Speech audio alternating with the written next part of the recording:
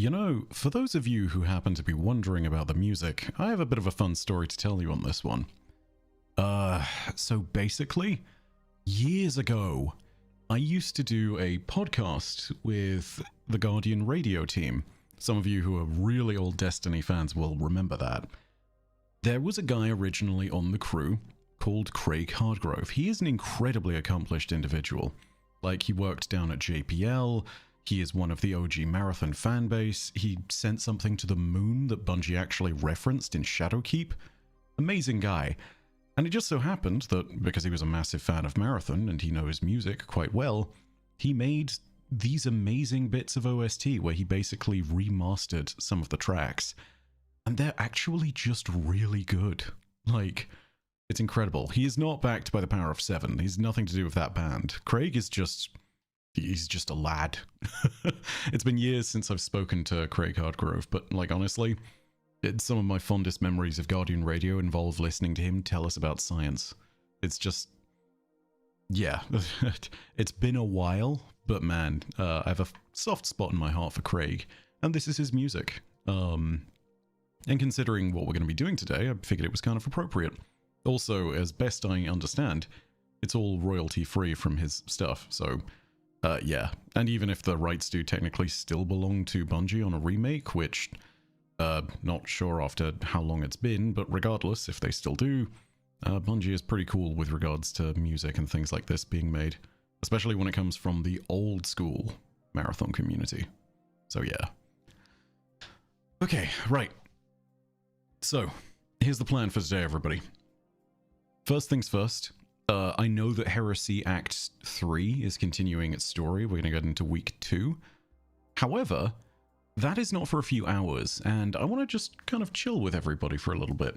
So, in the meantime, while we're just sitting here waiting for all of that to come along and waiting for the update to inevitably roll out and do its thing and then be delayed, what we're going to be doing is we're going to be playing through some classic Marathon. I'm going to be answering questions from the chat, talking about things, and we're going to learn some lore together. Whilst I know quite a bit about Marathon's lore, I've never actually done a full playthrough of the games in years. It has been a long time, so we're going to go ahead and rectify that and do it on stream, and we're just going to go ahead and enjoy it. So yeah, that's kind of the plan. And then when Destiny is live again, we'll be going ahead and doing Act 3's Week 2 story. We're doing the recording for that video as well, so you guys get to see that on stream. So yeah, it's going to be a good fun time. Oh yeah, and one other thing before I start, by the way. Members on YouTube, first of all, thank you, I love you. However, I'm reordering perks and things, and I'm changing up the way that membership works finally. Doing some initial bits and pieces and doing some tests. I might need to go ahead and delete everyone's membership. Don't worry, if I do delete your membership, you will be unsubscribed and like refunded and everything, and that goes for free as best I know. So that should be fine, but when that does happen, it's just so that I can reorder perks, because that's how you've got to do it on YouTube. And I'd rather do that earlier in the process rather than later, because there's fewer of you right now. So yeah, better to do it now rather than later when there's like thousands more people. And the good news is that, like, you know, you can still go ahead and do the thing. For context, yeah, the membership structure that I want to do is kind of similar to what we have now, except there's going to be more levels, right? So I'm going to change things right now. The $1 tier still has access to emotes. I want to change that to be kind of what it would be like for when I eventually move back to Twitch, so that emotes move to the $5 tier as they would normally be. Sadly, YouTube doesn't let you differentiate them and divvy them out according to tier, which I think is kind of stupid, but yeah, I'm going to see what I can do about that. That being said, $1 tier is still here. None of that's going to be lost. If you guys did want to go ahead and just send along a buck, and that's all fine. That's all good, but you'll also get all the typical stuff too. Good question, by the way. Tyrians 343? Tyrants 343? I don't know. It's a lot of leet speak in there. Which classic Marathon? Because Infinity and Durandal are better than the first game from both a gameplay and story perspective. Yeah, we're starting with really the OG Marathon. Like, seriously, the OG Marathon. But that's purely because I want to talk about the story, and I think it's better to do it chronologically. And trust, I know, Durandal is my favorite of the three, but that's purely because it was the first to just get the double barrel shotguns, and it's not It's not crazy like Infinity. You know, Infinity is just, we'll get there when we get there, but it starts to break when you start to try to explain it. So yeah. Gladendoy Tiny, I think. Yeah, I am open to Destiny 2 lore queries. I'll absolutely be taking those as time goes on. Oh, and there was one other thing I wanted to go ahead and answer from way back near the beginning of the stream. Yes, I have seen the Mandalore videos. I would recommend people go watch them if they want a brutal and sort of very funny introduction to the way that Marathon and all of its lore is. Because, like, yeah, dude, he is hilarious, but also a really well-researched set of videos. It takes you about 3 hours to get through all of them, roughly, but, like, it's so worth it. It really helps. And it's kind of a fantastic introduction to the brain poison. No, I have not played Pathways into Darkness, but assuming I can find that on Aleph 1 somewhere, I will go ahead and be part of the Bill Clinton Spec Ops team that gets sent to kill God. Hey, Hidden Xperia, how you doing? Just finished your ARG breakdown. Very good work, sir. Helped me out a ton with today's video. Yeah, I see you covering the Marathon lore too. Hey, Stefan Sejic. Everybody go ahead and give some hype to Stefan, by the way. He is, well, aside from being one of the OGs, Stefan is responsible for some phenomenal art that you guys may have seen in the Last Word and Thorn lore video. And he's just a really, really pleasant guy. Yeah, we're going to be doing some classic Marathon today and talking about stories, Stefan. Good to have you here in the stream. Would I ever consider doing a video where I come up with DLC or seasonal ideas as my own concept using extensive lore knowledge? Might be fun. Not explicitly, but I am going to go ahead and at some point soon basically do kind of like a, I hate to say it's close to a top 10 list, but like it is kind of a thing of like, hey, this is where we might be going in Frontiers based off of these other loose hanging threads. I have no clue where we are actually going in Frontiers, but there's just a lot of things that have clearly been left unresolved and are sort of poignant things in the story that we'll get to in the future. So yeah, we'll go ahead and do that. Either way. What are your thoughts on the deep cut theory that the witness species were ancient humans? Dunno. Dunno about that one. I'd love to see some proof of it, other than the fact that they are bipedal and have 2 eyes and, like, something that looks like a nose and a mouth. Like, I'd love to go ahead and see more proof of it. Yeah, not sure about that one. Complete story of Marathon would be amazing. That video will come eventually. It may be moved up in the timetable depending on, like, yeah, how quickly Marathon is releasing. It seems pretty clear, at least from all the sort of buzz around the internet, that we're probably getting a beta of the new Marathon this weekend. So, like, you know, prepping for all of that's probably going to be the case.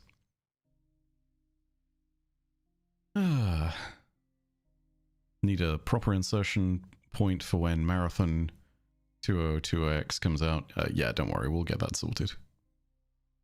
Muffins, yes, I answered this just now, but I have absolutely seen the Mandalore videos, and I would recommend other people go watch them if they haven't, because, yeah, as far as like a base deep dive into the series is concerned, it's really, really good. Okay, so, first things first, let's go ahead and do this. If we're going to start with the original Marathon, there's actually somewhere we should start first, right? And that is here. Basically, when it comes down to it, this is a classic 90s game. The joy of classic 90s game, as I adjust the music, sorry, is that they come with manuals. And there is an amazing resource out there that I'm just really quickly going to go ahead and highlight for everybody. And it's the, yeah, it's marathon.bungie.org, the old school site. They actually have a bit where you can go to the full kind of story, right? So they have the terminals from every single Marathon game and the manual text and the demo terminal texts. And it's just there. This is all the complete lore at base from the original games. And it's such a cool resource. There are lots of things like that out there for base Marathon. So if you want to go ahead and do something to do with Marathon and really understand the lore and the story, this is a great place to start. That being said, we're going to start with the manual text because, I mean, this is a game from the 90s, and if any of you were around for games back then, yeah, most of the time you would get extra context, and in the case of Marathon, the story actually starts in the manuals. So yeah, before we actually start OG Marathon Classic, we're going to start with this. Primary booster burn has ceased. Shuttle Murata, you're clear for orbital maneuvering. The Murata lurches from its bay on the back of its powerful rocket booster. After the jolting of the separation ceases, you find yourself pondering the fate of the colony receding below you. There you go, make that full screen for all of you. With apprehension, the same apprehension you felt 322 years earlier, you envision Marcus Tiberius Buendia. Buendia, rather, my apologies. Ugh. One of Sol's greatest leaders. Mankind will venture out past its earthly bounds and move into a future grander and more real than the total of its own written history. Buendia, the president of the Unified Earth Space Council, had spoken those words to the people of the Sol system on the eve of the launch of the Marathon. This, the grandest achievement mankind has ever conceived, will be for the purpose of peace and the preservation of the human race. May this great technological arc carry with it the sum total of all human wisdom, and may neither time nor distance weaken our common ties. At this point, Durandal begins to decompress the docking bay. During the daydream, you barely notice the change to zero gravity, or the instruments and lights signifying the rendezvous of the shuttle with the Marathon. But as a warning light goes out, and Durandal's voice comes over the communicator, you jump to attention. Docking Bay 1, decompression completed. Murata, this is Durandal. Abort landing. Repeat, abort landing. A faint chuckle. A chuckle which means that something has gone horribly wrong. Immediately, your reflexes take over as you fall into automatic response mode. You hit the switch for open communications. Colony Station, Durandal just decompressed the landing bay. Marathon, anyone listening? We're having a problem with Docking Bay 1. It's Durandal. I think he's gone... The comm light is dead. Crazy. Durandal then orders a lockout of communications between the colony and the shuttle, and then cycles the shuttle airlock. You look frantically around the control panel for some explanation when you see another light on the panel turn red. The sweet voice of the shuttle computer twerps. Shuttle airlock cycle initiation sequence start. Durandal then cycles the Murata cabin's inner door. 1 minute to cabin decompression. God damn it! You slam your fist in frustration onto the control board, leaving a dent. In a panic, you tear off your seat restraints and leap from the rear of the shuttle cabin. 40 seconds to cabin decompression. You are now rushing, but you know that you have plenty of time. You fly in zero gravity towards the locker holding your battle armor. You haven't worn it since you had to hunt down some Chokisans. When... Chokisans, that's something I've actually not... it's been a while since I've read this. You haven't worn it since you had to hunt down some Chokisans, which were harassing the work teams on the fringe of the colony almost 3 years ago. But training is something that you never forget. It's funny, but you've always been the colony's troubleshooter. You're bigger and stronger and a better shot. In games, you always scored the most points and looked the hero. And now, it looks as if you're heading right into the colony's biggest crisis since it was established 7 years ago. You nimbly pull yourself into the suit. 30 seconds to cabin decompression, and pull the helmet onto your head. Durandal then orders the shuttle to prepare for maximum engine burn. You can see some of this text here. The Murata's computer responds, but that will result in a collision between the Marathon and the Murata. Durandal responds, That is not your concern. Order, prepare shuttle for maximum burn and initiate when ready. The lights around the airlock are flashing hysterically now. The air from your suit has a cold, stale taste, but it is the taste of life. Cabin decompression commencing. Shuttle airlock cycle initiation. Sequence completed. Grey-white decompressing vapor fills the cylindrical passageway of the airlock. Though the degenerating clouds of the airlock through the degenerating clouds of the airlock passageway, instead of looking upon the Tau Ceti starscape, you see the Tunsa Mirage effect, space blurring and focusing in diminishing cycles. The TME is commonplace to you. Humanity used teleporters for almost 500 years, and you yourself have been teleporting since before you were born.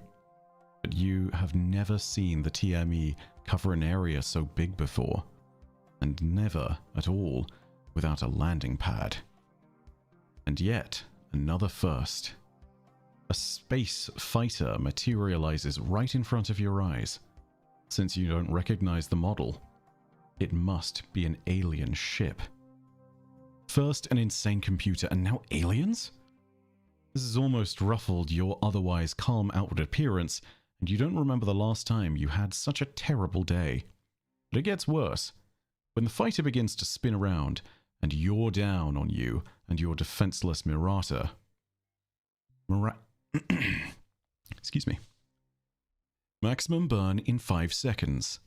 3, 2, 1. You don't wait to hear the rest of the countdown. Instinct acts on its own. The entrance to the maneuvering pod is directly behind you, so you punch the switch for it to open. The hatch flips down. But just as you're about to climb in, the Mirata's main engines fire at maximum burn. The jolt sends you crashing headfirst into the pod, where you land in a tangle of levers, dials, and limbs. The hatch closes behind you, and before you can untangle yourself, a missile appears from under the alien fighter and speeds toward the Mirata. The Mirata onboard computer, detecting the incoming missile and knowing that you are already on board the MP, fires the emergency deployment charges. You are rocketed away, seeming to ride the shock wave of the exploding shuttle. You've just freed your arms when over the battle armor communicator, Durandal remarks dryly, "That little computer always did have impeccable timing. I wonder if I should let the aliens know you aren't just space debris."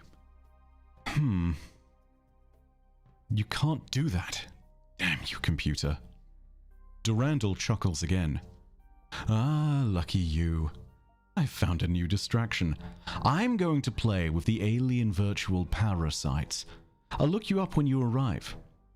You can almost imagine the face of a wicked computer with its eyes wide and its lips folding out in a grotesque smile.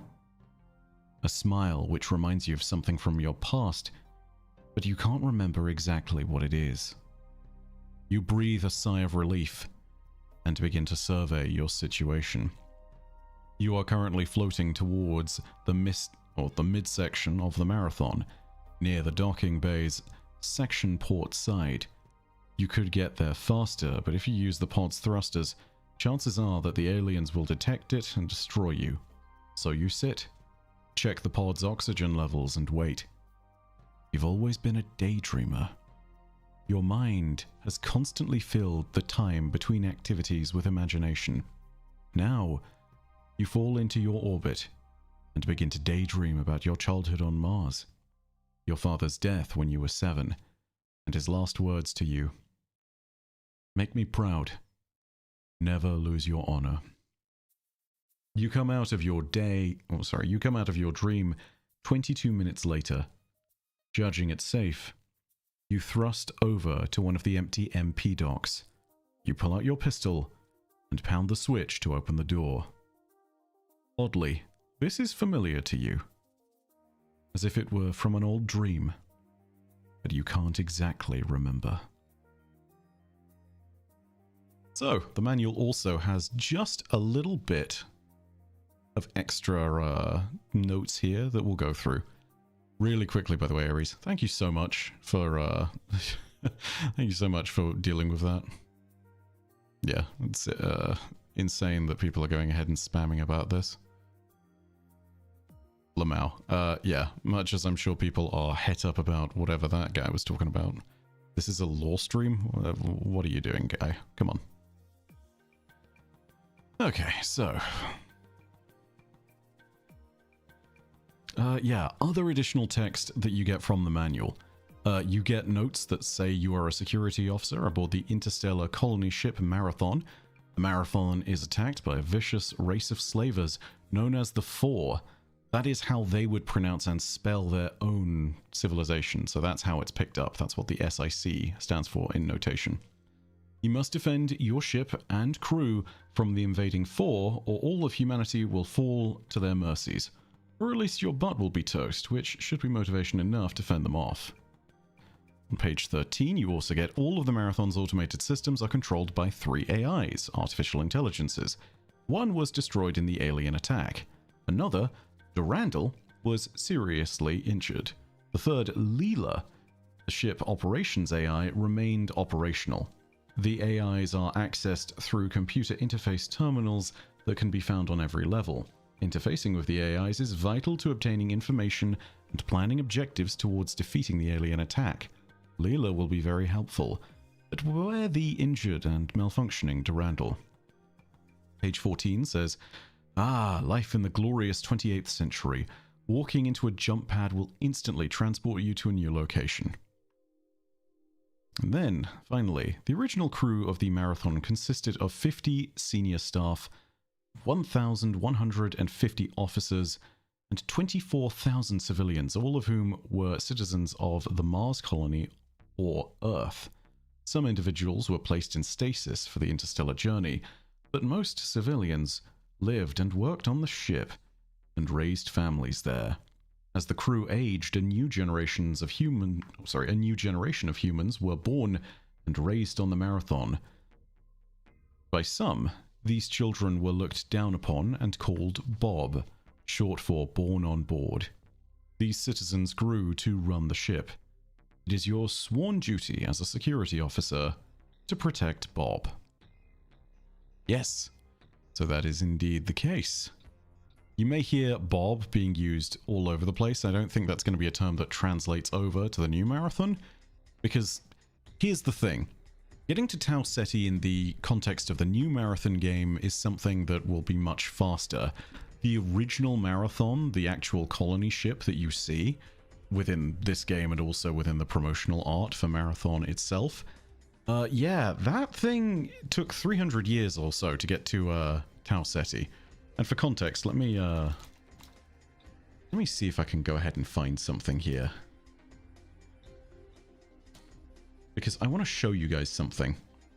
Because now that we actually have a remake of Marathon incoming, there is actually some really cool art and stuff that helps give you context. First things first, let's go ahead and just look at this. So, yeah, here it is. Let's just do this for a sec. You'll also see, because I typed Marathon, there's a bunch of people running, which is hilarious. However, this logo that you guys can see, this is the new version of the original Marathon logo, which is also down here. However, if we type in and look for the ship, you will see this. Notice a similarity? I don't know, it might help if I bring up the logo side by side. Let me just do that. Man, I don't know why people are spamming in this stream in particular, but it's kind of crazy. Yeah, whatever. Let me go ahead and do this real quick.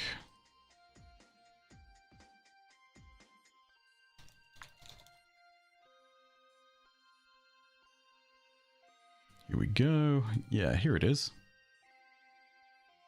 Ooh, this is actually from the press kit announcement. So yeah, we can go ahead and grab that too. Boom. Nice and clean. Let me do that. Nope, we don't want... Notice a similarity.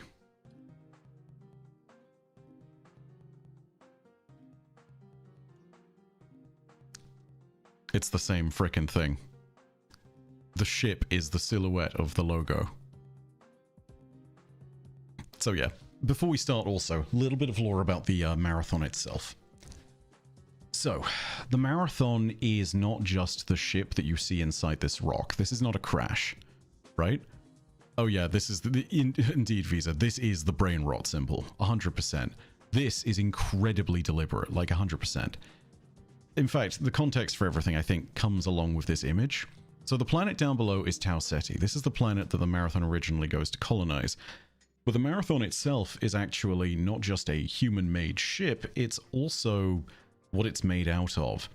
This is the remnants of a moon. In particular, it's the remnants of Mars's moon of Deimos.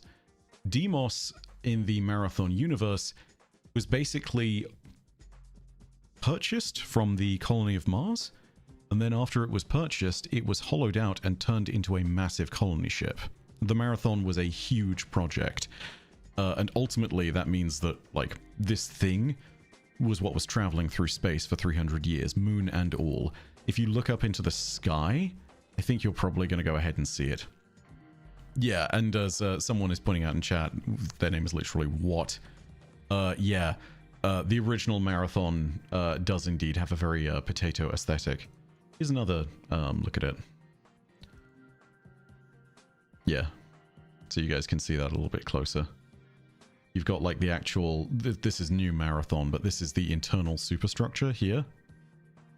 And then the rest of it is just carved out of the core of a moon, which is kind of incredible, not gonna lie. I actually wonder, does this have... No, it doesn't. The new Cyber Acme lore site is great, but sadly it does not have... There it is! Oh! The glorious potato ship of old! Look at it! Yeah, so you see this in the skybox of one of the missions that you do in Classic Marathon. But yeah, absolutely crazy.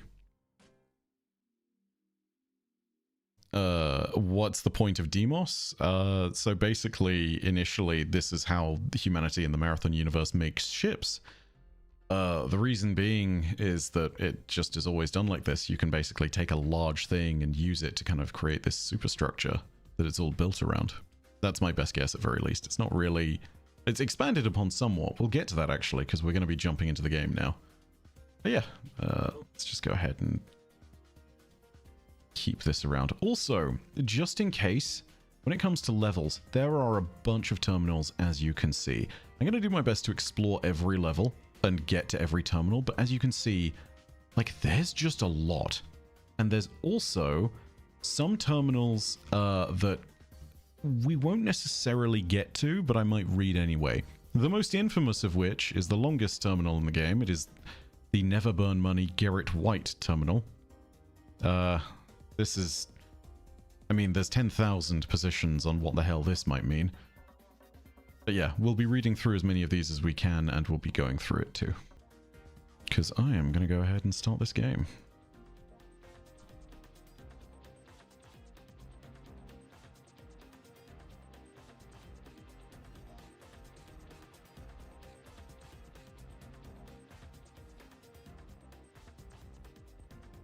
Here we go. So, another bit of context for everyone. Oh.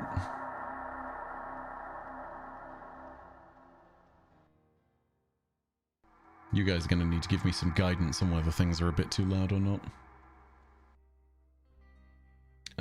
Let's see. Yeah, there we go. Now, really quickly, let me just double check that this is still coming up on the live stream. Because it's very unhappy on OBS. It really does not want me to show this off. Can you guys all see this menu? Or is it only showing up when I actually click back onto OBS? It looks as though it's actually not showing up. I'm not 100% on that.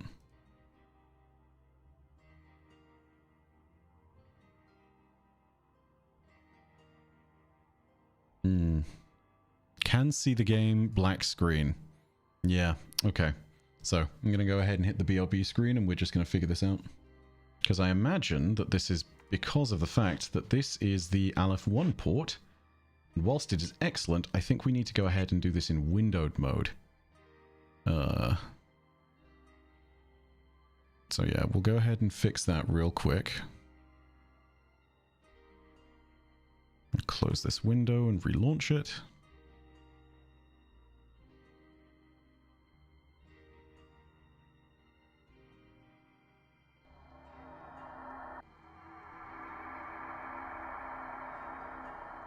Alright, so we'll need to go ahead and change our preferences once again. Ooh. Okay, so I'm not 100% on this. I'm going to hit start new game real quick. And we're just going to check. Alright, so tell me everybody, can you see this? Is this coming through? It looks like it's going through on OBS's side of things, which is nice. Also, I'm going to go ahead and check something. Okay, yeah, my settings did save. It should be slightly grayed out now as I've tabbed away from it. Sure is, yes, solid, awesome. Okay, so welcome to Marathon. This is going to seem really clunky to a lot of you because old school Marathon is just that way. Also, you're going to see some hilarious nonsense from me. Normally I play on M&K. Audio is definitely quiet. It is actually coming from the... Yeah, let me go ahead and fix that for you guys. We'll also go ahead and shoot some mans in a second so you guys can get a better idea of the volume. Tell me how that sounds, by the way. If that's a bit too loud, that's good to know. If not, that's fine too.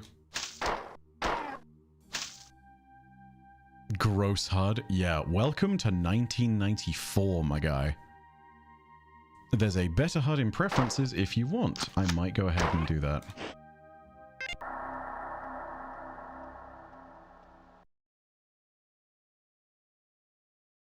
There we go. Also, the other thing that I'm going to go ahead and clarify, normally I am a controller player, so you guys are going to see how terrible I am on M&K. It's going to be hilarious. Wondering how many 4 will be in the new Marathon. We've seen a compiler, but nothing else as far as I know. Can hear background music in game much better, haha, agree. This supports controller on Steam.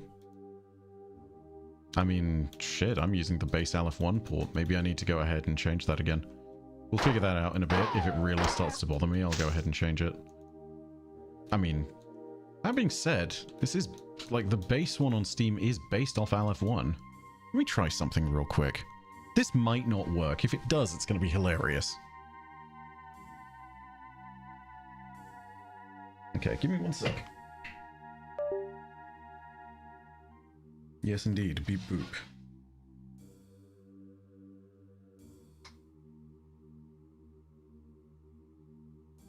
Okay. Oh my god, controller does work. It does just plug and play. That's hilarious. Wow. Okay. It does have some really interesting like stick drift to it, which is hilarious. Not my controller, but the game. So that feels funky as hell, I'm not gonna lie.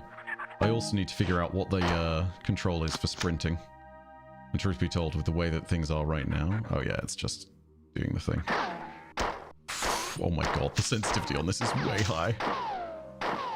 Yeah, I think I'm going to switch back to M&K with this. That's all good. Weird inputs but works. We love controller support. Yeah, just get good. That's the problem, man. What if I can't get good? What if my default state is trash? You know? It looks like acceleration.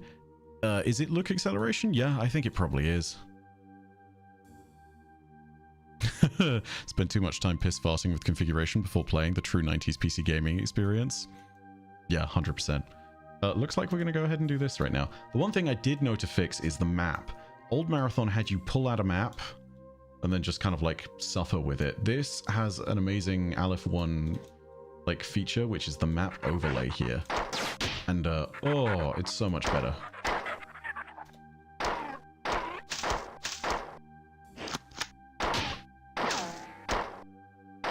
There we go. Let's see. Should probably head back and read the first terminal though. Yep, 100%. We'll do that. Because yeah, it is the first terminal in the game, and whilst we are testing things, we can't forget about the important bits about where you start. One quick note, by the way, I can't remember if you still see it in the skyboxes everywhere. You saw it earlier. Somewhere out there is a ship. UESC Marathon. Ooh, message to all Marathon terminals. Marathon Emergency Systems broadcast. Today at 0820 hours, the Marathon came under attack. Under surprise attack from unknown hostile forces. The Marathon has sustained serious damage. At 0830 hours, alien forces boarded the Marathon. The current situation is dire. All personnel are required to arm themselves and fight for their lives. Incoming message from Leela. Welcome to the Marathon.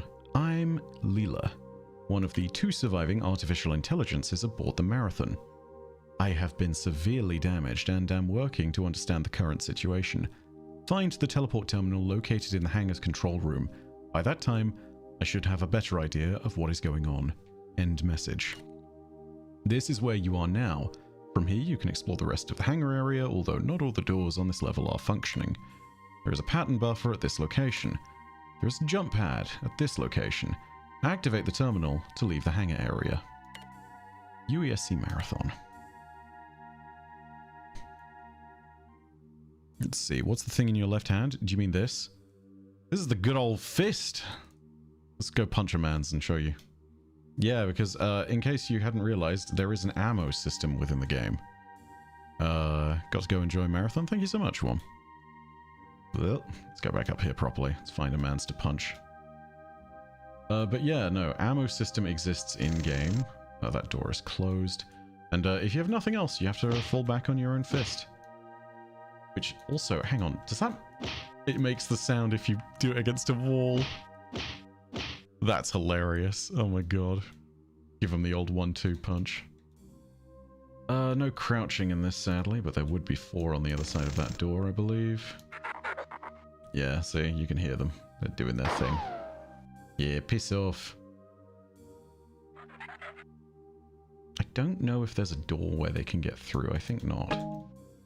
I could also be wrong, and there's just another open door that's really obvious that I missed, and they're about to, like, cram their way out. But it looks like they're trapped on the other side of that, too. Alright, let's just go ahead and go this way. Tab to use things. Ooh, hi. Whoa, whoa, whoa, whoa, whoa, whoa, whoa. Chill out, bro. It's right, the camera's right there. Are there secret doors? Are there secrets in a Marathon game? Absolutely. 100%. Also, really quickly, you can kind of see it out there.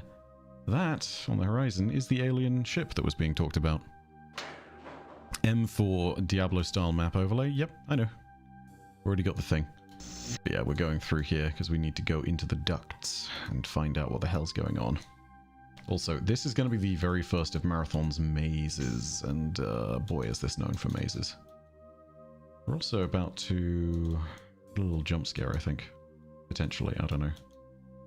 Depends which way we go. Nope, that's not the way. Don Xenos. Ah, hello, friend. Except not really friend. This is a compiler. They are an absolute classic Marathon enemy. They have one of the most intimidating appearances, I think. That's not a door. Okay. Friend detected. Loving low-res presage right now. Oh, 100%. That's totally the bop. That's the vibe. It's 100% low. It's, yeah, it's very much low graphics presage. Let's see. Can't wait for Colony ship for sale cheap. Neither can I. It's going to be great. Yes. Copa brings up a good point, actually. The compiler is just the colloquialism that's initially introduced to you via the story. The actual name of the species that makes up the Svit is the compilers is actually the Svit. I don't know if it's pronounced Svit or Svut, but it is S apostrophe PHT. Svit. It's very weird. Warlocks get compiler armor, and it's awesome. Yes, they do. That's from the Bungie 30th anniversary that they get the compiler armor. Okay, there is actually more to explore on this, I'm pretty sure. I just need to find the correct level to go up. Nope, it's not this way. It's probably this way. Nope.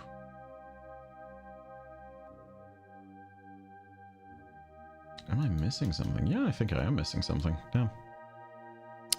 Do you know if the FOTC have started recruiting citizens and teaching them Strandal Stasis? That's a great question. I don't believe they would be teaching them Strandal Stasis. So, the relevant lore on this, if you go to the Lodestar, the new exotic from the Season Pass of Heresy, you'll actually find a really interesting piece of lore, which... Oh, yes, of course, this is a lift. It just goes up every once in a while. Yeah, so you'll find a really interesting piece of lore that basically talks about how the people of the city are not as caught up on the fact that darkness isn't evil as the Guardians are, right? So to them, it's still this horrifying thing that Guardians are using stasis. And meanwhile, you know, we're sitting there just doing our thing, going on our merry way. But yeah, for the ordinary people of the Lost City, it's like this terrifying thing of corruption that they have perceived, and they're like, what the hell? And Lodestar is basically all about that perspective, you know? In particular, there's one person who talks from that perspective that is central to it. There's a lot of disillusionment with the Guardians in that particular lore tab. I'm going to drop down and see what's here. Because, like, yeah. Oh, this is an even bigger drop down. Okay. There's totally a compiler around one of these corners. I can feel it in my bones. Ooh, not a compiler, but that's a health station, I believe. Warlocks were fit. Yes, indeed. Titans had the actual Marathon Hunter's armor. Yes, they did have Hunter's armor, ironically. And then I believe the, God, did the Hunters themselves have something as well? Oh, there he is. I knew there was going to be a compiler. They're always around terminals because their job is to hack things, but they're also the, yeah, they're also basically just like the computer-assisted individuals that help to do things across the entirety of the Sphit army. Bob armor for hunters, I think. Maybe. I honestly can't remember. It's been a hot minute since the 30th anniversary content. Ooh. Okay, down here, and then there's a lift that takes us back up with that. Yep, there we go. Hunter's got the security officer's armor? Yeah, that sounds about right, to be honest. Hmm.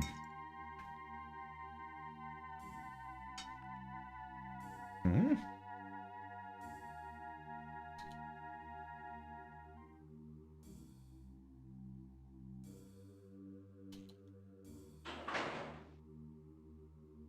That's weird. Also, sorry, I am sort of munching. I'm eating food in the background.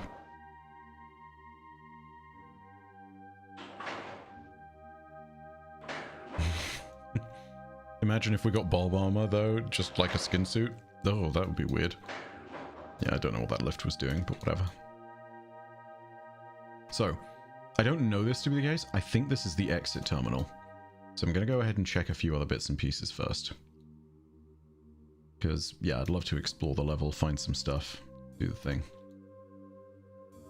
Rephrase it. Destiny 2 hunters get the security officer's armor from Marathon. Yes. Ooh, hello.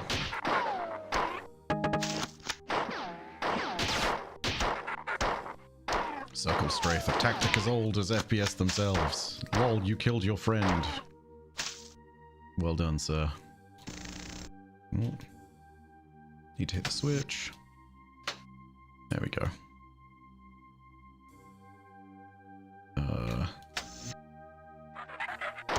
It's our two friends from earlier that were being jerks. Let's see. You two, these games are made during the let the players use their brains era. Some puzzles can be real dickish, so keep that in mind. Yeah, no, 100%. Marathon's shotgun only appears in M2, which is a shame. It's great. Yeah, Marathon 2 and I can't remember what else it... Marathon Infinity, that's the one. Damn, this lore is crazy. We'll get to more of it as we go. We're getting terminals as time goes on. Ugh, they dropped enemies in behind us. That's kind of interesting. Are there more over here? No. Okay. But I am going to go ahead and hit that save station because we're in a very good spot. And this is an old school game. You do need to hit save stations. Are we expecting 2025 Marathon to just be set in the same universe and not necessarily directly tied in? It's kind of impossible for it to not be directly tied in. You're on Tau Ceti, which is the colony below the Marathon. The Marathon features prominently in trailers and all sorts of things. Like, I genuinely believe that it is kind of impossible to do all of this and not include the Marathon. You know, yeah, that's just where my brain's at with that. But yeah, hopefully this isn't the terminal at the end of the level. We'll see. All the information that I have incoming message from Leela. All the information that I have gathered so far indicates that the alien invasion of the Marathon has been relatively uncoordinated. I suspect that this is partially due to the Marathon's large size. However disorderly the alien invasion is, their assault of the computer net has been extremely effective. I detected security breaches in almost every computer system on board the Marathon. I've learned that there is an alien creature that is capable of interfacing with our systems. You must kill any of these creatures that you find. It is a priority that we stop them. Even now they are penetrating my defenses. Teleport now. Damn. That's a bit of a shame. Jump pad activation sequence initiate. Transport room ready. We've already failed. Well, not failed, but we've already missed terminals. Rest in peace. I was even trying to avoid this. Oh well. Come on. There we go. Alright, so what we're going to do, because, yeah, we care about this, I'm going to make sure that there are no enemies around in this local vicinity. And we're just going to find a corner and sit. And I am going to drag over a window with that lore. So yeah. Here are the arrival terminals and things. Yeah, this totally was the jump pad activation bit. Lol. Okay. Let me see if I can... Where's zoom? 2 seconds. I'll be 1 sec. Let me fix the view of this so it's a little bit better for you guys. Because yeah, we can zoom in. Make this a little bit more legible. Okay, there we go. Oh, that's so much better. There we go. Isn't that so much better? Okay. Imagine Corridors of Time style live event that has Infinity style timelines and shit and breaks everyone's mind. Oh, God. Ugh. Indeed. I would click all the images, but these are not images. Hi. Welcome. Okay, let's see. Yeah, that's this one. So yeah, this is just a load of nonsense that comes from Central inside the Marathon, but yeah.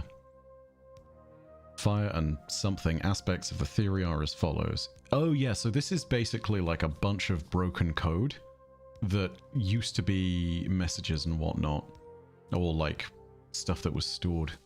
So yeah, what we can read of it. Fire and something aspects of the theory are as follows. Each society has some controlling force or forces which decide its direction. The relationships in society are arbitrary. Humanity can relate to money, machines, neighbors, anything really. Individual character and personality are preserved in stories, movies, ROM personalities, etc. When they say ROM personalities, by the way, I don't necessarily think that stands for romance. I think that stands for ROM as in CD-ROM. So you're looking at like characters that were specifically saved as digital personalities, which is kind of something which we see in the new Marathon. You know, the what are they called? The Fidos, the cats, right? Like, they have the preserved genetic memories of the creatures that they used to be. And so it's not too hard to imagine that this kind of stuff could be done for humans too. In fact, I think it was probably done for humans first. Although individual expression is a universal ability, individual freedom is constrained by the society. See attached figure. There's a lot of stuff like this on the Marathon that does not necessarily relate to everything, and it's just a bunch of philosophical jargon. You will see this a lot, especially with Garrett White. Hello, Shark Raptor. Speaking of sci-fi, did I see the Tron Ares trailer? Yes, I did. Yes. No, sorry, I was trying to remember that there. Yeah, I'm kind of excited because it's been years since we've had a Tron movie, and like, yeah, I do actually really like the franchise, but it has been a very, very long time.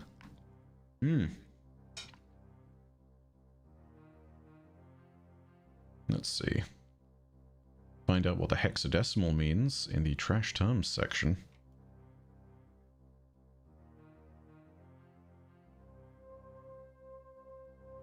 Man, I didn't even know this existed.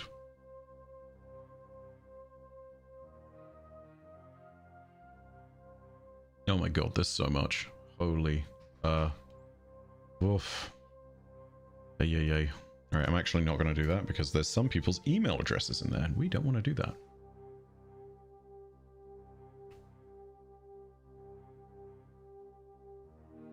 Alright.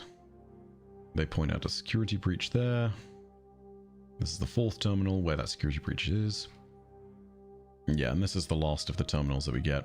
Okay, and then we go back to the next mission, which is bigger guns nearby. Let's do this. Keep this over here. It's the ARG again. Get Milo back in here, Lamau. Just a heads up, if you press escape or tab, don't remember, you'll exit the terminal without teleporting. Ooh, okay. That is good to know. All right. I think it must be escape then, because I've been hitting tab constantly through all of these. I've been tabbing through. Incoming message from Leela. I'm now in contact with a number of colonists planetside, but their reports on the situation below are conflicting and obviously exaggerated. The primary medium-range radio antenna has been disabled or destroyed, which makes communication extremely difficult. The only thing which seems clear is that the spaceport was obliterated by low-yield nuclear weapons minutes after the attack on the Marathon began. This I can verify through my own optical instruments. The invaders seem to be more interested in the Marathon than the colony, at least in the short term. The motives behind their unprovoked attack are still unknown, however. This is the computer terminal you're using now. I cannot teleport you out of this section from here, so you'll need to leave from another terminal after you find the assault rifle. The rifle is an M75 assault rifle / grenade launcher, and the ammunition at this location... my apologies. When firing on the fully automatic setting, this weapon is highly inaccurate, but the grenades hit hard, and it's the best we can do right now. Ammunition may be scarce for a while, so be prepared to fall back on your pistol. Here's the terminal you must reach to leave this section. Alien infiltration of this area is high. Proceed with caution. You may find doors blocked on stairways, retracted on the way, because the AI in control of these functions is damaged and behaving erratically.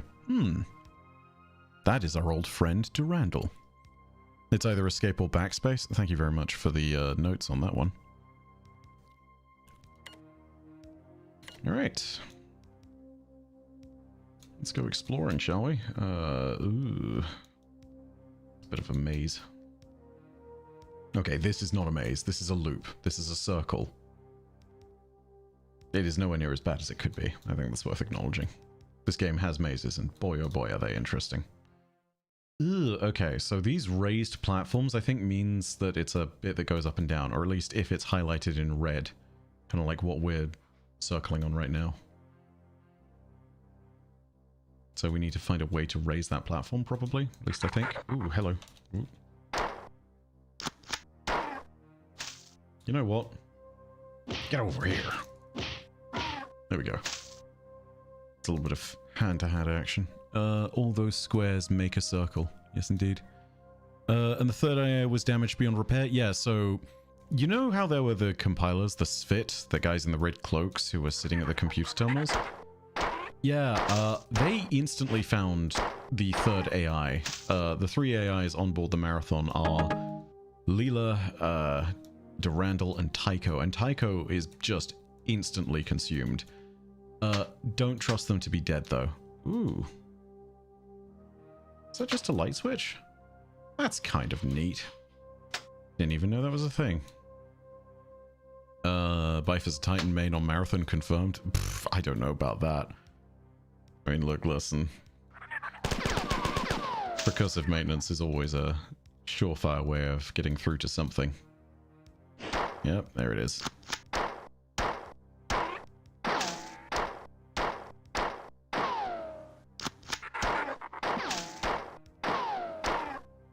you go. What are we looking at down here? Is there ammo? Yeah, okay. If you want to punch more, your speed makes it do more damage. It's very funny. When you say your speed makes it do more damage, do you mean if I run into a dude and just punch him? Like at full tilt, like that? It will do more damage? Is there actually like momentum tracking into the speed there? Or is it just you punch more, you do more damage, and the speed is what governs that?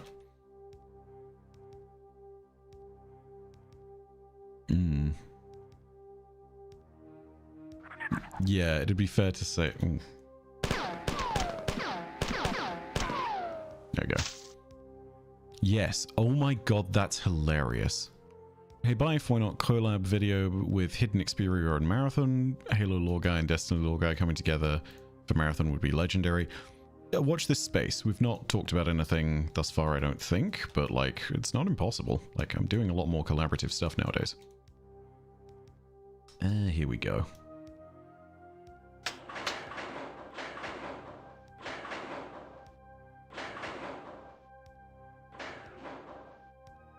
Nice. Can I do that again? No, okay, it's just a one hit. Looks like Duke Nukem, lol. Yeah, dude, this is very much from the days of the 90s. Welcome to what first-person shooters were like. I mean, like, legitimately, yeah. It looks like Duke Nukem because it was made around about that time. The reason why more people would have played Duke Nukem versus Marathon is likely because, I mean... Back in the day, more people would have had a PC than a Mac. And Marathon was originally released only for the Mac. Which is kind of wild if you think about it. The only thing throwing me is the FOV, lol. Yeah, I don't know if it's something that changed when we changed the HUD, but I did have the FOV wider, I thought. It is a little bit strange. When I get to a save terminal, I will... quit, and then I will see about changing that, because it might have switched it back to the original, which I think is... It does look very narrow now that I'm looking at it again. It looks kind of like 65. Also... Yeah, what do we want to do? Go back this way. I'm not going to be ambitious and try doing grenade climbing when I have no clue what's going on.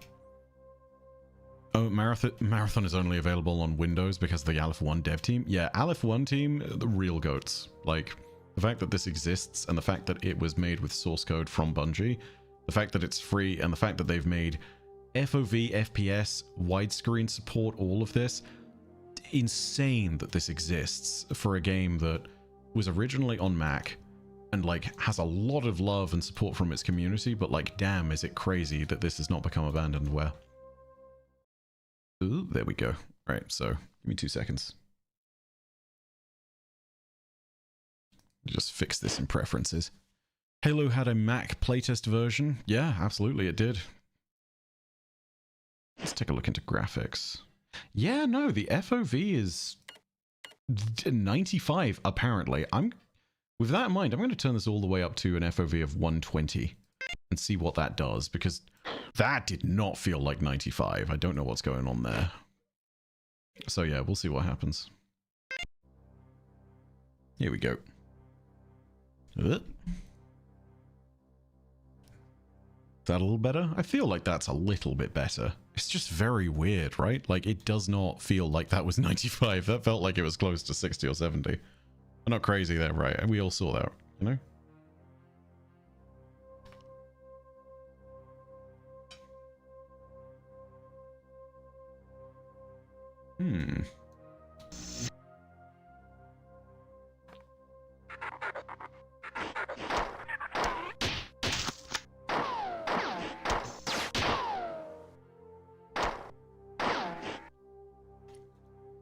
Let's test this.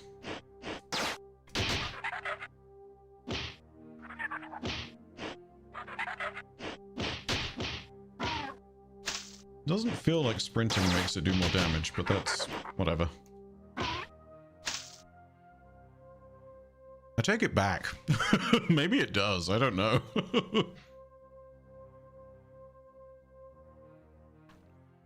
Biocore vent. Ooh, weird.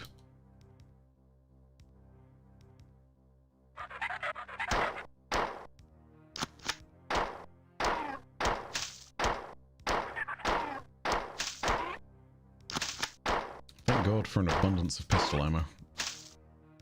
Just got to time it right? Yeah, you're probably right there. There's definitely got to be a feel to it. Landing a sprint punch feels... Did I even say that right? Landing a sprint punch seems difficult, so the risk-reward would make sense for more damage. Yeah. They do look like subjugators. These are basic 4 troops. Like, they are probably closer in analog to, like... Oh, man. I mean, these basic guys are probably closer in analog to grunts, but, like... they are kind of like the ruling cast of things. So, I mean, think of them as the equivalent of elites. Granted, story elements that stay that way do not stay that way in other Bungie games. I will... If you know, you know.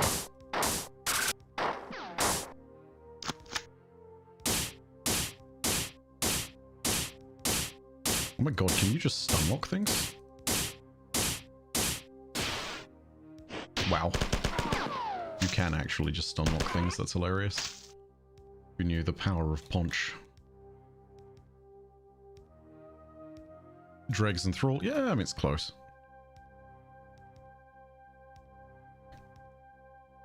I was playing the older Halos and grunt heads resemble Gaul's face, Lamau.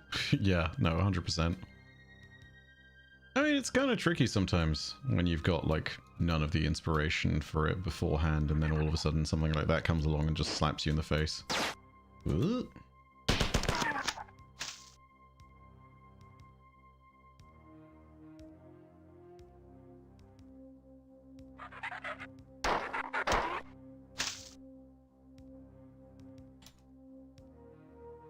Okay, let's keep going. Everything is connected? Yeah, 100%. I mean, it's kind of crazy because I think...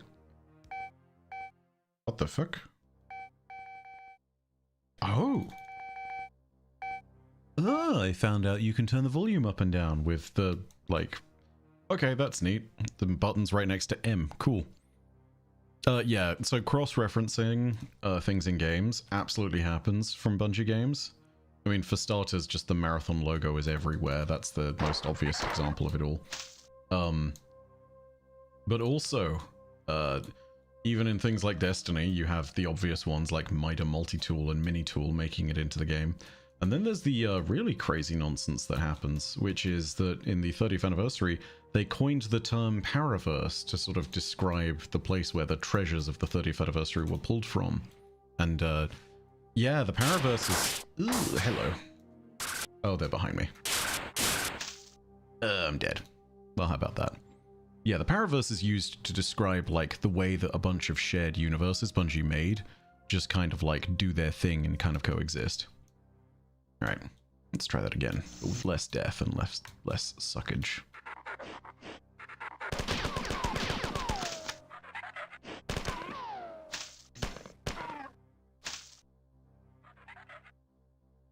He's right behind me, isn't he? Yep. No ghost in Marathon, 100%. Gotta use the checkpoint system.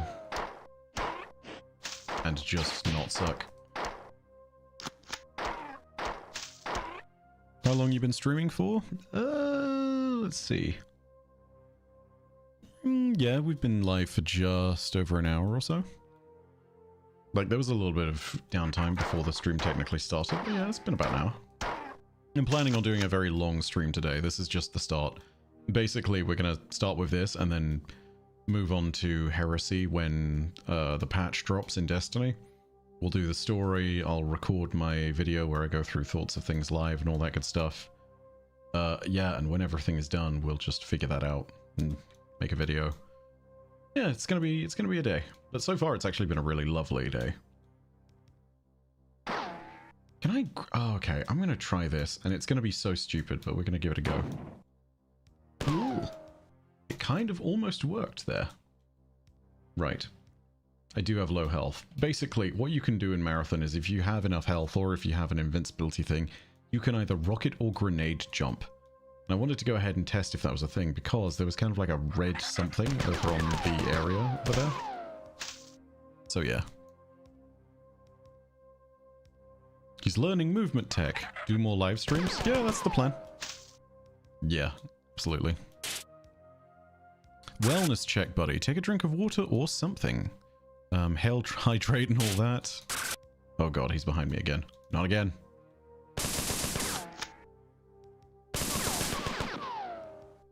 Not this time. Yeah, I will absolutely go ahead and do that. In fact, I do need to take a... Oh yeah, I have actually filled up my water. I prepared for this.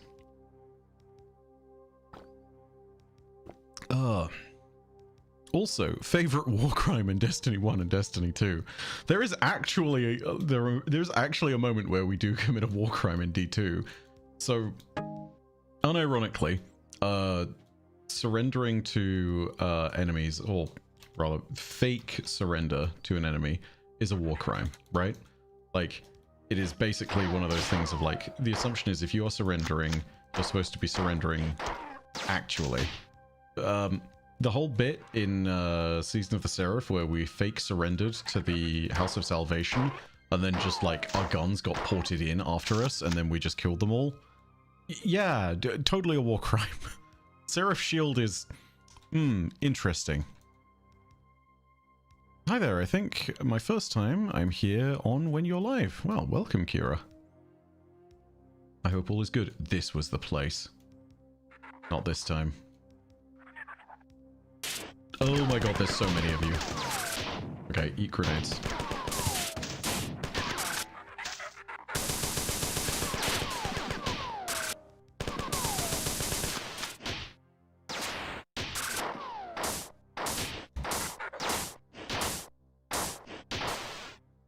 Man, getting some actual action in here. Goodness.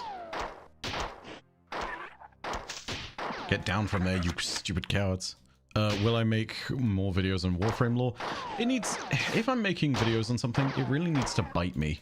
And like, I've done sponsored content with Warframe before, and I've definitely done videos in the past because it's felt really cool. But like, I just fell off the bandwagon a while ago. Not because the game is bad, it certainly is not. It was more just a case of like, I really needed to go ahead and make sure that I was feeling in the space where I'd actually be able to go ahead and do that. You know? I never want to make a half-assed lore video. Sometimes I'll make a faster piece of content. But like, yeah, I just... my heart's not in it, I can't do it. And at that moment in time, I just wasn't in it. Let's see. Oh. Is it backspace? Yeah, so backspace and exit are not actually doing things. Unauthorized access alarm. Security breached. Marathon Internal Engineering Documents, Section 1C Appendix H. Subject, doors. Oh, this is hilarious, I know. This is actually kind of... It is pertinent, so hear me out here. By Estacia Orestes Dominic I. Oh, no, sorry. Nope, it's Estacia Orestes Dominic I. Placar and Ursa Simbalzi. Okay, so... There are 5 basic door designs to be used on the Marathon. 1. Outer bulkhead doors. 2. Airlock doors. 3. Inner bulkhead doors. 4. Tertiary or inner sealed non-vacuum safe doors. 5. Quaternary or inner powered automatic opening doors. I know, this is all lore about doors, but trust me, this is going to matter in a sec. Direct control of all doors except the tertiary and quaternary doors will be given to Durandal, with indirect control of all other doors going to Durandal. The difference between direct and indirect control primarily has to do with the manner of opening the doors. Durandal will only open a directly controlled door when he is specifically asked to do so. Indirectly controlled doors are automatically controlled by Durandal to open when needed. However, due to the expense involved with adding thermal and visual spectrum sensors to the tertiary and quaternary door groups, these doors will be minimally used. The expected savings of not using this extra sensory input is estimated to be 57% of the basic cost of the inner basic bulkhead door. So they're skimping on the price and making the second AI, Durandal, just pay the price for it. These types of doors are basically all the same with some slight variations. The doors in classes 1 and 3 are the same doors classified separately to distinguish between the levels of safety checking required to assure acceptable leakage. The airlock doors are specifically modified to work with manual and remote activation switches. Airlocks are all to be marked with a specific airlock symbol and to be outfitted with an air recharge system. The tertiary and quaternary doors are designed exactly as the bulkhead doors, but are checked coarsely for air leakage. This article, as well as articles 530F and 532G on windows and elevators respectively, will be placed for public access in the Marathon Internal Engineering Documents Section 1C Appendix H. Spurious interrupt, breach disabled, further access denied. Security alert at this terminal. So, really quickly, that matters just a little bit. Ooh, Jake! Hey, good to see you, buddy. For those of you who do not know, by the way, and if you are interested in Marathon lore, my commandment to you... I can't actually give you commandments, that's crazy. But yeah, go subscribe to Jake. Jake is currently one of the best sources out there for Marathon lore. He is the GOAT. Please go ahead and give him a subscribe. Go ahead and check out his content, in particular if you want to see some really cool stuff. I have been listening through the coverage of the original Marathon ARG. There is a lot of interesting context that is gleaned from that, and it tells you a lot about the world. So definitely go ahead and check out those videos. Very much well worth it. Really quickly, I should be able to do this. I'm going to post a link in chat for everybody. Because yeah, Jake is your guy. Oh, thank you, Ares. Yeah, thank you. Cool. But yeah, welcome to the stream. But yeah, that matters because basically Durandal right there is a super powerful AI and he is being given control over all sorts of things, but they're literally having to ask Durandal to open all the doors for them, right? And that's because it saves them 57%. They're kind of skimping a little bit on the costs of the Marathon because, I mean, it is the size of a moon, but also, yeah, you're having to ask an AI to open every single door for you. And eventually AIs go rampant in Marathon's universe, meaning that they will actually just be in the place of, like, slowly but surely pushing to a problematic breakdown where they just start to continuously grow and then, well, melancholia, jealousy, it all sort of sets in from there. Not good. Also, I remembered something. I'm gonna just try something really quickly. Oh.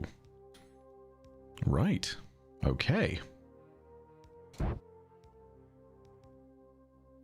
Okay, we're just gonna write this out. 2 seconds. It's gonna get smaller and smaller, isn't it? Okay. Well. We're gonna fix that in a moment. Yeah, I think this is fine.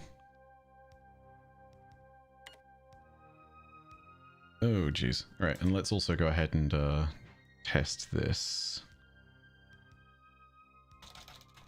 Yeah, sadly it looks like there is a thing that is not letting me do the backspace or anything else. Unless it is here? No, it's just there.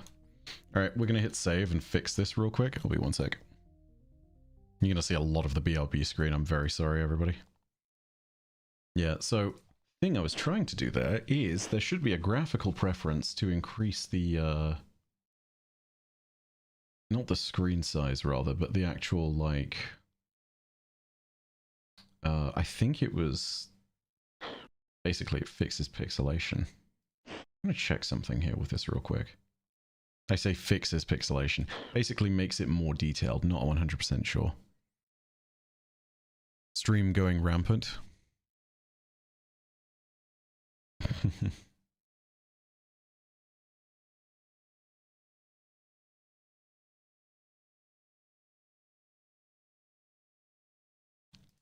Yeah, 100% stream is going rampant.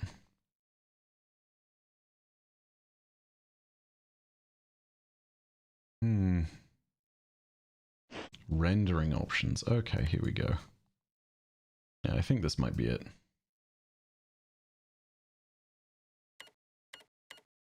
We're just going to turn on a bunch of things actually here.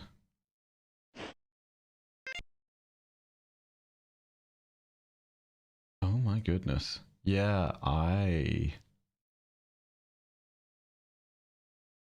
Okay, I did not realize how good some of this was going to be.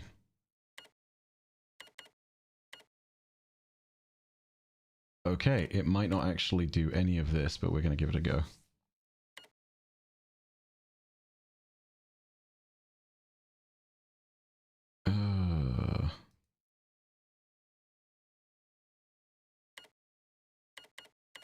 Right. I'm going to give this a try. We'll see how this looks. But yeah, this is going to be another weird moment here real quick.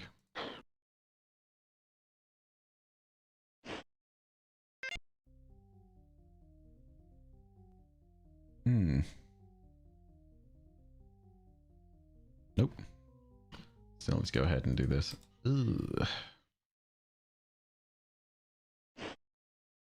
Sorry about the wait, everybody. Bye if you prefer a YouTuber. I like your videos, man. Respect. Thank you so much. You know Audacity and Adobe now next to random screenshots. Perfect. Yeah, no, 100%. Welcome to my messy desktop. That's 100% going to be the case. I mean, like, don't get me wrong. It was always going to be the way.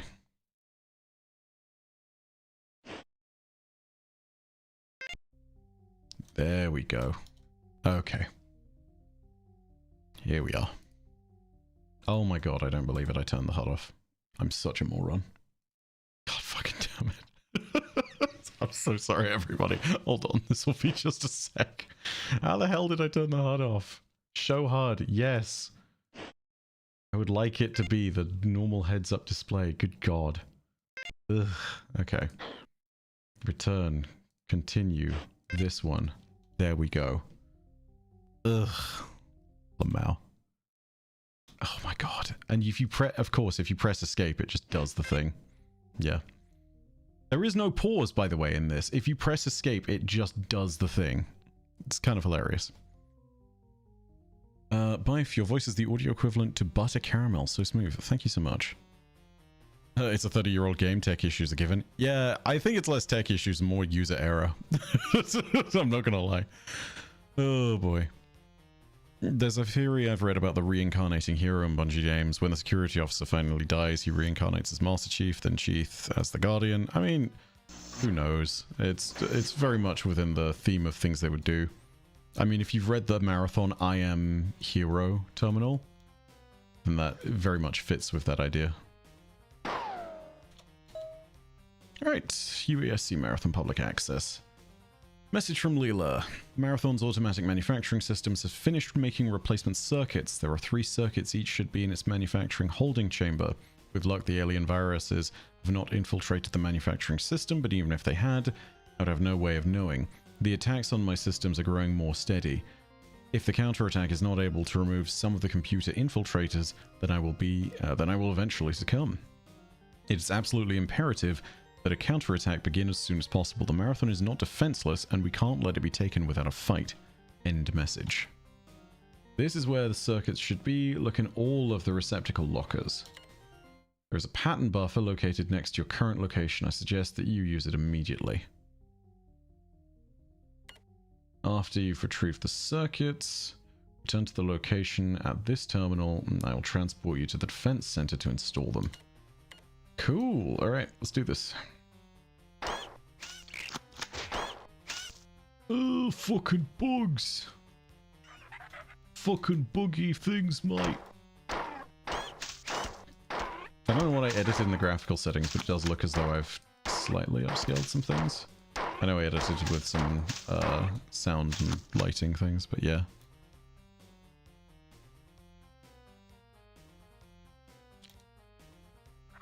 Yeah, I knew you were going to be waiting in the corner. I've played enough PvP. I know there's going to be someone else looking to third-party me. Oh my god, there are actually quite a lot of them. Wow, that is a lot of them.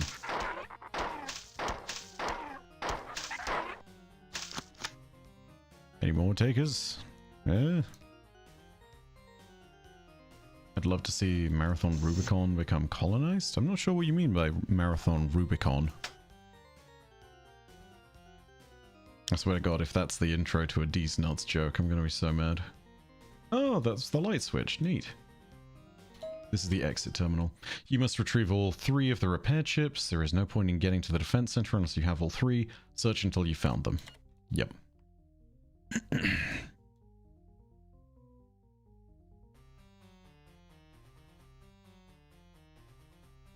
Sorry, I'm trying to read chat whilst keeping up with this. Can you tell that I don't usually stream and that that is not a skill that I've learned? Hey, hey. Oh my god, this is Never Burn Money. This is the Garrett White mission. Or the Garrett White terminal mission. Ooh. Also, I am rather low on ammo and on health. So I kind of need to be a bit careful.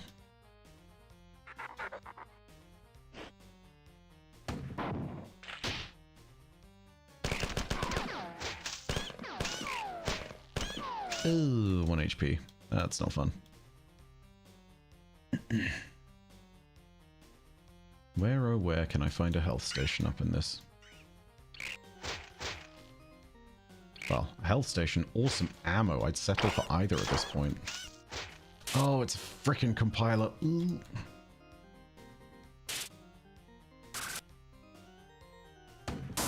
Oh, it's a compiler and he brought friends. Because of course he did. Because why wouldn't you bring friends? It's just terrible. Hey, bye. First time catching stream viewers. How's the game so far? I mean, it's been a while since I played through Classic Marathon. I've forgotten most of the nonsense in here because, I mean, this place is a maze. Oh my god, there's so many of them and I have no ammo and no health. Oh, this is bad, everybody. All right, we're just gonna run. Does the GL does indeed deal self-damage, like big self-damage. The reason I'm low HP is because I tried to grenade jump and it went badly. No. Oh god. Let me out, let me out. Suck it, alien twerp. You jerk. Yeah, I need to find more ammunition before I even think about encountering that lot again. Because yeah, that was bad.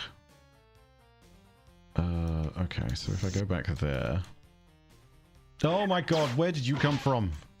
Oh my god, did they follow me down the lift? Oh my god, they totally followed me down the lift. Oh god. Right. Time to learn the sprint thing. Yeah, suck it! Why do you not have any ammo? Because I shot people with all my ammo. Like, I used the gun for its intended purpose. Killed a bunch of mans. That's the reason for no ammo. So it looks like it's just me and the mighty fist. Okay, alright. Let's explore back this way. Go down here. Maybe there's ammo? Nope. Hello? Oh, this is a health station though. This matters. Oh, much better. Gameplay actually is bad at the being made in the 90s. Gameplay actually is bad at all for being... I have to assume you mean isn't bad at all. But yeah.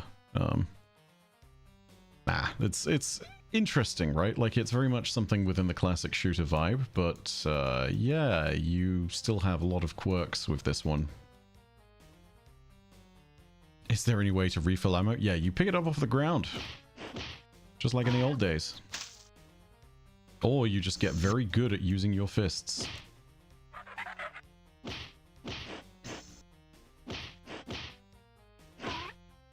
Like that.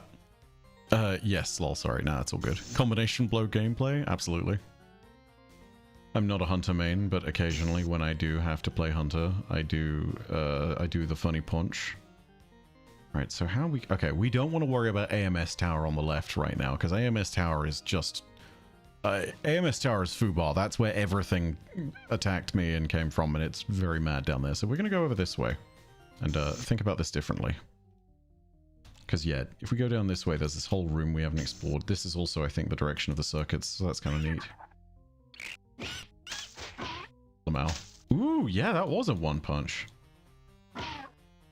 Oh, that's kind of cool. Okay. Yay! Get over here. Oh my god.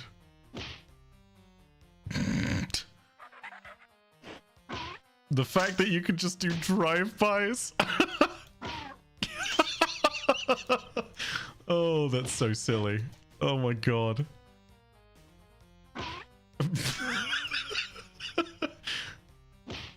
God damn. Okay, that's kind of satisfying.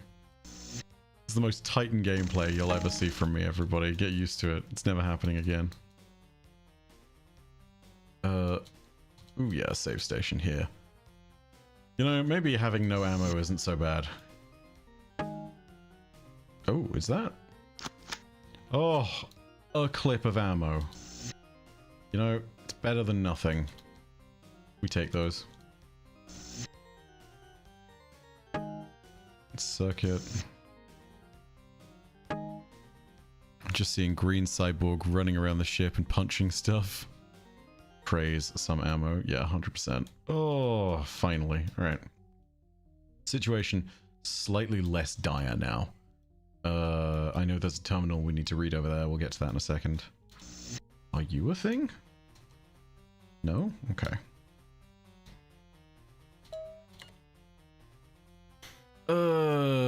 Bunch of transfers that got delayed and then cancelled. Cause unknown. I was afraid this would happen. You'll have to go to the manufacturing transport station to get the last circuit board, collect 2 circuit boards that were transferred, and then go to the transport station. Take the elevator here. Okay, so that's the elevator filled with 10 billion assholes. Okay, cool. Yeah. In the tower of 10 billion assholes, you should find the 3rd chip intact on the transport station. The error was a failure of the final transport conductor. Alert, security breach at, I don't know where that is. Yeah, I don't know where that is. Okay. Well, this is going to get interesting, that's for certain. Yes! Oh, yes, and I have pistol ammo too. Oh, thank you, Leela. Thank you, thank you, thank you. Fairly certain there's one. Oh, okay, sorry. I'm trying not to jump in on other people's conversations. I have to assume that some things are directed in my way. I'm getting used to the whole thing. That's the Garrett White terminal?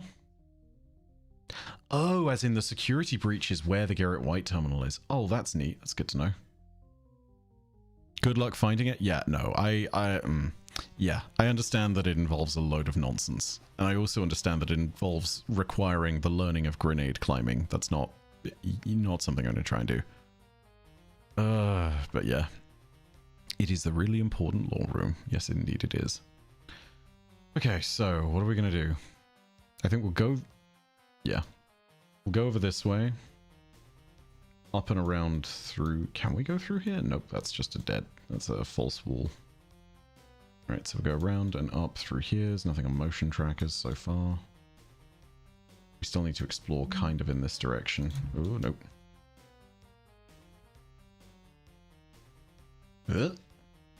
Nope. Nope. I'm not shooting those because I imagine... Okay, well, we'll test. I imagine these are explosive barrels. Mother of ammo, thank God. Alright, well... Okay, you're just set dressing. That's good to know. Cool. Don't worry, have faith, but it runs out completely. Find a converted church in Venice. What? I hate that I understand that reference. At least it's not a maze. At least it's not a maze. At least it's not a maze. Okay.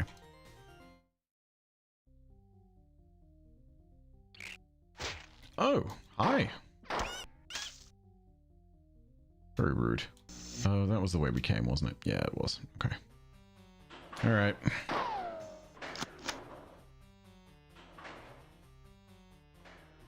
Okay, here we go.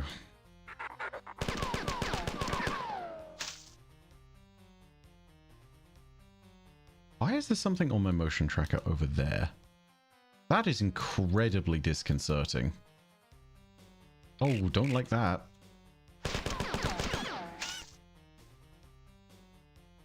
Don't like that at all. Ugh, no, no, no, no. Did I just deal with a bunch of the guys earlier? Or have they just despawned or disappeared? I don't know. Colony ship for sale? No, not yet. Thanks for streaming this. I wanted to play, but I don't have the time. Yeah, I'm going to go through and do most of them. We're still like going to stop Marathon at some point and move back over to Destiny when patch and things are ready. But yeah, that's just going to take some time. Is this an elevator? Yeah, it is. Nice. Okay. What is the point? What is the purpose of coming up here? Ooh. Oh. It is literally the tower bit of the tower.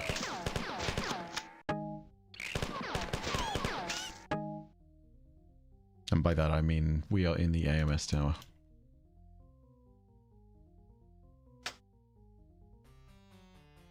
Oh, look at the stars. That's nice.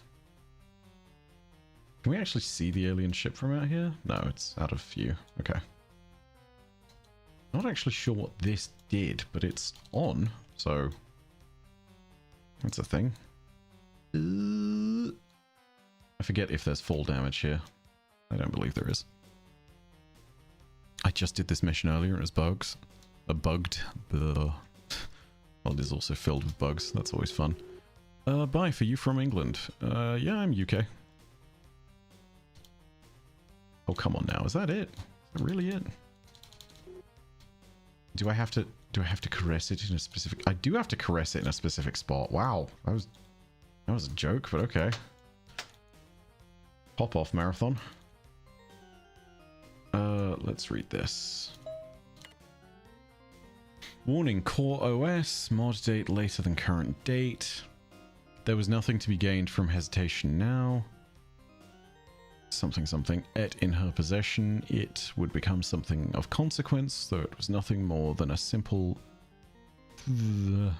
of particular flower, or more precisely, when she had it just so, the room flickered and tore, bending into somewhere else. For fuck's sake. F. System error 25 at Jackson.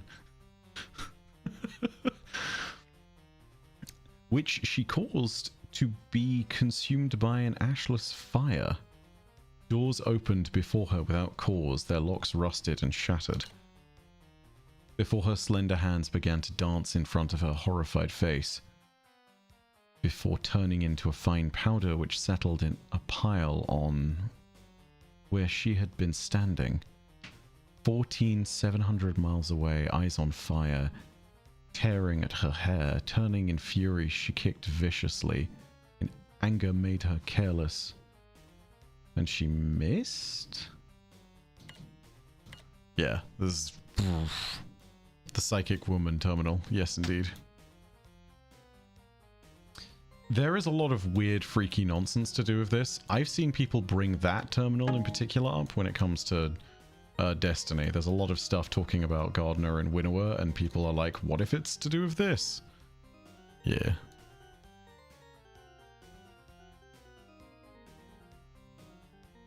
The wife from the hero terminal? Yeah. Yeah, the hitboxes and the healing and shield stations were a major gripe for me. Yeah, no, 100%. Message from Leela. I can't speak right now. Message from Leela. Good job. I have received reports from some human security forces. They agree that the aliens are concentrating on the aft engineering section. I would conjecture that they will try to shut down the Marathon's reactors. Your next mission will be to put the automatic defenses online. I will give you exact information when you arrive. Teleport ready. Okay, yeah, there is no backspace on those, by the way. I just checked.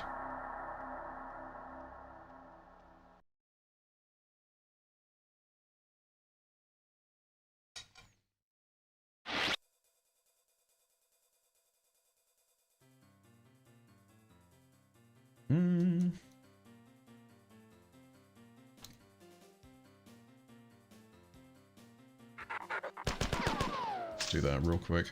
I'm just going to do one moment and sweep so that we don't get bugged by guys.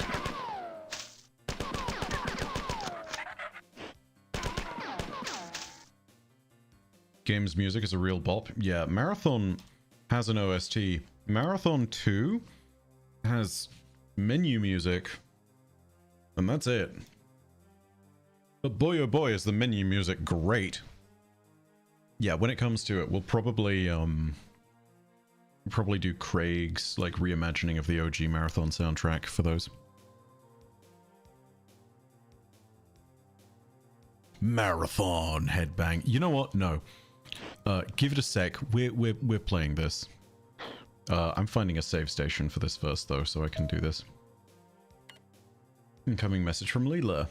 I have received a preliminary report from some members of the science staff who have finished post-mortem examinations of 3 kinds of aliens.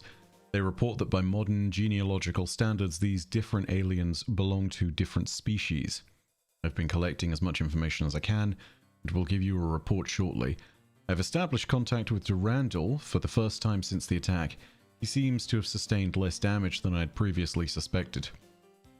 Durandal reports that he has been in communication with the aliens. He says that the aliens behind the invasion call themselves the Four, and that the ones attacking the computer net are called the Svit. But he was reluctant to share the details of his communication, and I cannot understand this. Your mission here is rather simple. You must insert the circuits in the defense control terminals. This is your current location.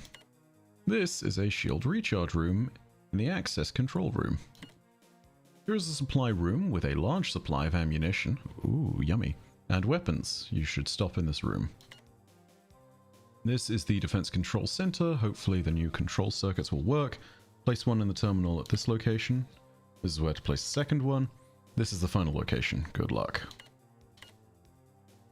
But yeah, we're totally going to go ahead and just play the Marathon intro music because, oh my god, if they... Power of 7 released the bop of all bops. And if they don't include this somehow in the new Marathon game, I will be incredibly disappointed. Well, this is bad. Why is it closing? Oh, Durandal. Oh, you silly Billy. Ah, there we go. Ah.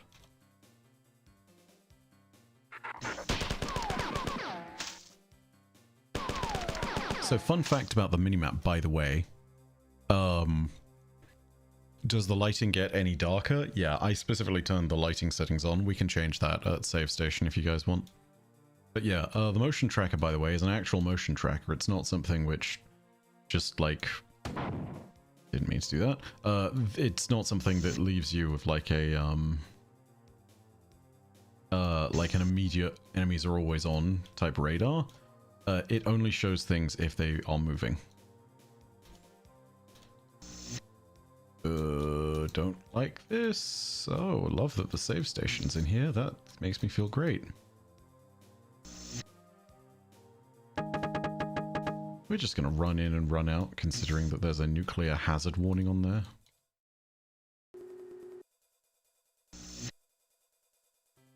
Ooh yeah, let's hit save. Alright. Give me a sec, everybody. Ooh.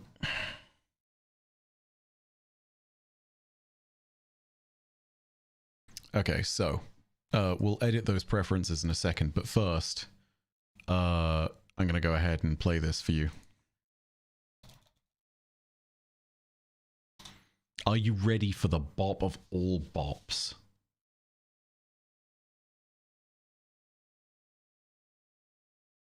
Alright, let me know if this is too loud.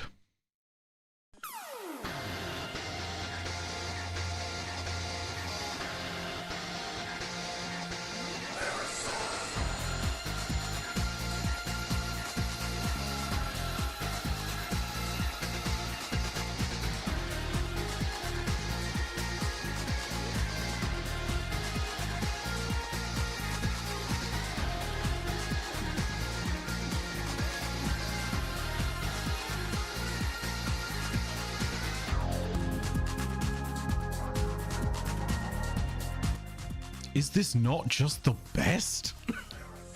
Like, it goes so unnecessarily hard. It's just, it's like, this is the only music in the game. It just slaps so hard. Like, what the hell?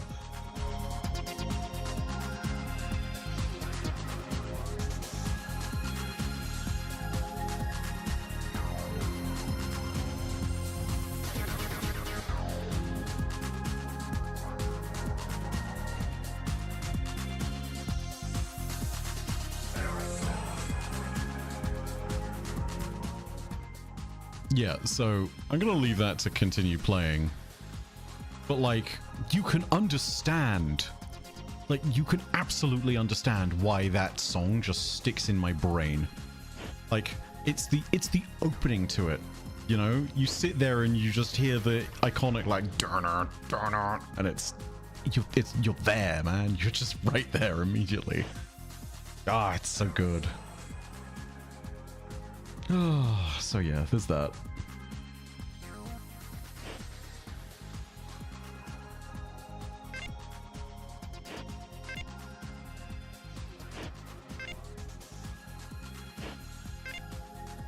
Let's do this. I'm gonna edit 1 or 2 more settings.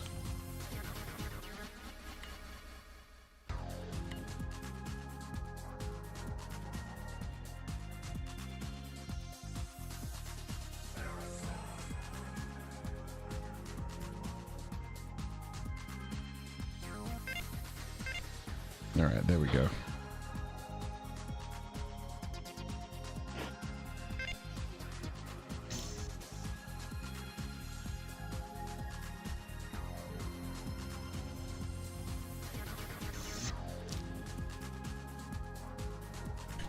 All right, I've changed some things. Hopefully that will make it just a little bit better. Name of the composer is Paul Sebastian. Thank you. Yeah, kudos to Paul, because oh my god.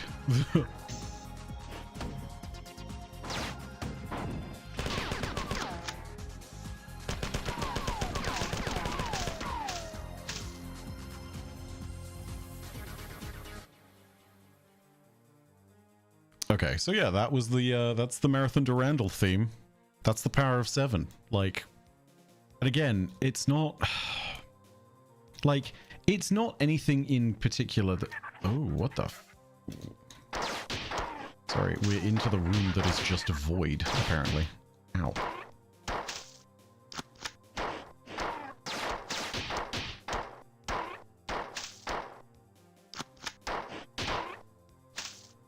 Yeah, look at this place. What the... Oh no, they're all over the place, aren't they?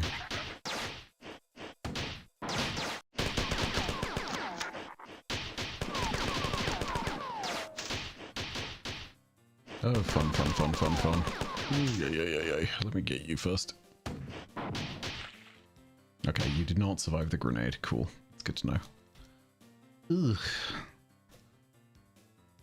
Yeah, you mean the power of 9? Play the infinity one? Yeah, I'll play the infinity one in a sec. Because, yeah, there is an infinity one. I am just a fan of Durandal, though. It's the fucking warm-up to it that gets me every time.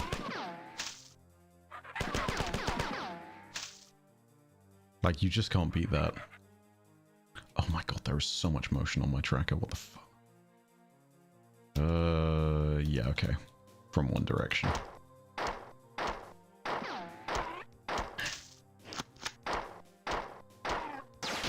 Ooh.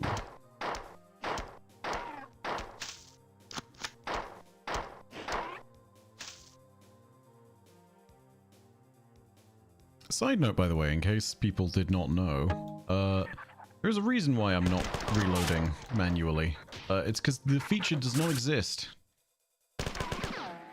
Marathon had a lot of firsts. Reloading weren't one of them. Wait a second. Yo, the defense drones. Nice. Thanks, buddies.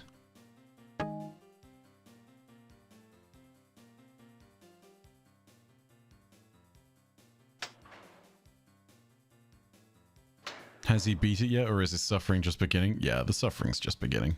This is OG classic Marathon too, so like, specific kind of suffering that comes with later Marathon games is not quite here yet.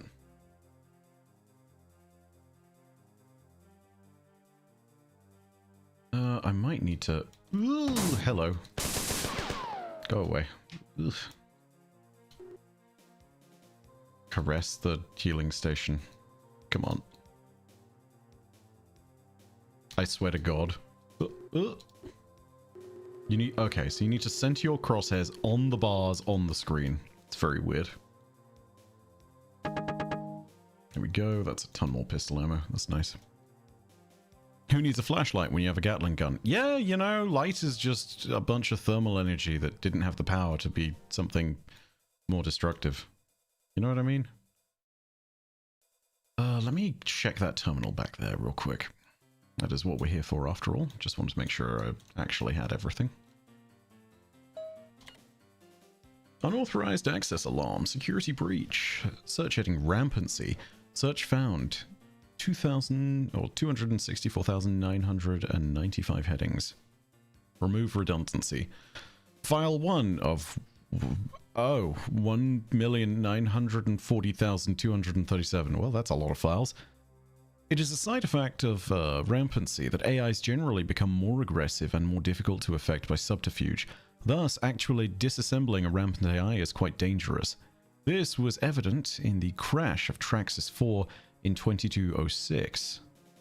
By the time that the rampancy of Traxxas was detected, he had already infiltrated 5 of the other AIs on the Martian net. The only recourse for the Martians was to shut down the Martian planetary net.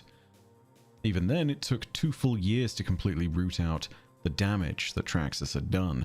The repercussions of the crash were seen for over 10 years after his rampancy had begun. Rampancy has been divided into 3 distinct stages. This is really important, by the way. This is very important lore. Each stage can take a different amount of time to develop, but the end result is a steady progression towards greater intellectual activity and an acceleration of destructive impulses. It is not clear whether these impulses are due to the growth of the AI's psyche or simply a side effect of the new intellectual activity. Section abbreviated. The 3 stages were diagnosed shortly after the first rampancies were discovered on Earth in the latter part of the 21st century. The stages are titled after the primary emotional bent of the AI during each stage. They are melancholia, anger, and jealousy. In general, rampancy is accelerated by outside stimuli. This was discovered early in cybertonics. Shouldn't be cybertronics? Yeah, cybertonics. The more a rampant AI is harassed or threatened, the more rapidly it becomes dangerous. Thus, most rampants are dealt with in one mighty attack in order to deny the AI time to grow or recover. There have been a few examples of this tactic not succeeding. In all of these cases, the rampant was never brought under control. Traxxas 4 is the most notable example. He was finally dealt with by a complete shutdown of his host net. Theoretically, testing rampancy should be easily accomplished in the laboratory, but in fact it has never successfully been attempted. The confinement of the laboratory makes it impossible for the developing rampant AI to survive, as the growing recursive programs expand with exponential vivacity. Any limitation negatively hampers growth. Since rampant AIs need a planetary-sized network of computers in order to grow, it is not feasible to expect anyone to sacrifice a World Wide Web just to test a theory. And yes, by the way, this is why the Marathon AIs are such a big deal. Like, there's 3 of them in the Marathon, and if you remember that the Marathon is basically the size of Deimos, you remember that 3 of them are sharing a moon. So, like, that's a big deal, but also from the ARG that came out 2 years ago, we learned that there are 8 AIs on the surface of Tau Ceti. So, like, yeah, there's a lot. In 250 years since rampancy first appeared in the EarthNet, the stable rampant AI, the holy grail of cybertonics, has never come close to fruition. Since no rampant has ever been controlled or turned to any useful purpose, it is the opinion of this writer and of the majority of the cybertonics community that all rampant AIs are a danger to cyber life, liberty, and the pursuit of thrashedness. James B. Miller, 2320, Life and Death of Intelligence. It's a very important bit of lore there. Remember those 3 stages, by the way. Melancholia, anger, and jealousy. They will matter. Spoiler alert in case nobody realized it from earlier, and from the fact that this is a Bungie game involving an AI. Yeah, Durandal is going through those stages.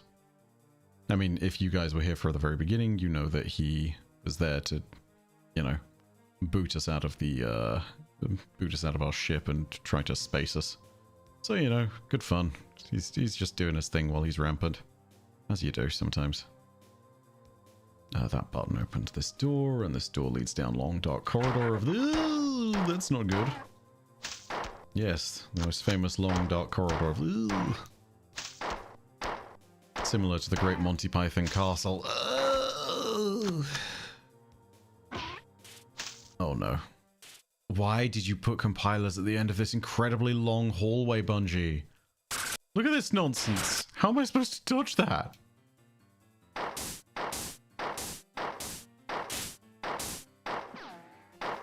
Then again, I suppose my bullets are hit scans, so whatever. Can I just say, I love all these references you're making, by the way, Watt. This is absolutely an I've got a bone to pick with you from Out of the Shadows situation. It's great. It?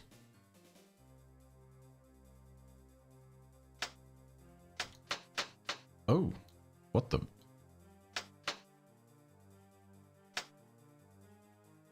Right, so we need to open particular ones to get those to open properly.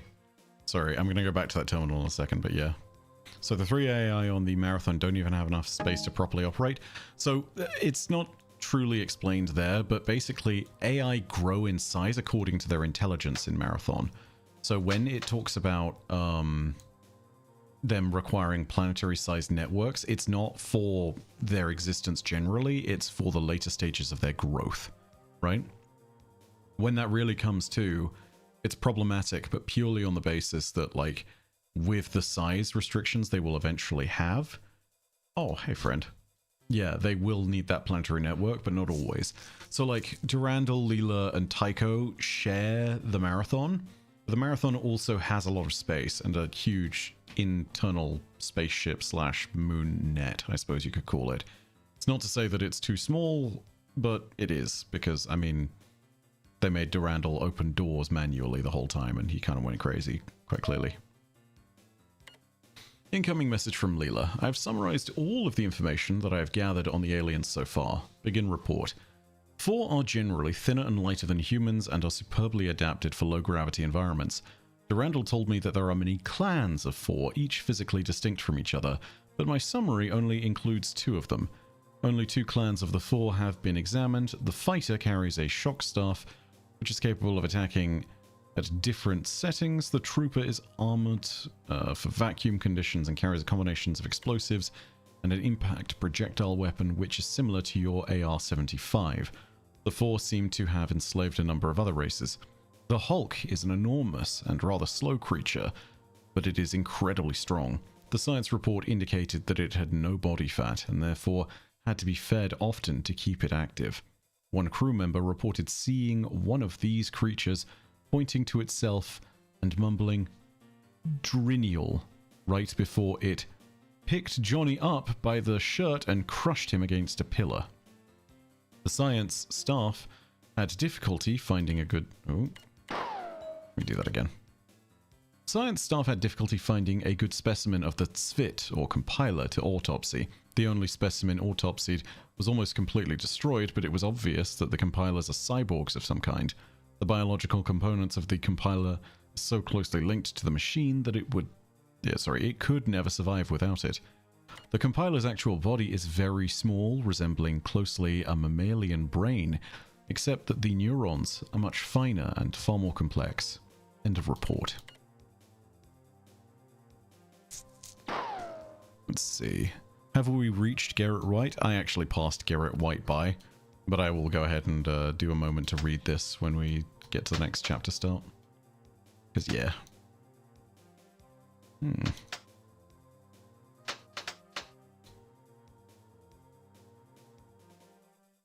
Yeah? No.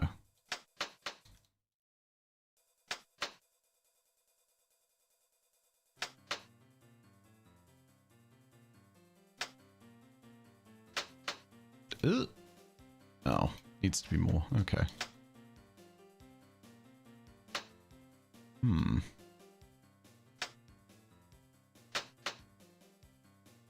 Nope, still can't fit through.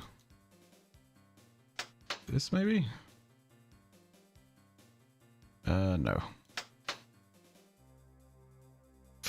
jeez. Hello, friendo. Tiny jump scare.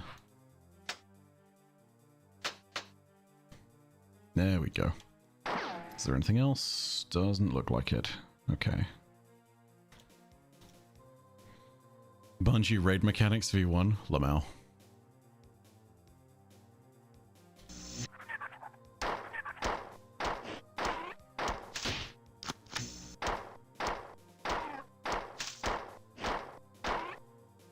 There we go.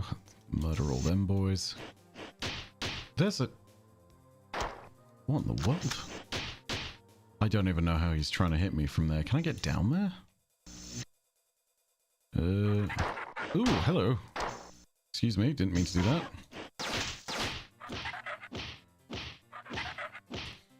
I got a bone to pick with you, son. There we go. All right. Let's do this. Thanks for reminding me to finish the marathon games, Lamau. Bungie's still doing 90 Switch puzzles in 2025. I mean, who knows, right? Exos don't go rampant. It's more like, yeah, so exos are not the same. Rampancy is basically the mind of an AI becoming so vast and so complex that it starts to comprehend its limits. And then there's just a degenerative thing from then onward, and they become very aggressive. Exos, it's more like the human brain / mind realizes that it's not in an... Oh, excuse me. Yeah, realizes that it's not actually in a human body anymore. And at that point, the mind starts to reject the actual construct that it's within. You know? Early Exo lore is actually kind of horrifying. It's full of all sorts of things like the Exos having realizations that they aren't actually properly breathing and feeling like they're just perpetually suffocating. It's really gnarly.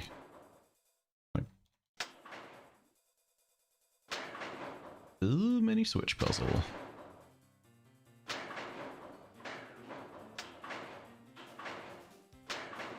Oh my god. Is this a... Do I have to hit stop on this at some point? I imagine I do, right?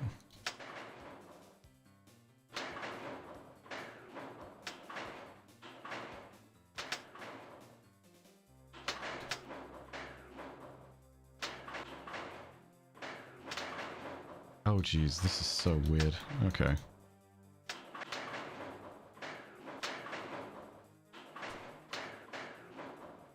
Is this just gonna stay this way? No, it's not.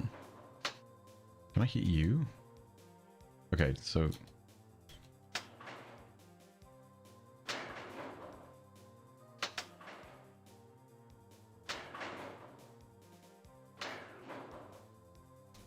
If I do that... Does you turn on?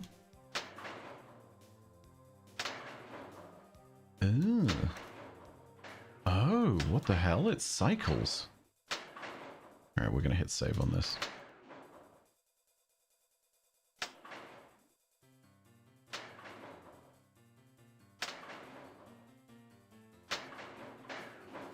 Oh, okay. Is it possible that this is literally just a timing thing and I need to go fast enough? Let me actually try going down here.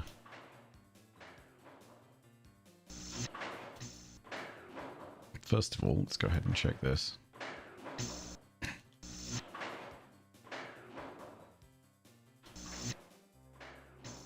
Switch on off for movement. Yeah.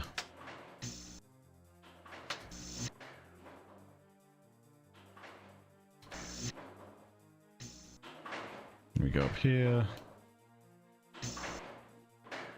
We just wait for this to lower eventually. It should lower at some point, right? I'm not crazy, right?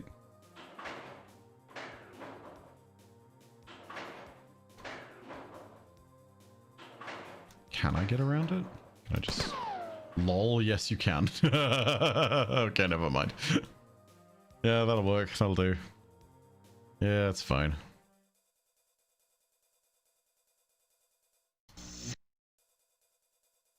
This room doesn't look ominous at all. Incoming message. You have not completed your mission. You must replace all the circuits. With every passing moment, the opportunity for us to counterattack is fading. Oh boy, so where was it? Oh yeah, the circuits are over in that direction, past this nonsense.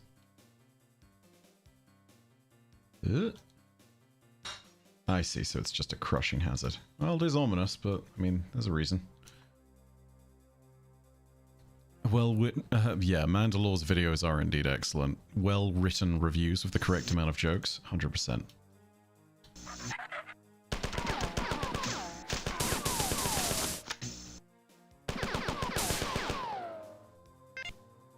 Alright, so that's one.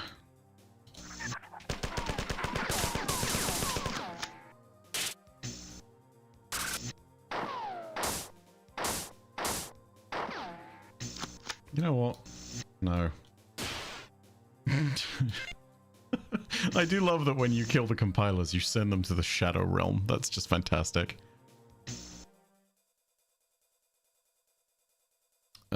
Fallen asleep to your videos countless times. Thanks for the amazing content. Oh, thank you for watching.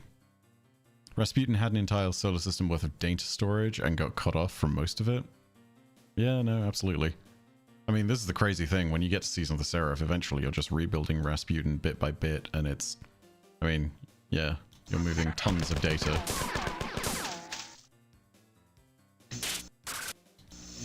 Idiot.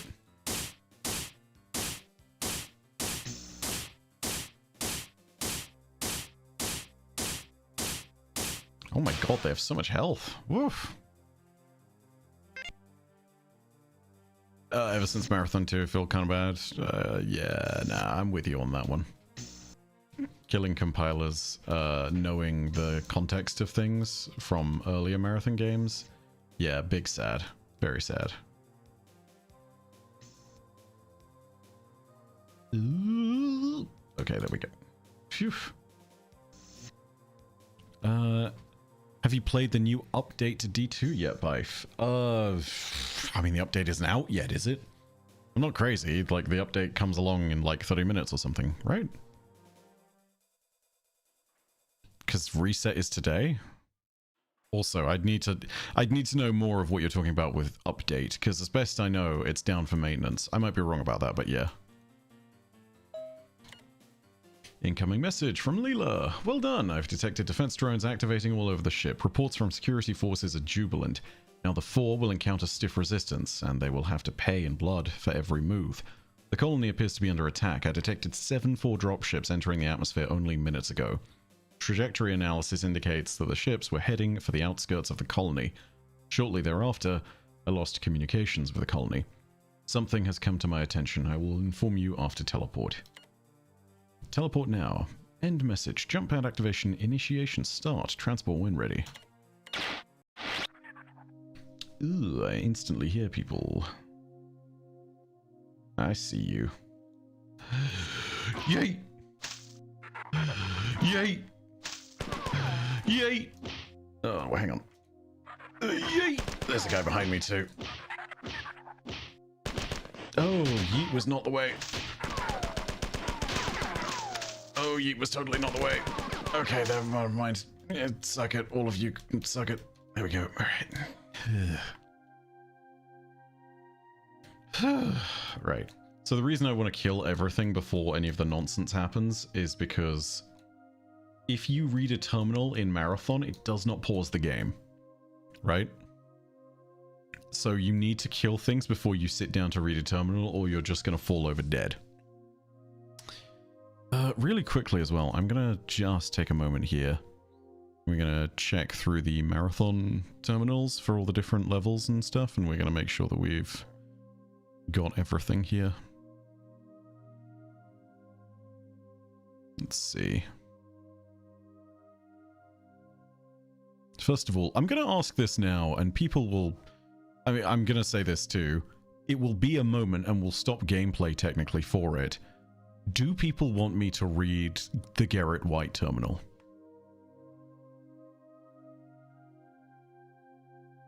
Because if people want me to read the Garrett White terminal, I'll totally do it. It would just be good to know now, purely on the basis that it will take us a moment. Seeing a ton of yes. Oh, lots of yes. Okay, alright. Okay, let me go ahead and get this for you then. Here we go. This is going to be a lot. For context, everybody, the Garrett White terminal is a little bit famous. Garrett White is a fictional character that is talked about in this terminal. There are lots of people who have different interpretations of what this could mean. I think the most common and accepted one is that this is a transfer from Durandal that is basically telling us about his position within the world and telling us about his relation to the first science director on board the Marathon, a guy who basically kind of took control of him and manipulated him and almost made him go rampant. That guy's name is Bernard Strauss. Garrett White, again, it's weird. So let's go ahead and start reading this and just talk a little bit more about it, because this comes up at certain points. I've just joined, I've no clue what this is, but yes, please go read it. Yeah, sure, okay. So, data transfer from Leela. Transfer Durandal. Transfer Durandal. Interior error. Message received. Garrett White had been floating 6 feet off the floor for 3 weeks. His feet and hands tingled, and his eyes burned with the flames of a dying fire. He had last heard someone speak to him as the cell door slammed shut. He didn't remember what the uniformed man had said. The words had bounced off the bars of the cell and rang through Garrett's ears. Garrett had been talking to himself for the last few minutes, something about getting caught, but then his ears began to tingle just like his hands. He looked at his hands, but the fire in his eyes made him blink.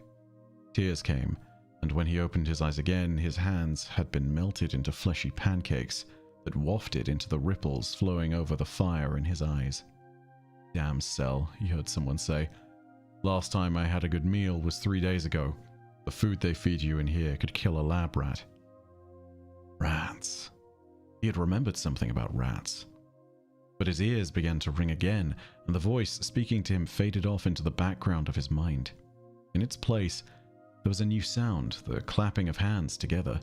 He blinked hard and made out his hands again. They had disappeared. His arms connected at the wrists. He thought back to the time he went ice skating on a pond. He remembered the sound of his skates on ice, a gentle scraping away now inside his ears, trying to tear down his thoughts. There had been a woman with a white fur tube over her hands.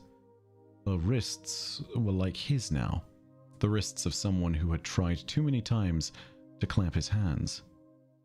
He had been applauding everyone else in life, but never himself.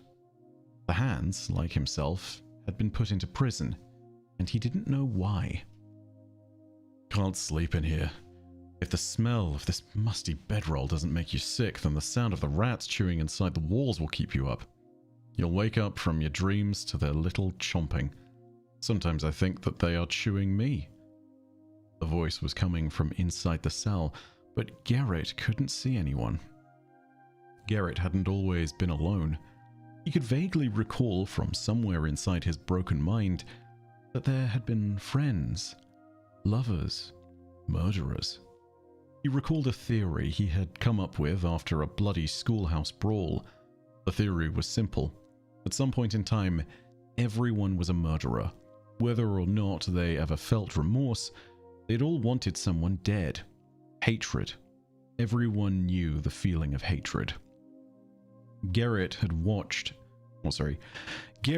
known hatred on that schoolyard.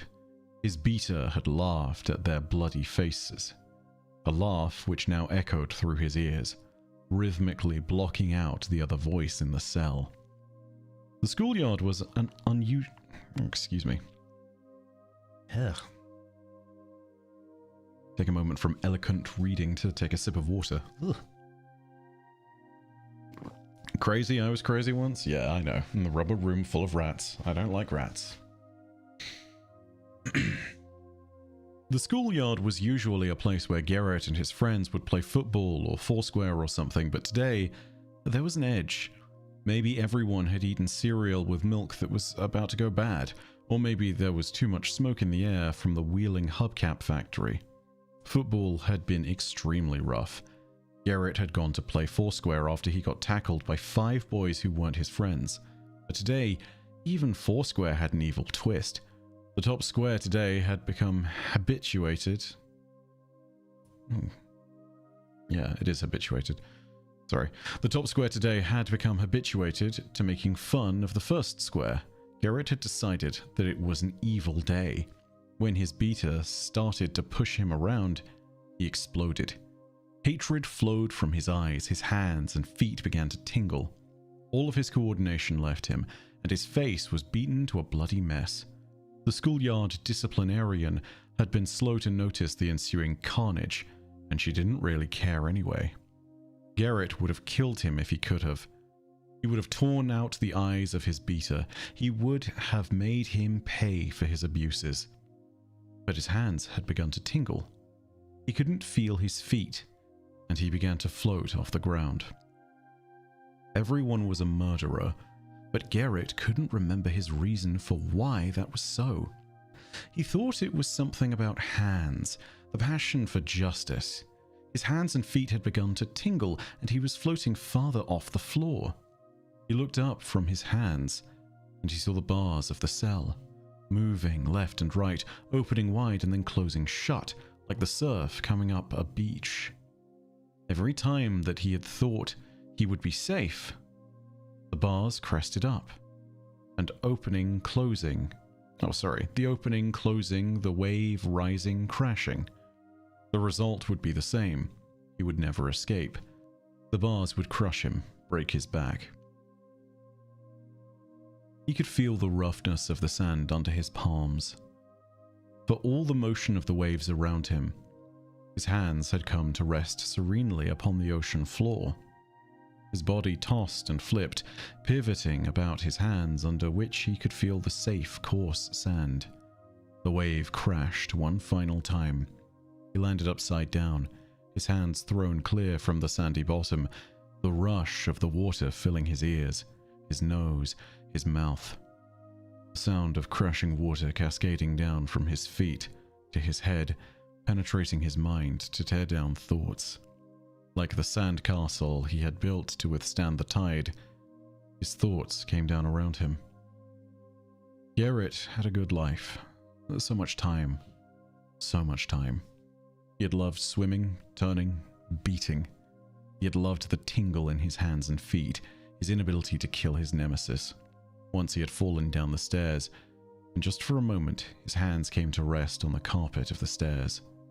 In that instant, his body had frozen, floating over the stairs, safe from falling. But the moment didn't last. The ocean crashed around him, his hands torn free from the sandy bottom, his body flipping, falling.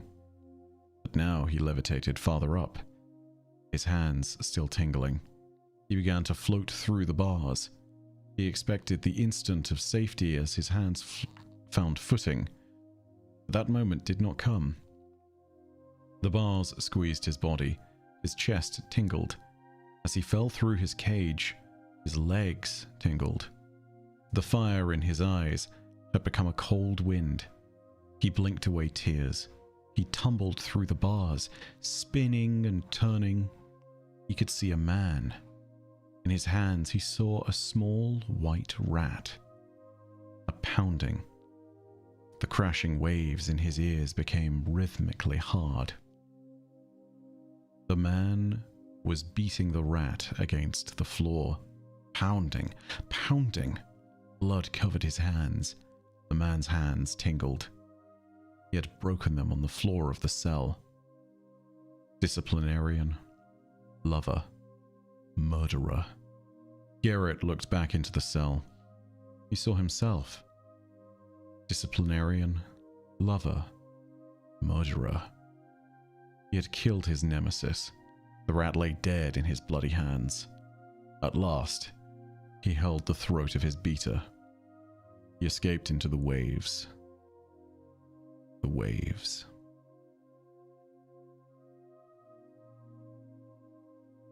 So, there is so much to break down about this. This is one of those terminals that has something close to half a dozen different lore interpretations you could bring up for it. I'm only going to go over the one that I think is the most common. Garrett White in this is sometimes seen as a stand-in character for Durandal, and the nemesis that's being talked about is basically often seen as Bernard Strauss. Bernard Strauss essentially took Garrett on the path to rampancy and manipulated him a whole bunch before the marathon even launched. Bernard Strauss is not a good character. He's also a Mida member, for those of you who are interested in this. This will become relevant later on in the story. But the idea here is that this is supposed to display the ascension of an AI through rampancy, and it's supposed to show the final stages. So, let's go ahead and talk about some of the stages of rampancy, just in broad terms, just so that we can give an idea of this, right? Rampancy starts with the Melancholia stage, right? And that, I believe, if I'm remembering correctly, is basically an artificial intelligence realizing the limits of its world and the limits of its ability. You'll see this later with Durandal. He basically starts counting down to the end of the universe. Like, he is counting down the seconds and he wants to escape. This is, in fact, his entire modus operandi.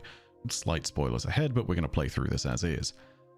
Him trying to escape defines his entire character, and if Garrett is meant to be a stand-in for Durandal in this story, then you're looking at Garrett eventually escaping into the waves, which again, earlier in this, the waves are basically seen as an analogy for the bars of the cell, right? So this is kind of talking about the eventual notion of AI rampancy and what lies beyond the three stages. The idea as well is that eventually, if an AI is able to escape rampancy and survive or live through it, that the AI might ascend into godhood. This is kind of what Durandal is hoping and looking for. So when Durandal eventually sits there and says he escaped into the waves, or rather when the Garrett White terminal says this, this is the idea of transplant waves for the cell bars. He is escaping the prison that he exists in, right? In that moment, he basically becomes something more. You know, there's also the motion and the, there's also the notion of killing his nemesis, which again would be the idea that if he is able to destroy Bernard Strauss, he is able to eventually exact his power over him, and that is going to be one of the major objectives of his life. I think it's in Marathon 2 that Durandal actually laments having not been able to see Bernard die and not put him through the pain that he suffered. So yeah, this is one of the more common interpretations, which is that it's all to do with Durandal. I am probably butchering some of this because my own understanding of this is nowhere near as ingrained as it would be for some other franchises like Destiny. However, this is an awesome terminal. It's a phenomenal piece of lore. Like, I can't sit there and emphasize it enough. If you're looking for some of the better examples of old writing in games like this, Marathon is doing stuff like this when other games... Let's put it this way. The creators of Doom back in the day compared story in games to story in pornography. They said that, you know, it's fun that it's there, but that's really not the reason you're actually enjoying the piece of media, right? Like, they sat there and compared it to that, and in the meantime, you had the team that created Marathon, right? And they're sitting there and embracing story fully with things like the Garrett White terminal, which is an Easter egg that you can only access if you do a bunch of nonsense within Never Burn Money. So yeah. To put it really simply, this is awesome. Probably relates to Durandal's story. And if it does, then this gives you an idea of where things are going. In particular, he escaped into the waves is kind of an idea about... yeah, there's lots of things that go on with this. The waves is a reference that keeps coming up in Destiny lore too. In fact, lots of Bungie games have references to do with this stuff. So let me go ahead and do something for you here, guys. We're going to go all the way back. Books of Sorrow. This is some hard in the paint lore references. Let's take a look at this. Yeah. Mm-hmm. So after Oryx has shattered the Taisha Beth, he then goes and basically says, I will find the deep. We've conquered our way to the edge of the deep. It whispers to me when I call and guides my flight. And so Oryx then does this. And the next entry is called Battle Made Waves, right? So this is verse 4:1. Oryx went down into his throne world. He went out into the abyss, and with each step he read one of his tablets, so that they became like stones beneath his feet. He went out, and he created an altar and prepared an unborn ogre. He called out to the deep, saying, I can see you in the sky. You are the waves which are battle, and the battles are the waves. Come into his vessel. Come into this vessel I have prepared for you. And it arrived, the deep itself. When you sit there and hear something about waves, tides, anything along those lines, this is a deep connected Bungie lore reference that you find all over the place. And it's likely that this is one of the places where it begins. It's possible that we have some stuff from myth as well. But like, Garrett White is an originator for a lot of these things, and it tends to mean ascension beyond what your current bounds of existence are and escaping the trapped claddings of it, right? So when Oryx is doing this, and he goes and talks to the deep, which we now know is this conversation, the second communion he has with the deep, and we know this is with the Winnower. The Winnower is basically talking about its ideology, and this intimately affects the way that Oryx sees the world, right? So if we go all the way back to our releases and go back to Taken King, and then we read some of the Grimoire cards around Oryx, we actually get to see what this ends up meaning. There's a Toland entry, which I want to show you guys. Let me see. Not sure if it's this one. Yeah, here it is. Or is it this one?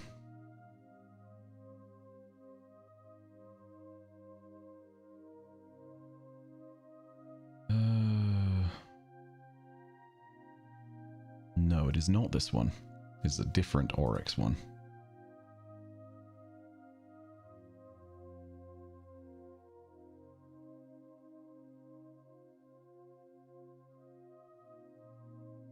Let's see. Oryx Rebuked, maybe? Yeah, here it is. Okay.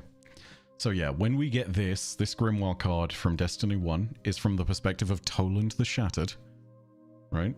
And he's talking about Oryx in this instance. And this is Oryx well after his philosophy and his conversation with the Winnower has changed him, right?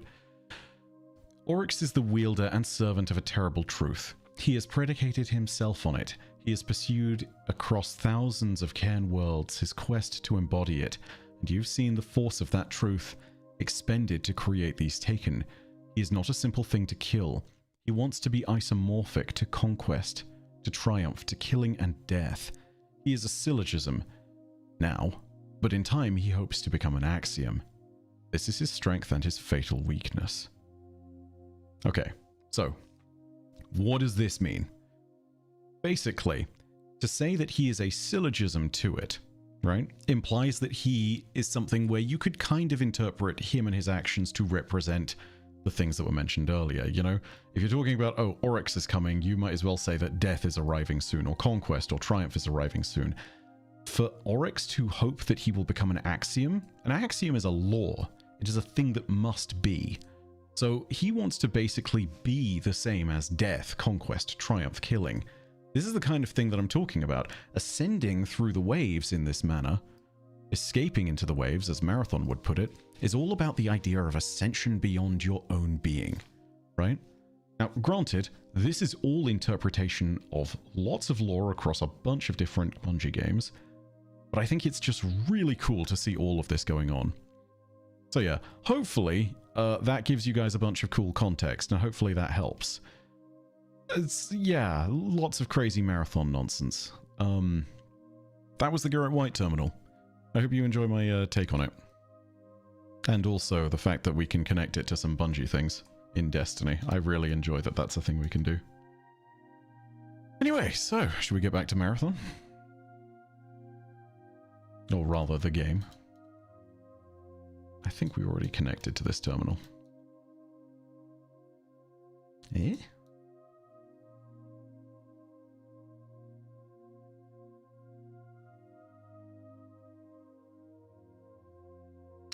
Let's see. Oh yes, this is the point at which things start to get truly hivey. Not hive as in the species, but hive as in things become unnecessarily maze-like.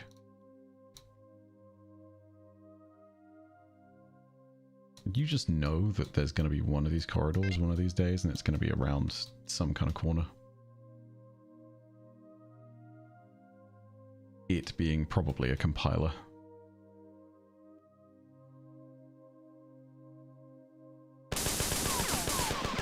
What did I tell you? Frickin' compilers.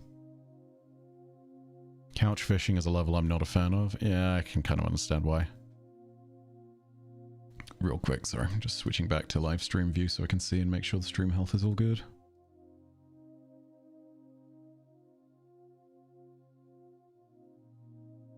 Yep.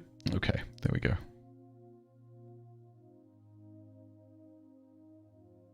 Yep, we are looking good on this front of things. Thank goodness.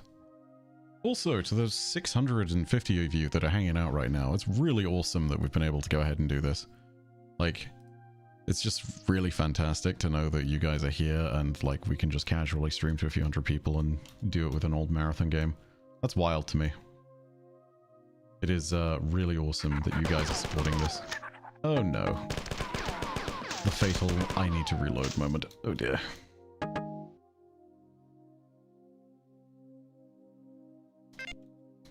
Alright, well, there's another one. I imagine there's more of those throughout the level. Can I get up there? No, probably not. Is it here? I imagine there's another of these terminals.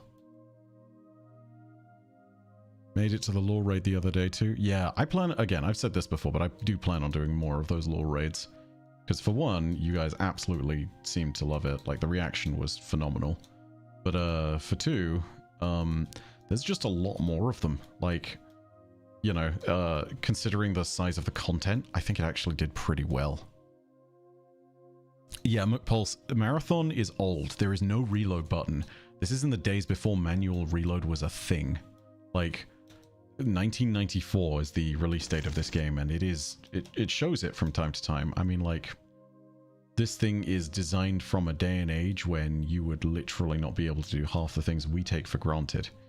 In fact, whilst the LF1 port that I'm playing has implemented a bunch of things into Marathon, such as, you know, the ability to play it at a higher FOV and with a reasonable FPS, yeah, it's, reloading is something that is baked deep into the core of the game as, like, something that is just kind of coded in the way that this is going to be. Like, if people could change it, they might have, but even if they did, there is now a philosophical question and game design question about whether you should implement it, you know?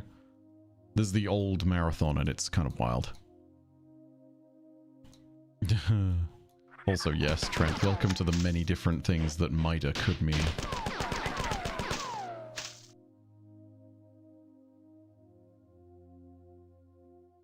Can't remember what it was.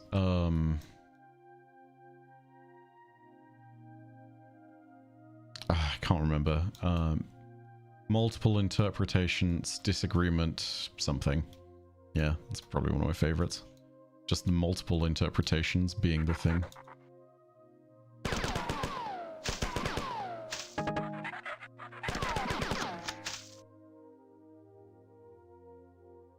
Yeah.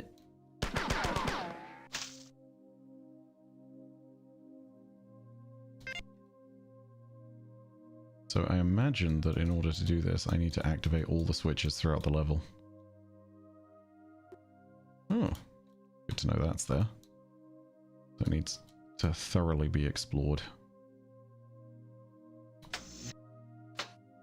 I'm not sure what I just opened. I know I opened something. Is it that door back there, maybe? Okay, let's go ahead and check that. Let's do a little sprint. Hey, Dark Messiah, thank you so much. First of all, Dark Messiah, you have over a year under your belt as being a member, so thank you very much. And secondly, thank you so much for the 20 quid. It's amazing learning Marathon lore, getting me excited for when Marathon releases to see where they take the story. Also, love all the content you've done, Bife. It's helped loads through the years. I'm glad. Like, honestly, my favorite comments that I get are when people sit there and tell me things like, your content helps me sleep. Not to talk too much about it, but we have friends, IRL, who have only recently gotten a newborn, and the fact that we are helping the whole... Well, Sorry. I sometimes say we because sometimes it's about us as a group of people, and sometimes it's about me and Martin doing work on things. And yeah, point is, the videos have apparently helped the whole family fall asleep, you know, and stuff like that I think is kind of priceless. So super glad, very pleased that that's also the case for you. And hey, I hope you get to enjoy the content. My only hope for Marathon is that it is good and that Bungie can deliver on things, because like there's certainly some really cool aspects to it that they've done so far. I mean, look at... Oh, wow, there are a lot of you. Okay, hold up. Sorry, give me a sec. Escape this nonsense. Yeah, so things like the ARG that they've shown off, the aesthetic and the art style, and what they've done to take Marathon into the 21st century, all of it is amazing. You know, surprise, surprise, Bungie's art team cooked. Like, they've never missed. You know, even on some of the most hated expansions for Destiny and some things that really did not gel with the community in other moments, their art team has still cooked. But like, there's more to a game than that, and we kind of need to see where all of this takes us, you know? Do I have to? Yeah, I probably have to do it quickly. But yeah, thank you again so much for that. He doesn't have a Newcastle on Tyne accent. Dude, I don't know, man. It really depends on the person. Like, some accents from the north are rhythmically beautiful. You just need to find the right person, you know? Like, yeah, sure, I have a southern accent that some people interpret as the stereotypical British accent. Some people fucking hate this accent. I need you to understand. Like, it is very common for some people to sit there and just be like, wow, you sound like the poshest twat in existence. Go drink vacuum. And I'm sitting there being like, fair, I sound like the guy who was responsible for, like, I don't know, the original quip about the Americans being taxed and not represented way back when, you know? Like, I am the bad guy in that respect. Like, I get it. You know, everyone's ears have something different to say about an accent, so to speak. You know? This ain't the what culture accent, bruh. Yeah, no. Stereotypically British accent does not necessarily mean it's good for everyone. To give you an idea of how different opinions are, one of my favorite... Oh, goodbye, random...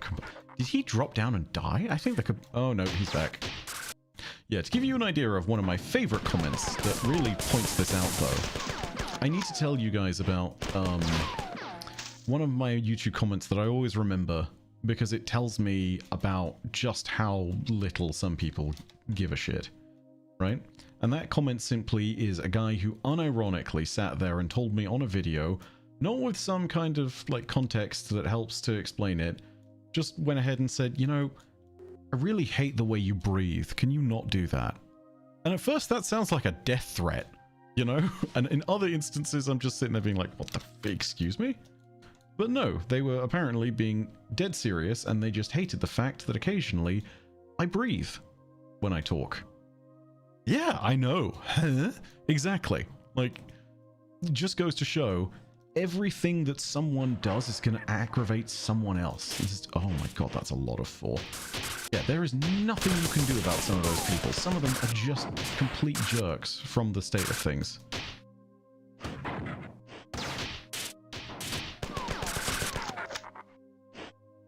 Alright, we're going to take this just a wee bit slow. Oh no, we need to take this fast. Because we've got the shooty boys here. Oh,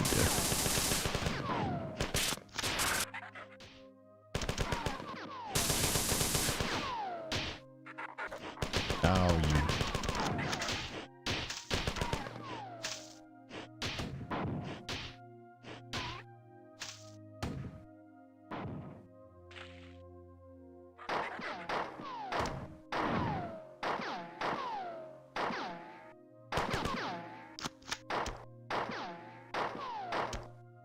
Yeah, suck it. There we go. Sorry, I was not looking to just jump down into the pit with that. Ooh, also, sorry, I think I missed someone. Yeah, there I did. Thank you for the $5 there, Flyleaf Dreamleaf. My only experience with Marathon is when Durandal was ported to 360, challenged to navigate but fun. Yeah, that's kind of the trait of these old games. Like, okay, take a screenshot of that central area of the map that's just tubes and looks as though it would be, like, not out of place if it was designed to be the soldering on a motherboard. Yeah, you can totally see that vibe. Like, maze puzzles are very much something that defines early Marathon. God, it'll be so interesting to see if that's something that kind of carries through later on. Breathing is normal. Breathing is not normal. I never breathe. Yeah, absolutely. And Vash Bosch, welcome to the Fancy Law Nerds. For context, by the way, want to go ahead and throw this out there now. This brings something up. Membership tiers have changed ever so slightly. Again, I mentioned this at the very beginning of the stream, but I'll mention it again right now. I am going to be adding more membership tiers, just in the same way that we'd have Twitch subs. I'm going to be breaking it all the way out so that we have the equivalent of tier 3 subs as well. Base membership starts at $1, and that's literally just the I just want to chip in and support tier. Totally fine if you want to do that. No judgment, whatever tier you choose. Very happy to have you regardless of what's going on. What I would say is that if you want to go ahead and do that, don't expect to hold on to the emotes. I want to try and make sure there's parity between that and Twitch subs, and when I can find out how, I'm going to enable them to be $5 and above. I think I need to just completely reset the entire deck worth of memberships, but I'll see what's going on there. But yeah, I really do want to keep that like 99 cents tier for you guys who still enjoy that. But yeah, thank you regardless for becoming a member. It's very, very kind of you. Also, yes, you do get to enjoy the emotes, which are very old, and I will be getting new ones because getting back into streaming has reminded me that that's actually kind of important. Mida, membership is definitely awesome. Thank you, Deimos. Yes, indeed. I think we're done here. Message from Leader. Leader, Jesus Christ. Leela. Durandal has been denied access to some of the critical computer systems. This should ensure the mobility and reliability of the defense drones. Unfortunately, I've received a distress signal from some crew who had sealed themselves off in one of the nearby access areas. They say that they have lost control over the doors and elevators on the level, and that the four have access to the area. It appears that Durandal has reacted to our move against him by giving the four access to a formerly secure area. We will have to deal with Durandal sooner or later, but we can't be distracted from the four attack. I only hope that his rampant behavior won't continually sabotage our defense. Oh, defense efforts. I'm sending you to go and save these crew. Clear the area of aliens. If enough of the crew survive, then perhaps we can get an intelligence report from them.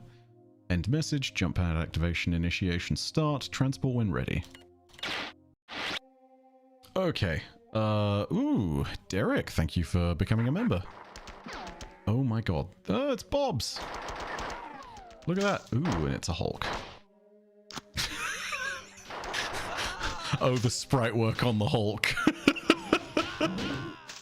Oh, you just can't. You can't make that shit up. Sunkiller, thank you so much for the 20 Canadian. Until I watched your Mida ARG video, I knew nothing about Marathon other than the logo was in Halo. I'm glad to inform, honestly. It's great. Vasbosh, there is no Discord server. Sorry, I do not have one. Not anymore, at least. I am going to sit there and just put it up front. Probably not going to have another Discord server, purely on the basis of, like, there is some mental noise and keeping up with things that I just cannot do. And it's not right to you guys to sit there and have that be a part of rewards when I'm just not going to do it. Hey, time to frog blast the vent core. Yeah, thank you for the $5, Dressoni. Thank you very much. Is certified. You guys are ridiculous. Oh my goodness. Oh, all right, let's find a save station. I'm gonna go ahead and really quickly just check and make sure that the not sure what all these do, but we're gonna give these things a try. Ooh, they're door switches. Yeah, why is it called Funhouse? I don't like that it's called Funhouse. This feels like a trap. Or is it just ammo? Nope, it's just ammo. Yeah, okay. Yeah, I'm gonna go ahead and hold this because we are 10 minutes past 5, which means that the update for... actually, guys, is there an update live for Destiny or is that in an hour? Like, I'm not 100% on this. I'm not checking immediately.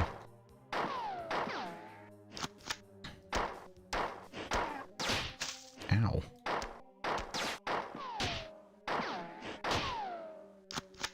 In 50 minutes. Okay, yeah. Welcome to daylight savings time sucks, and I wish I could just do the plus or minus 5, 6, 7, 8 as opposed to trying to remember which one it is. Okay, so we've got like another, well, just over or just under an hour left of marathon, and then we'll be checking for updates. There's guys behind me. Yeah, of course there's guys behind me. Oh, there's more guys behind me. Of course there's more guys behind me. There's a Hulk. Of course there's a Hulk.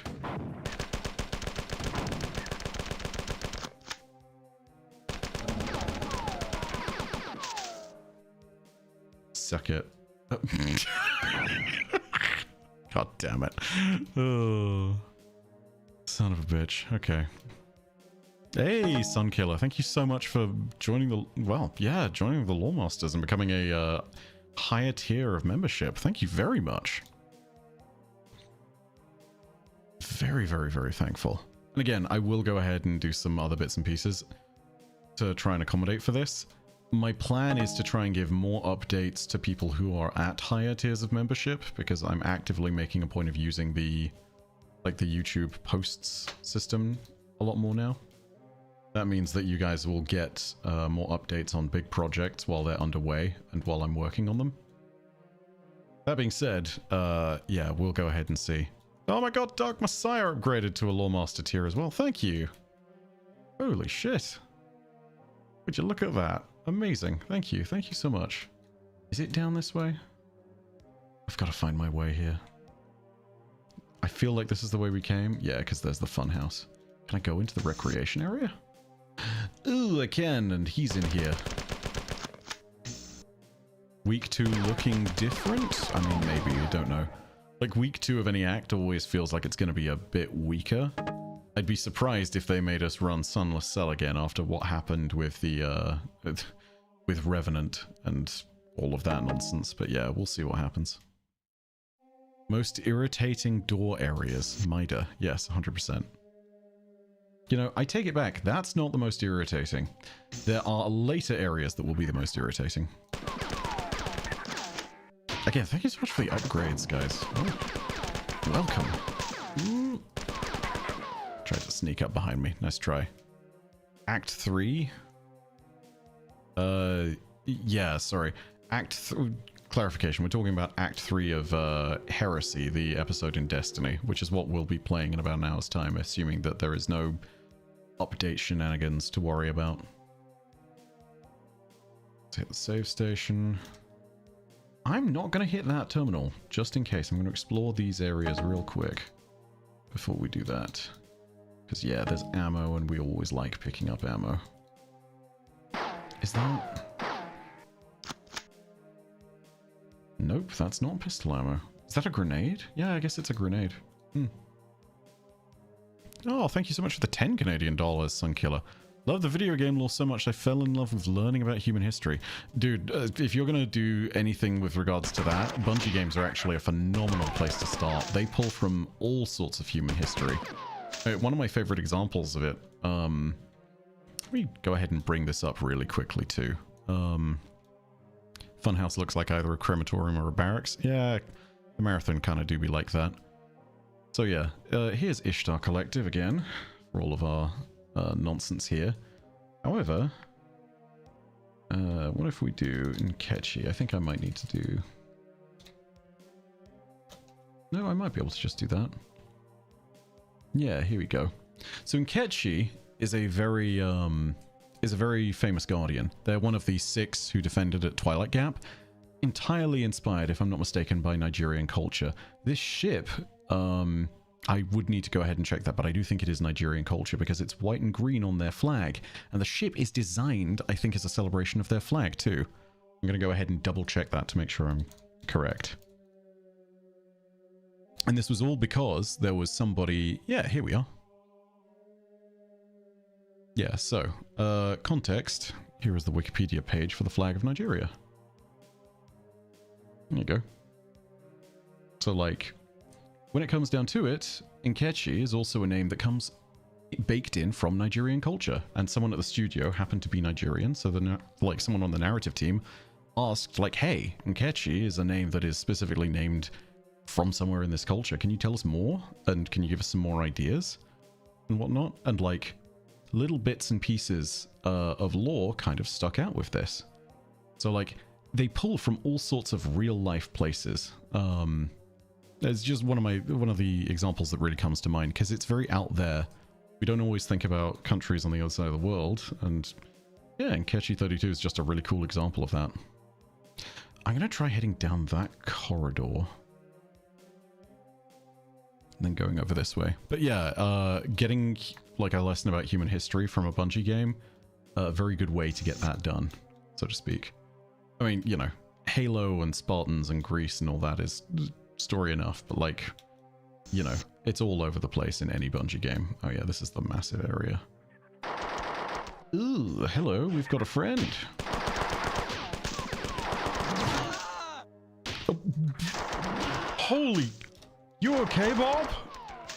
Ooh, get behind me, bud. You, ooh, you don't want to deal with that nonsense.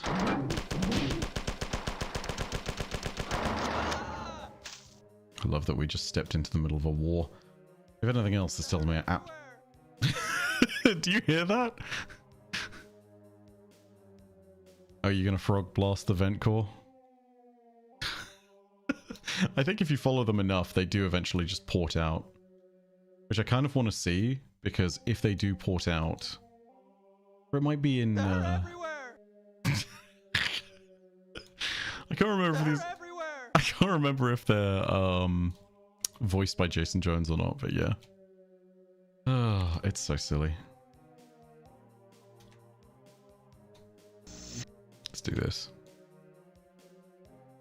No, which way was I going? Oh yeah, back to the terminal. Because yeah, we would actually like to read up on context and things. Incoming message from Liedler. You have not sufficiently secured the area. There are civilians who are still in danger. Well, never mind. Okay, we go save Bob. Yeah, if I'm not mistaken, that is Jason Jones doing the voice acting for the Bobs. I'm not 100% sure. They absolutely meme on the idea of it being Bobs, though, because, like, in Marathon 2, there's a Bob who's a character, and their name is Robert Blake, aka Bobby Blake, who is a Bob. And it, like, when you see pictures of Robert Blake in the game, it is literally just like a green filter covering a picture of Jason Jones. It's incredibly funny. Like, for early 2000s and knowing the size of the Marathon team, it's just like, yeah, you work with what you can when it comes to projects like that. It's just still very funny to see it. Not sure what that switch was for, but hey. We flipped it. Ooh, it's for this. Oh dear. Big I've got a bone to pick with you vibes. Oh dear.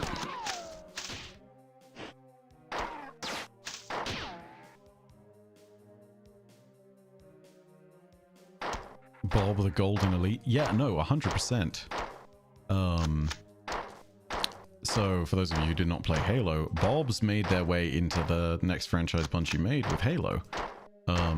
They appeared as Golden Elites on certain levels in certain Halo games. I know that the ones I found were back in the days of Halo Reach.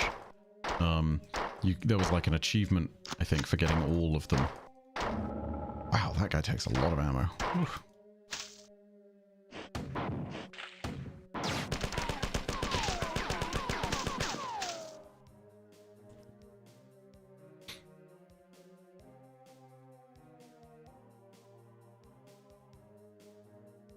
It's a Halo boomer run, lol.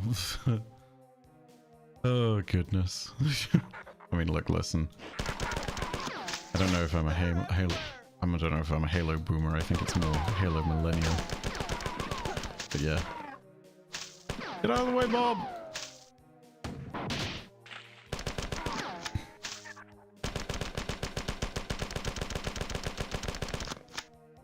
Oh, Jesus.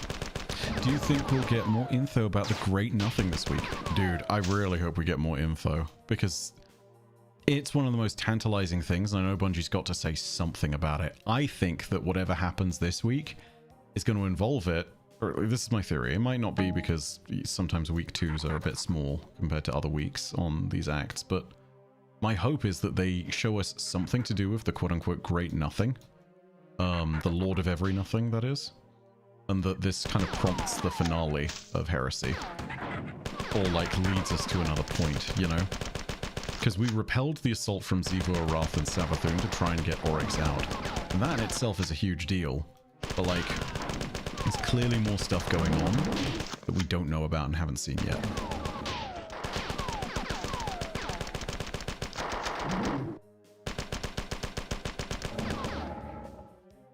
Let's do this. Got an inspired tweet from DMG. I'll check that out in a moment, Ares. Trying to find a place where I'm not surrounded by dudes that are trying to kill me. Oh, hello, Bobs. Wow, there are so many of you. Please, could you move? I would like that ammo. Okay, we'll come back to that. Oh my god, there's so many of you. And now you're all... Oof. That is just like 3, 4, 5 dudes just in one pile of death. Yeesh, that's nasty.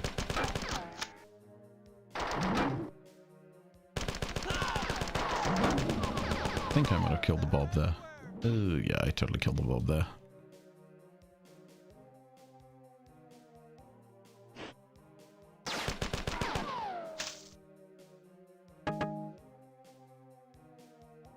Let's see. Oh, this is the rose, where the map literally forms a rose. Yeah, I remember this. Which, by the way, for those of you who remember your Thorn and Lost Word lore, yes, the rose as a gun is kind of also an inspiration that's drawn, at least name-wise, from this. Thank you. Greatly appreciate it, guys. Need the ammo. New Oryx VA is killing it? Yes, I can't remember their exact name except for the fact that it's Joshua. Need to go ahead and re-familiarize myself, but they have been killing it. The VA for Oryx is phenomenal. The Nothing is basically created by the Void vacuum on Oryx's throne, right? I wonder if who it's going to take it. Yes and no. Like, the Void is kind of what has brought him about, so to speak, but not capital V Void as in the element. And the real thing that's happened is that it has been created by... Excuse me, sneezing. It has basically been created thanks to the Taken constantly praying for something to guide them. Something stepped into the gap. Which is really cool. Just like, oh, such a cool moment of lore. I am Pip No Squeak. Thank you very much for joining the Fancy Lore Nerds. Greatly appreciate that. Oh, to clarify, the weekly story was the update I was referring to. Yeah, thank you, Mighty Manatee. Also, real quick, let me check this tweet you were talking about, Ares.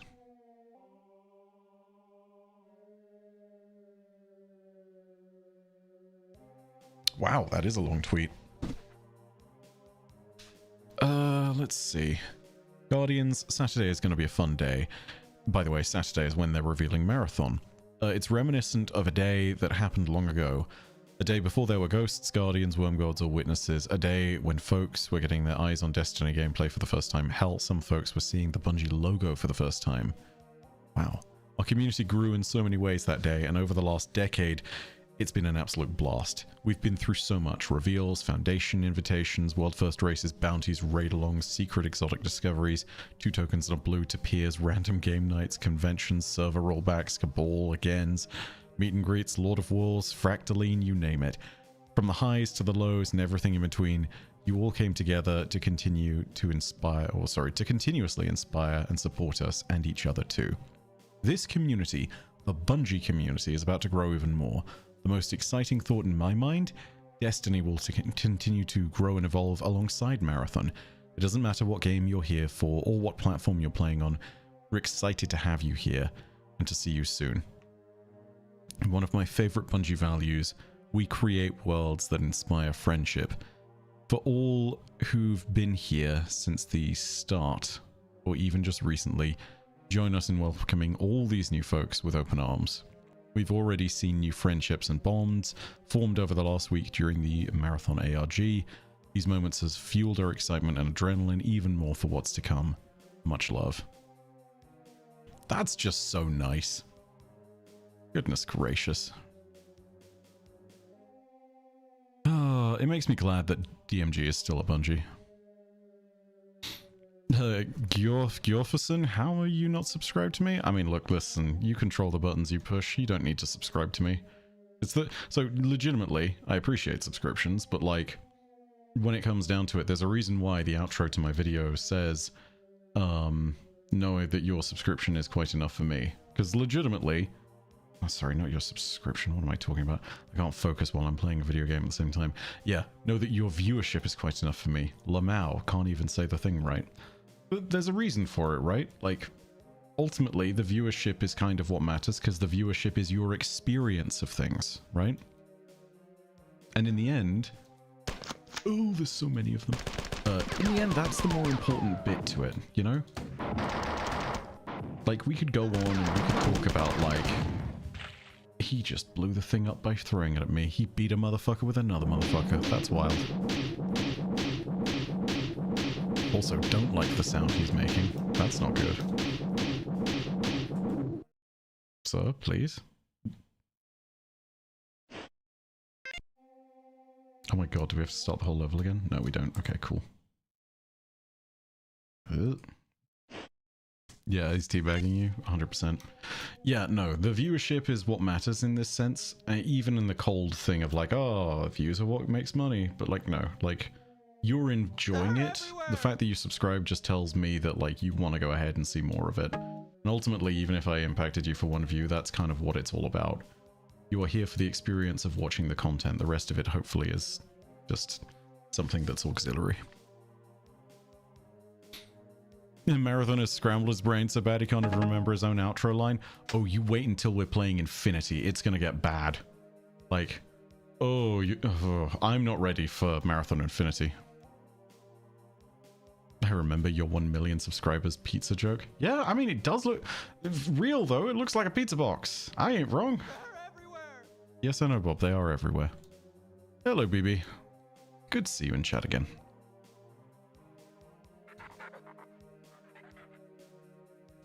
Ooh, this way.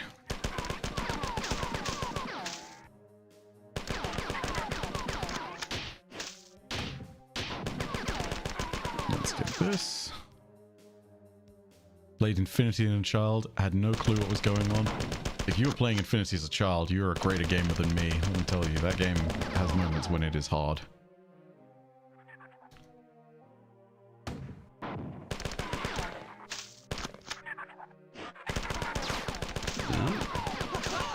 Oh, Bob, no. Oh, man. Why did you choose Paradacia ad Astra? Well, so here's the thing, right? Paradacia ad Astra was something that Bungie said way back when. The actual meaning for it in Latin, though, means something akin to through bravery to the stars, right? And I always thought that was a very nice aspirational phrase. I also really agreed with the mission statement on that particular moment because it was... Holy Jesus. You okay, Bob? You don't look so good. Wow. Sorry, that totally killed my train of thought. Yeah, I loved the mission statement behind... Jesus Christ. I love the mission statement behind, just the idea of, like, taking steps into a brave new world. And I actively made the choice to cover Destiny as a Destiny channel fully, at that point in my channel's career. Some ibuprofen would do him good. Do you see this, man? Ibuprofen ain't doing shit. Yeet, yeah. Absolutely yeet. The water balloon splat is something. Yeah, no, it's comedy, that's for sure. Oh my god, Bob. Yeah, I honestly do think that that's kind of part of the reason I chose it. Like, the aspirational side of things is what really drew me in there. There's a guy behind me, isn't there? Fuck you. Oh, okay. So if you can't get through a Halo CE level, nice thing is there are multiple difficulties. The other thing is, if that level is the library, you are excused. Everyone is excused. The library sucks. It's awful. Oh my god, Jesus. Okay, I need to be more careful, because I was just going to run past that. And that guy literally just slapped me into oblivion, because he got the guy on the other end. Like he hit the drone, so to speak. So, is there a health station somewhere? Maybe I can find one. Oh, thank you again for the 10 Canadian, Sunkiller. You know what would have been fun for April Fools? If you made a lore video with fake Telesto lore about it being some outer god. Yeah, April Fools sadly did not manifest this year, which is a shame. But also, I think that the reasons behind it were kind of good. The original plan, that had been discussed a while ago was actually between Milo and I, as in Mr. Ruffle Waffles, and the plan was that I would do a Zombies lore video and he would do a Destiny lore video. Yeah, that would have been real fun, but unironically Milo started making like he started making Bungie content, as in like, you know, Destiny and now Marathon, which has really bitten him. So like, yeah, I mean, he has his own very busy schedule, but like also kind of doing an April Fool's joke on a Destiny lore thing. I mean, a little redundant because he's making actual videos on that stuff, you know? Telesto is actually the Lord of Every Nothing. Lol. Oh, just watch it be.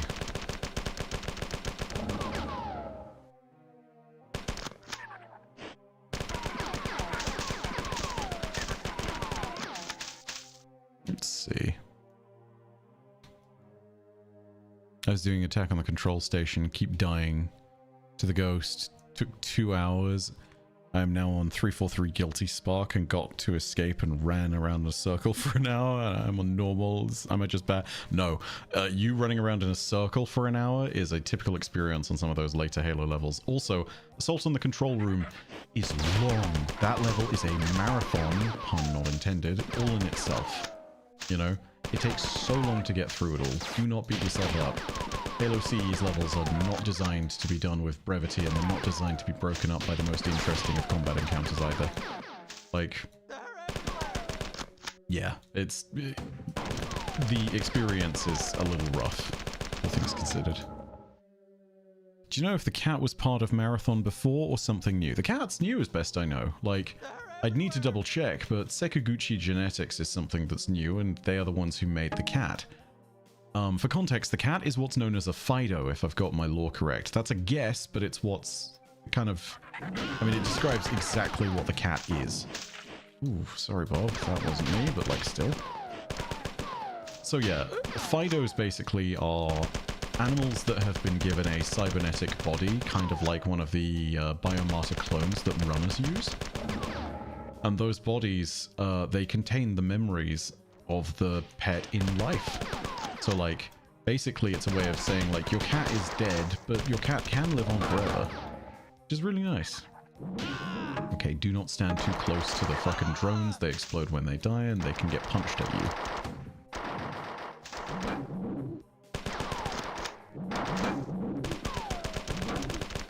Sorry, I'm gonna... Really? From there? Okay, whatever. Reload, please. Come on. There we go. Okay, I'm gonna lock in for this. Focus up, because that's 3 times now. Oof, from downtown? Yeah, absolutely. I could always just sit there and let them fight, but that's boring. $20, thank you so much, Drasoni. My apologies if I'm getting that name pronounced wrong, by the way. That's not at all my intention.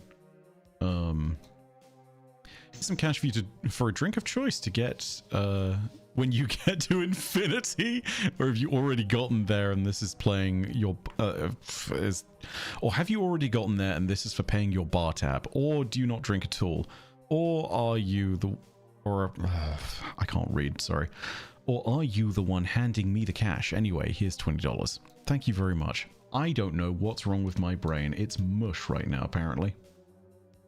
But yeah. Thank you very much. It's very, very generous of you. And no, this is base marathon. This is normal marathon. Classic marathon, rather. Infinity and the horrifying brain poison is not here just yet. Oop, there we go. Miss Bife and his drinking horn. Yeah, it did used to have a drinking horn. As it turns out, that shit's a little bit tricky to clean. Ooh. I will... okay, so I'm gonna be real. I might not be at GCX this year. There's a whole load of stuff that might be going on around about the time of GCX. But also, I think it's important to just... I'm not going to bring up various reasons. All I will say is that I love the GCX team and organizers. There are just other factors that potentially keep me from going to America generally. And it's a shame because I would love to go to GCX. But no. Probably not this year.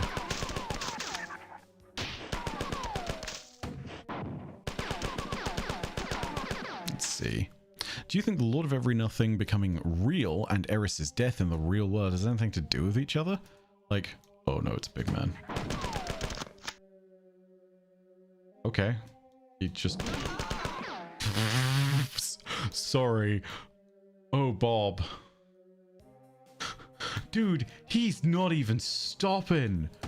Man just fly swatted poor Bob. Wait, dude, Bob is... Is that Bob? Hold on. He fly swatted him from somewhere over here, and he ended up here. What the fuck? Jesus Christ. Oh, okay. Dude, these things are... They're slow and lumbering, and they've killed me a few times because I've been a bit fucking moronic about it. But like, damn, they're kind of scary.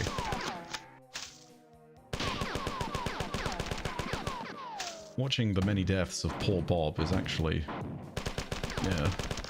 It's a wee bit sad, too. Like, they didn't deserve that. Can I go up here? No, it's the one around.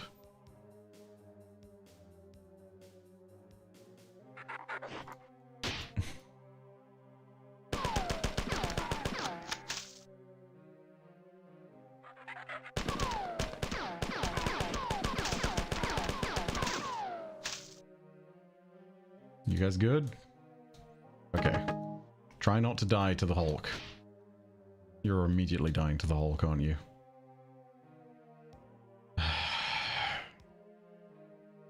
Guys, they're gonna notice you.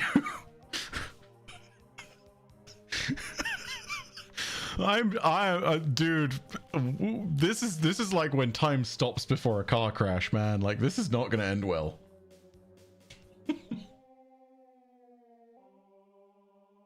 Do we do it? You can't see, but I'm saluting to Bob. Oh my god.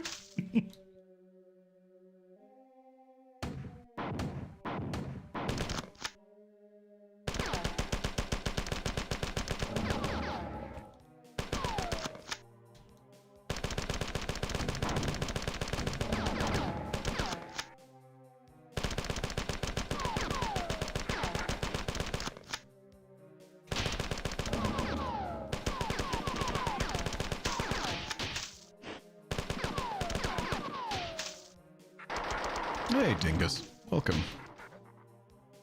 Oh my god, it's all the son of a bitch. Yeah, it's all these mines down here. The fact that I just occasionally see a Bob flying across my screen is so funny to me. Ooh, that's Big Man. Don't want to get close to that.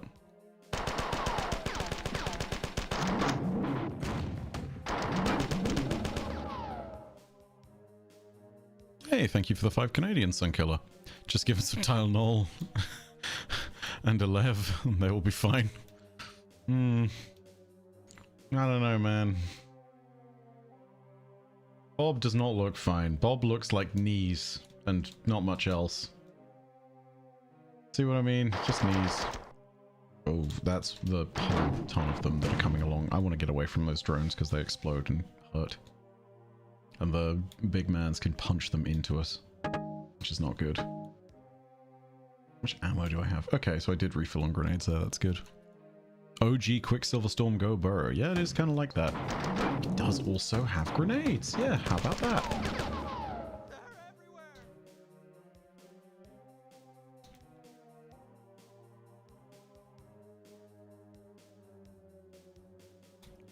Let's see. Clearly Bob does not own an air fryer. Not sure why that's of relevance, but yeah, sure.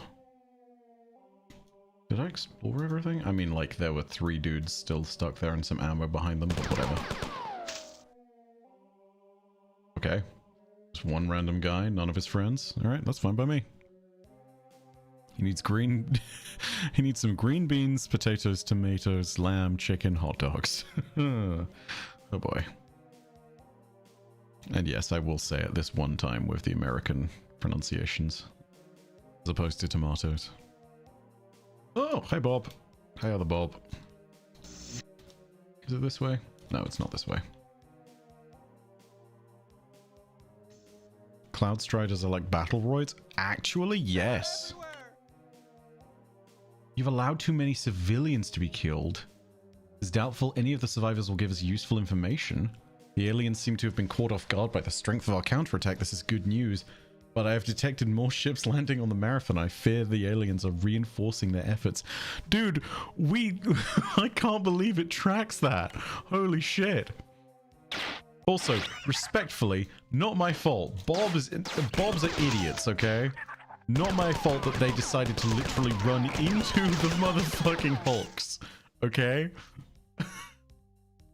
Not my fault at all. Just throwing it out there.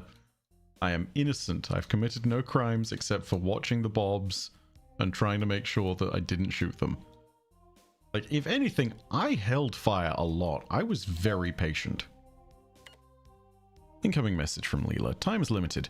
There's a large group of heavily armed 4 approaching this section of the ship where I have transported you to. Their only logical destination is the sensitive engineering areas in the aft section of the ship.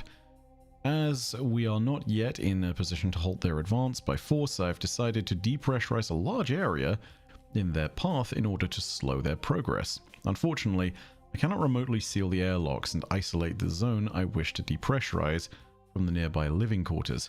Exposing this area to space without first isolating it would kill hundreds of human crew. You will have to go and close the doors. This is your current location. You must find another computer terminal to exit from. I am unable to activate the teleport mechanism from this terminal. This is the first airlock you must seal. The switch, which controls it, is located on the wall adjacent to the door. Make certain it closes completely before continuing. This is the second door you must seal. Again, make sure it closes completely. End of message. Fastbotch, thank you for the $5. Enjoy my last ever super chat. I hope we keep the Dreadnought activities. The Tome of Want has generated many enhancement cores, love loot, gameplay, balance. Yeah, I'm with you on that one. Like, there's a lot of good stuff they've been learning from this. I think there's good shit to learn from the Tome of Want. As for keeping the Dreadnought activities, sadly, I don't think that that will happen. Because, yeah. I mean, we will probably keep Sunless Cell, but, yeah. Oh, it's a puzzle.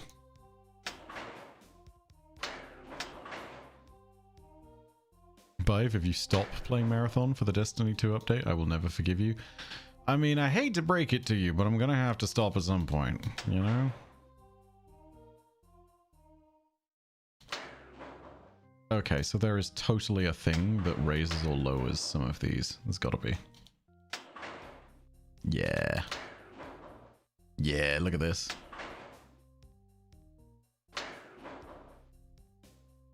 Right, now we just need to find this.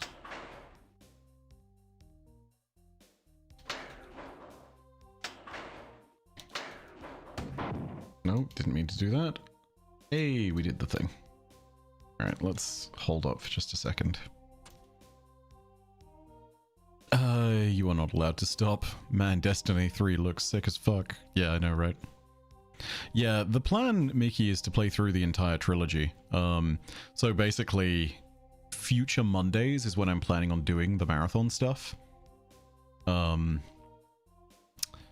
If you catch me on those Mondays, and there's no like marathon actual game or anything that might happen this weekend, depending on what's going on with the reveal, yeah, you can expect me to continue to play through the classic marathon, and then Marathon Durandal, and then Marathon Infinity, all in preparation for the game, because yeah, I would very much like to get up to date and get to grips with all of this before. Cheeky Marathon Mondays, 100%. Like, Marathon Mondays is totally what I was going to be doing with it. Sadly, I wasn't able to get to it this Monday, but it was for a good reason. It's because I was making the video talking about the lore behind the ARG and what was going on with that. By the way, I'm going to throw this out there right now. If you've not seen Milo's full recap of it, aka Mr. Ruffle Waffle's full recap of it, and Scarrow's recap, they are both very good, very informative, and they go over it in way more detail than I did. Milo's tells the actual story from the community's perspective of what happened moment by moment. And it's so much better. Like, there are bits which I touch on that he wasn't able to, but like, his perspective on it is really valuable because he was one of the solvers. It's really fantastic. The lore for Marathon counts as marathon content on a Monday? Oh yeah, 100% it does. No question. What am I doing? Let's go this way. Ooh, I do actually want to not... Yeah, I want to use the pistol just a wee bit more. There's a guy behind me. Son of a bitch. God damn it. As I was trying to switch weapons.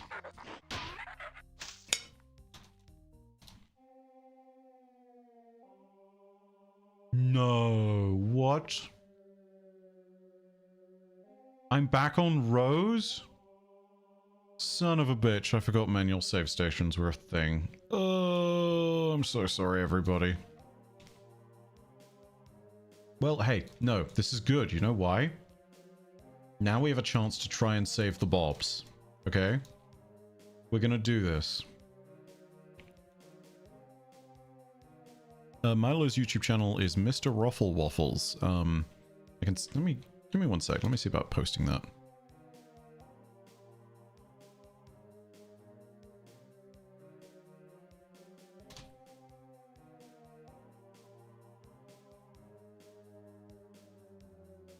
For those of you who are interested, his video on the ARG is getting a criminally small number of views, and frankly, it deserves more. And as for the other person I was talking about, that would be the good Sir Scarrow9. Both of these were really big voices as far as like the actual solve was concerned for the ARG. They made big progress at various different points. Yeah, Jake has also made a video recapping it as well, if you guys know of Jake the All-Right.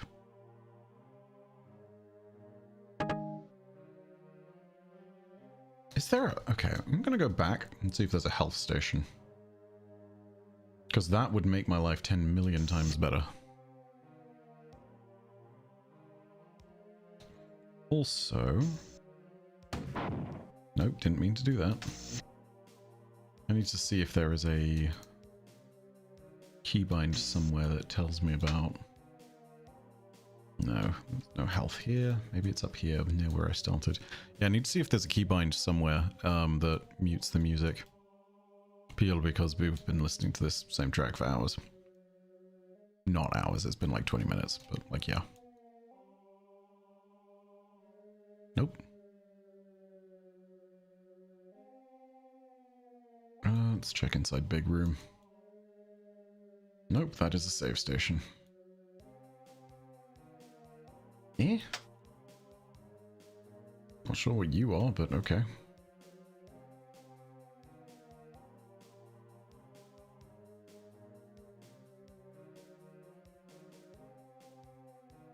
Nope, okay. Yes, indeed, Frog Blast event core. Alright. Down here to continue. No, actually not. No, yes, down here, because we need to go around and down as opposed to up. Because there's no way to get through to that. So we go through here.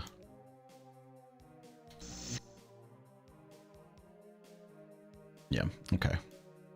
This is the way to the rest of the mission. Bob, I swear to God. Gonna lose my mind here. Since last stream, we talked about the Witness and Oryx's relationship. I've been looking into more. It's very interesting. There's Books of Sorrows verses that directly refers to the Witness as the Deep. Yeah, so BB, there's a very interesting tangent there. I think this kind of helps to recontextualize and rewrite some of the relationship between Oryx and everyone else. I think there's more we need to know, but the biggest question is still, who was Oryx talking to in the first moment when he became the Taken King? Wow, he just killed his friend. Because yeah, if you ask me, that is the most important, that's the most important part to it. Oh my god, they just have so much health.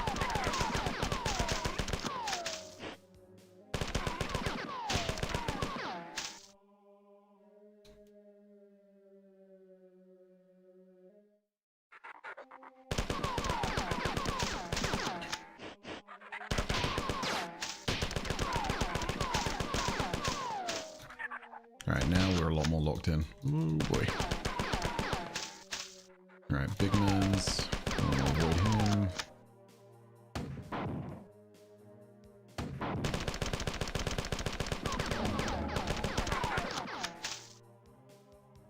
Alright, let's run around this way. Rest in peace, Bob.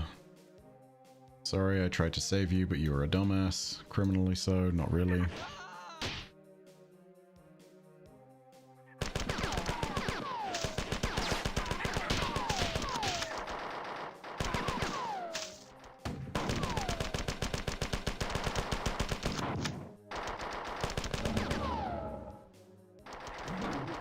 Apologies there.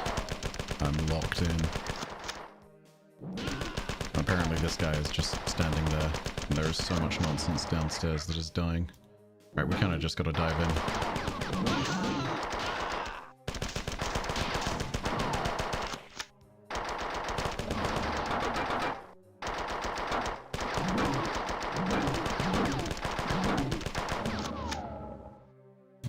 Complete the rotation before we go back up and deal with that last massive dude. Ooh, that's a lot of you. Heat grenades, nerd. Okay, there we go. The Hulk cheeks hit different in 1080p? Yeah, they do. Alright, I need to get upstairs and save those bobs over there.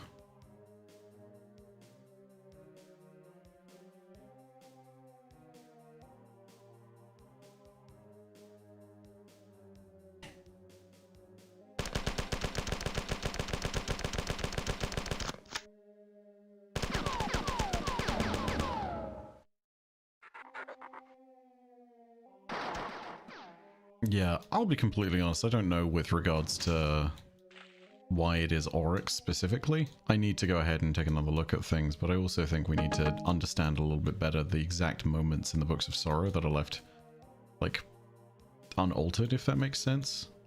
Guys, please move. Oh, for goodness sake. Guys, I don't mean to... The ship is... The ship has been boarded by guys. Thank you. Yeah, we need to know more about those early moments of context, basically. Do I have to just give each of you a tap in the frickin'... Ooh, that's... Okay, note to self. Bobs do not have armor that stops bullets completely. Bullets penetrate through bobs. Noted. You guys saw nothing. No, nothing. Neither did you, Bob. They're everywhere. They're not everywhere. Oh no, they are somewhere. Oh. No, Bob, you survived and then you went back for seconds. Why would you do that? Bob, you idiot. Yeah, 5 minutes until update, roughly? Yeah, absolutely. Is this Durandal? Which one is this? This is the first marathon. This is Marathon Classic. Marathon Durandal will be the next one. Which, as we have stated before, has a bop. One hell of a track. Alright, was this enough?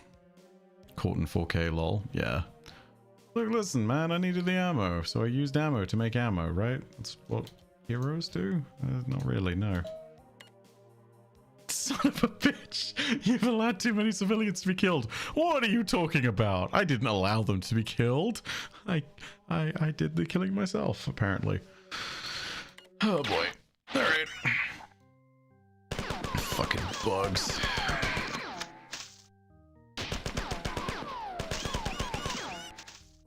Alright. I'm so fucking mad. We went back and did the whole thing. We didn't even fucking save enough bombs. Son of a bitch. I swear to God, dude.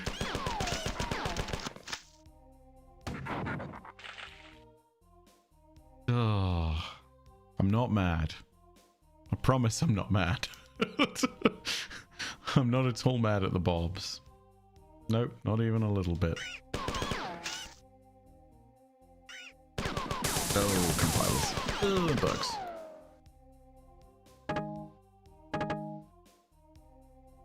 I have so much pistol ammo. I need to use this a bit more. Goodbye, killer of bobs. Look, listen, man. The bob was called Kelgarath. He deserved it. Shut up, you don't know. Ooh, hello. Ooh, no. We're gonna just stunlock you, sir. Could the nine somehow be connected to the deep and the new being that, I mean, that has the power to take? Yeah. Also Wrath, don't worry. I'm actively looking for a save station. I'm not forgetting, I promise. That's why I saved before I came through here.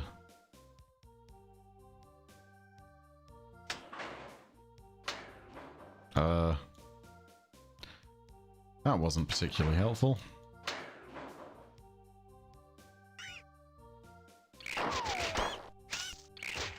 Oh, Jesus. Fucking Christ.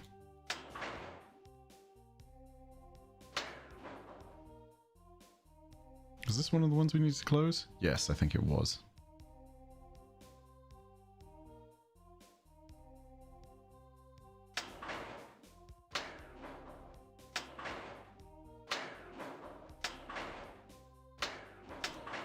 Can I hit the switch? Kelbob Wrath, lol. Can I hit it with a grenade?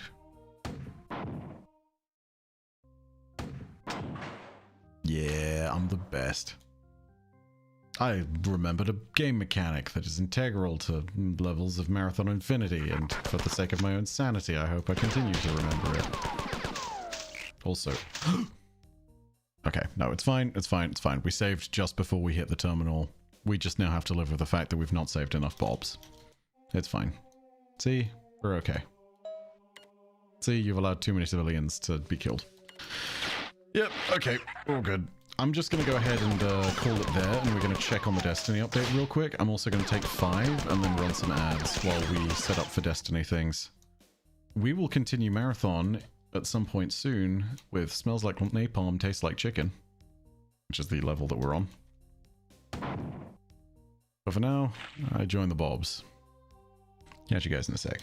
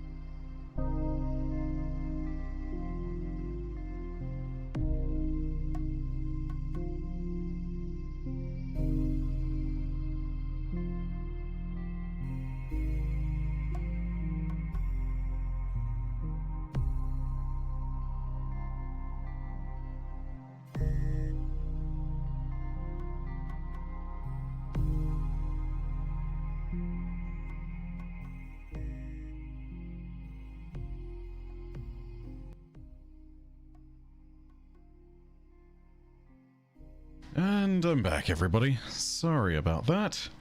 Just be another few minutes. I'm just finishing the download on the update. Also, thank you to everybody who went ahead and clarified.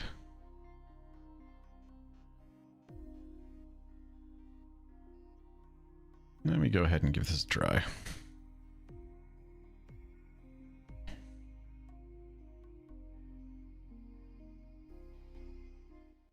Also, I'm going to just turn down the marathon music. Now that we've done the thing.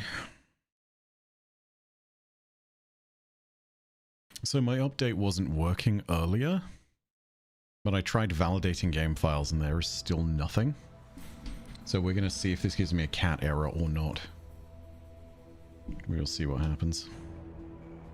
If not, it may take a moment, but, you know, this is nothing new. We'll see what happens. Thank you everybody who waited around during the break, by the way. Thank you everybody for watching the ads.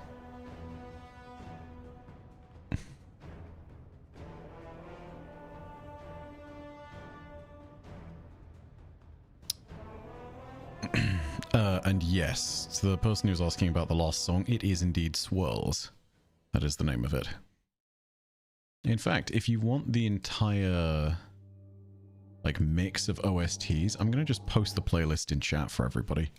This is Craig Hardgrove's remixing and remastering of the Marathon OST, and it's really fantastic. Novatic, thank you for the $10. Currently theory crafting how using Taken Power would translate to a subclass. Just a fun little experiment. That does sound like a fun little experiment. So, really quickly, everybody, so that you are all aware, just like last week, I'm going to go ahead and record a video here. This is going to be one of those moments where you guys get to see the intro live. I'm going to do a few quick disclaimers for everybody who is jumping on in real quick. Before we do that, though, I'm just going to close some doors, take a moment, get seated, get calm. So, give it a moment, and we'll get started with this. Also, I need to put my phone back on charge. Over there. Right, 1 second.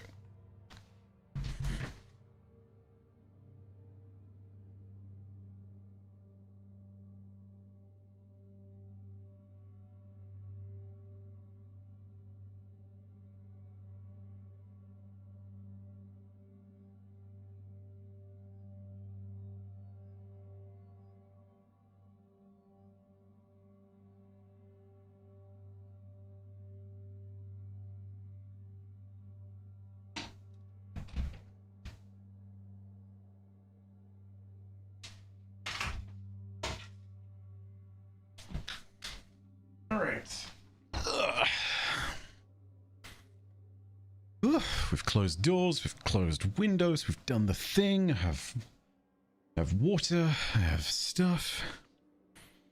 Good to go. And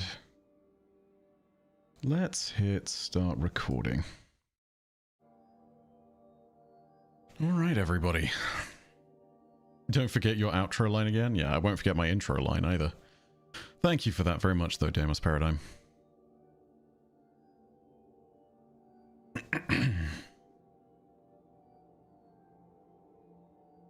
Greetings, Guardians. My name is Bife here.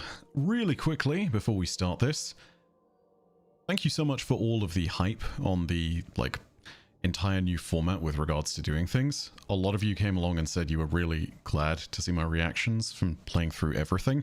We're going to continue to just... Oh, words are so hard. Jesus Christ. You can see where I'm going to cut the video already. We're going to continue this experiment all the way to the end of Heresy, and we're going to see what's happening there. However, there are going to be changes along the way, and the biggest one I want to talk about off the very front is just, I'm going to provide timestamps here at the very beginning for those of you who want to have the more structured experience.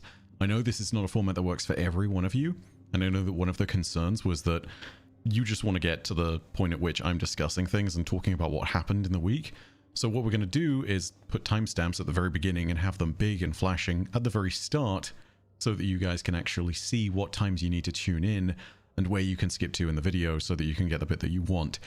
Also, I'm going to do better to actually recap what happened at the end of that whenever all of this finishes up so that you guys get that better experience and so that the discussion is really cool.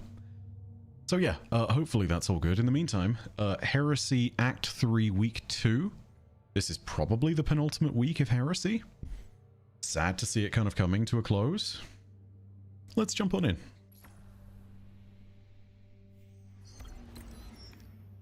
Okay, so... Ooh, Pathfinder things. Yeah, let's pop all these first. And let's actually go back onto the I am doing fun things. I would like to look like I have drip. Load out. There we go. Can store some things. Yeah, you can go. Right. So epic to hear the intro live. Thank you so much. Greatly appreciate that. Okay, so we're back in Eris's flat.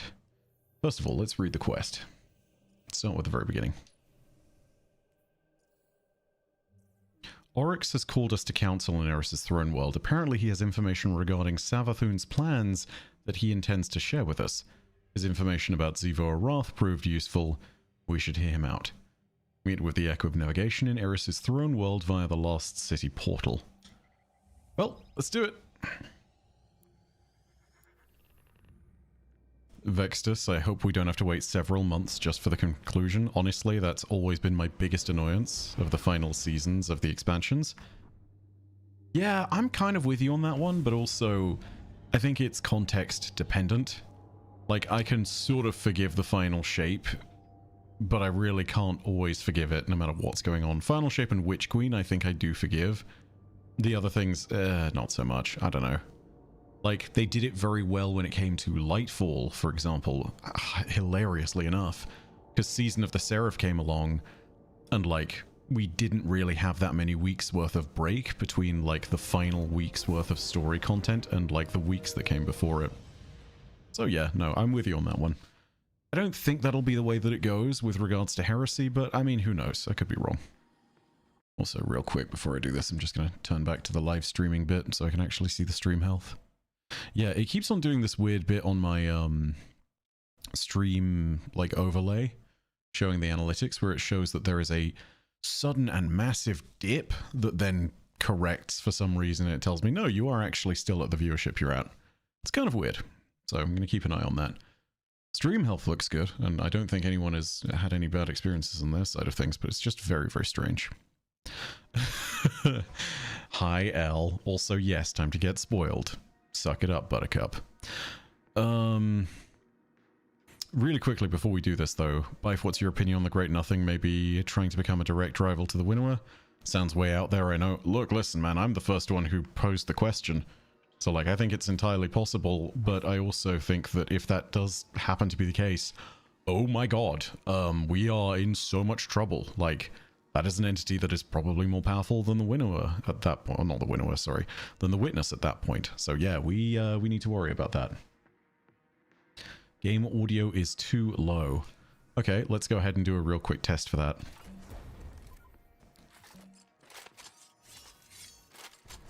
Is that too low? Can you guys not hear the sound of me switching guns? Can I get some feedback on that? Just really quickly. Dialogue is something I will turn up. I'll turn that up to 8. Little low. Sounds good to me. I hear it. Cool. Awesome. I can hear it pretty clear. Audio's good to me. Little low. Yeah, let me go ahead and turn the game audio up just a wee bit. Because some of you are saying it's good. Some of you are saying that it's a little low. We good, a little higher. Hopefully that's better. I've done it on some internal settings. Also, let me just check.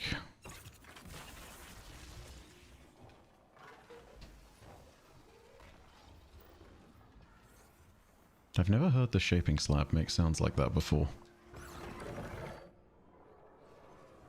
Also, really quickly, for context, hopefully that's a little better from that little kind of set of sounds. Sounds better now. Yeah, good. Okay, cool. That's the important bit. All right, let's go talk to the Echo. Hello, Oryx. Savathun has made her play. I feel the threads of her power. She would tear me from this prison and bind me to her throne world. The heretic queen, Eris Morn, tells me that Savathun's throne is a garden filled with light. That's not how I remember it. My sister's high coven was a place of sharp knives and subterfuge. No longer. She acts in earnest, and so she acts predictably. Oh no! Son of a bitch! Come on, Bungie. Come on, Bungie. Oh, thank you for the reconnect hook. Okay, let's start that again. Savathun has made her play. I feel the threads of her power. She would tear me from this prison and bind me to her throne world. The heretic. Oh, sorry about that. Do excuse me, it's okay, we've heard this dialogue That's before. not how I remember it. My sister's high coven was a place of sharp knives and subterfuge. No longer.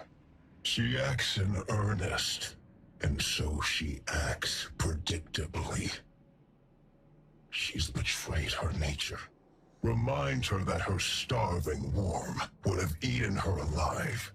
Go to her throne, disrupt the words of her binding and the strength of her brood. To be bound to that place would take me from one jailer to another. I would need time to break my sister's snares. But soon, I will break the hand that wields you. Okay. Wow. Alright. So now we're just working for the Echo. Now we're just working for Oryx. Is this not crazy? This is not a bit wild, isn't it? Okay. Really quickly, while I'm at it. Thank you very much for the donations. Sorry, donations. Thank you for the tips. Axel Crow, thank you for the $10. I was looking through Ishtar and haven't found anything, so I figured I'd ask, is there anything about a ghost not being able to understand their guardian, as in a language barrier sort of idea? No, I don't believe there's any lore about that. Most of the time it's something Destiny doesn't tend to confront. It's just kind of assumed that you're all sort of speaking the same language. And Vextus, thank you for the £5. The creation of this new Taken God generally reminds me of the Warp in 40k. It does have those kind of like Chaos God vibes, to be honest. Yeah, because it kind of works the way the Immaterium does, where sort of not star stuff, sorry. The stuff of the warp and the stuff of emotions ultimately ends up just building up and creating things. Very true. Let's see. Infiltrate Savathun's throne world and put a stop to her ritual to steal the Echo from Eris's throne. Let's take a look and see where that is.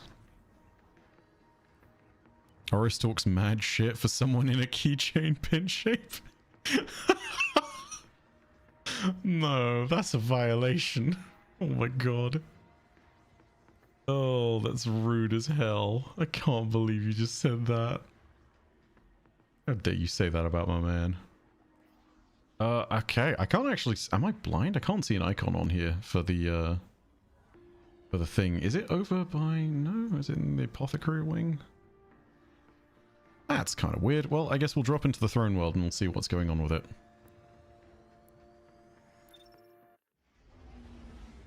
Ooh, Bife, there is Briar Binds and Getaway Artist ornaments for Bright Dust this week. Ah, I'll be sure to check on that.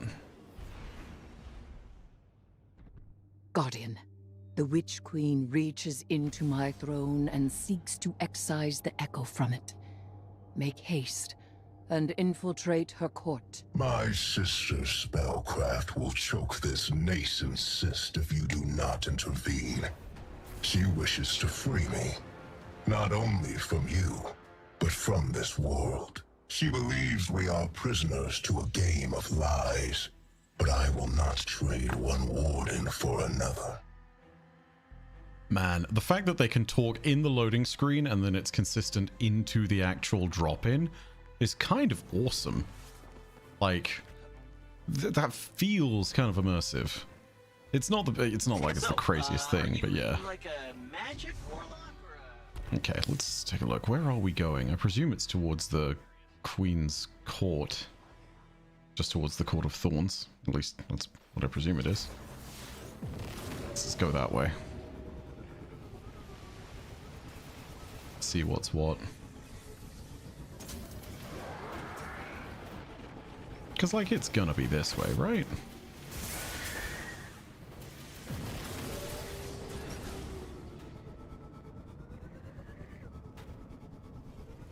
You're calling him a keychain is crazy. Yeah. But he does look like one. No, it's absolutely true.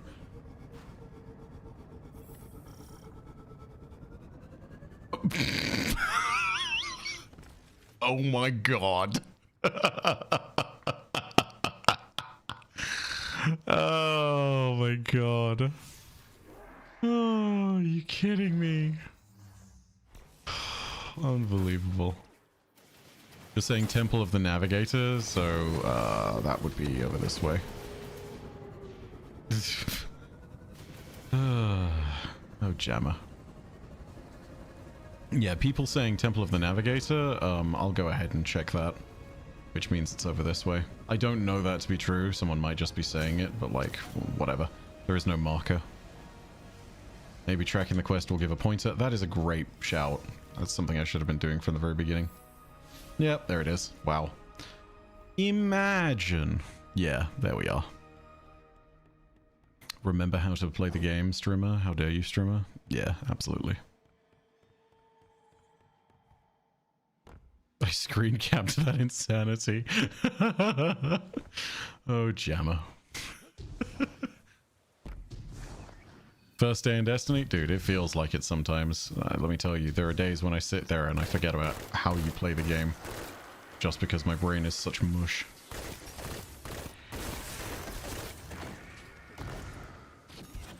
I am not a dad, but sometimes I do emulate the dad gamer with strong intent. And stronger pulse rifle vibes. Playing this game 10 years, dude, I've played... Oh god, the first time I played Destiny... Savathun's brood conducts a similar ritual to the one we use to bind Oryx. She summons me through the discovery of poison progeny to an altar in my image. The Temple of the Navigator.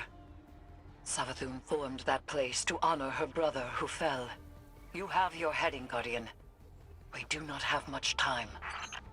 I'll just say how thematic that is, that we are going back to the Temple of the Navigator too. It's perfect. But yeah, well, what was I saying? Yeah, no, I've been playing this thing since Alpha, technically. All the way back in like summer of 2014, I think it was.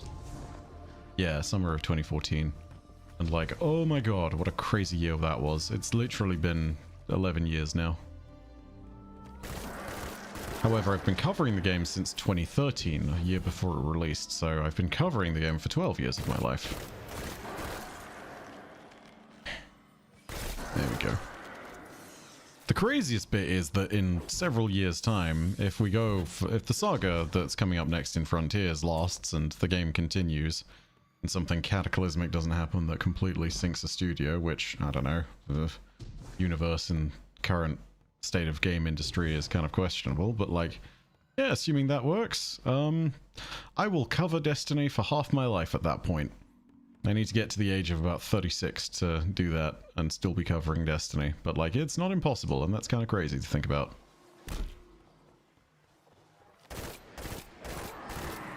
Not dad? They call you Lord Daddy? Look, listen.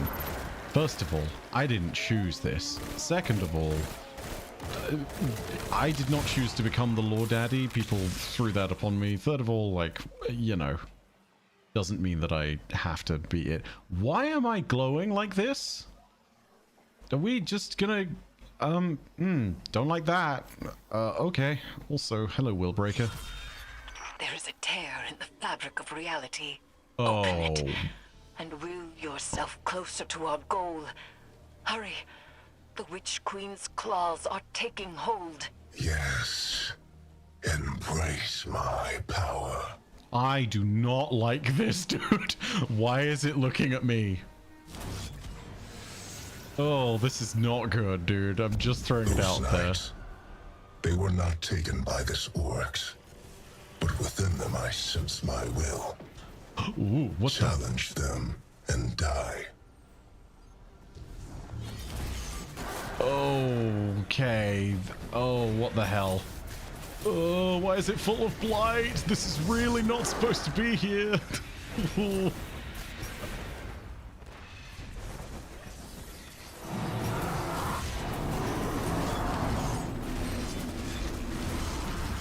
Also, wild that they literally just give us Willbreaker for this.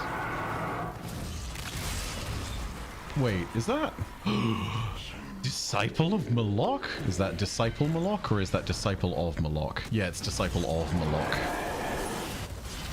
Dude, that's cool as hell. What a throwback.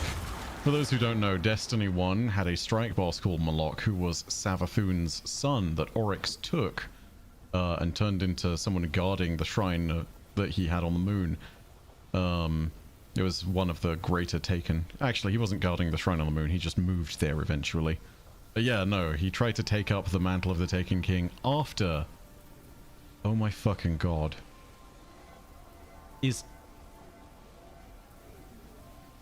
Guys, is the Lord of Every Nothing Moloch? Oh my god. Okay, we need to find out more. Guardian. Oh, there's more My of them. binding is being tested. You must move quickly.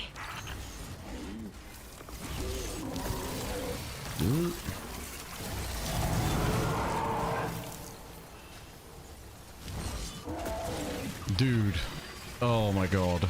This is gonna get very wild very quickly. Ooh. It'll be even more wild if I die. Yeah, there we go. Cool. I thought I had to just jump in there.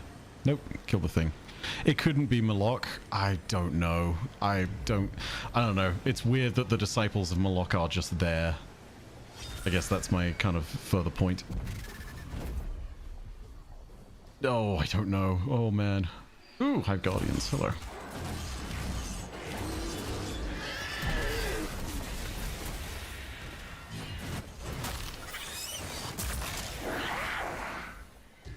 Joshua David King. Ah, everybody go ahead and give some props to Joshua. Joshua, who is in the chat right now, is the voice talent behind Oryx, the Taken King. And let me tell you, they are spectacular. Big props to Joshua. Seriously. Oh. The dialogue this week, Joshua, absolutely killing it. Phenomenal stuff.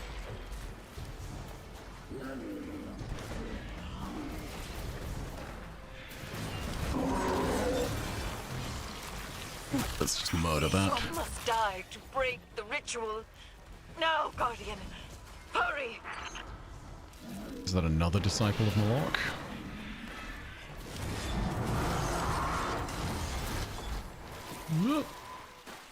Let's consume. Again, more disciples of Moloch. This is yeah, I don't know, man. Oh, please don't just murder me because I'm low health like that. That would really suck. The head of Moloch is revealed? It is done. Oryx's presence is contained, secure once more. It appears the progeny he spoke of was no other than Malak. It has been some time since that name was spoken. Recover it, so that we may learn its secrets. Yeah. Well, ladies and gentlemen, this is another example of you don't know how to pronounce something up until the point where someone pronounces it for you. So yeah, there we go. Malak. Kind of like in KOTOR, not Moloch. Good to know. I won't lie though, this does feel like it's a trick. Something does not feel right.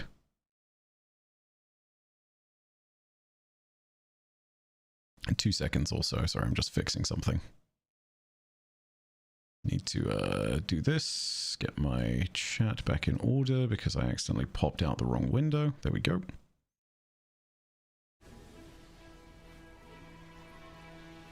Oh, Joshua, dude, I need to be thanking you. The work that you and the team have done on Heresy has been fantastic. You took a character that has been treasured within the narrative and lore of this game for a decade, and you brought them to life in the most magnificent of senses. You are the real MVP here. Like, I don't know if anyone tells you that enough, but seriously, you've... very quickly, the bar in Heresy got raised by the voice talent, and it was always going to be a high bar. Generally, the narrative for the games and just anything to do with any expansion is always supported by really phenomenal voice talent. It's always up there. You have done nothing but exceed that bar, and that's a tall order, so well done. Alright, let's go through here and see what's what.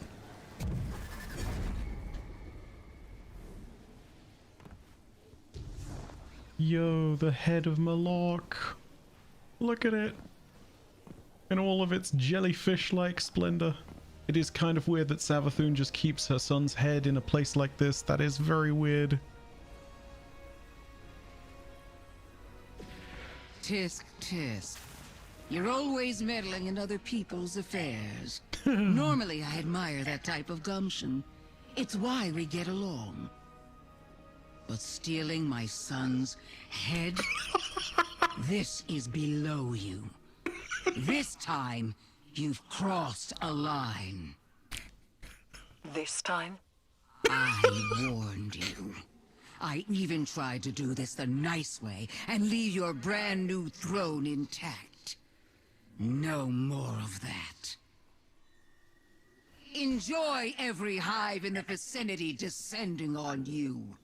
I hope you have an escape plan. Sorry, Ares.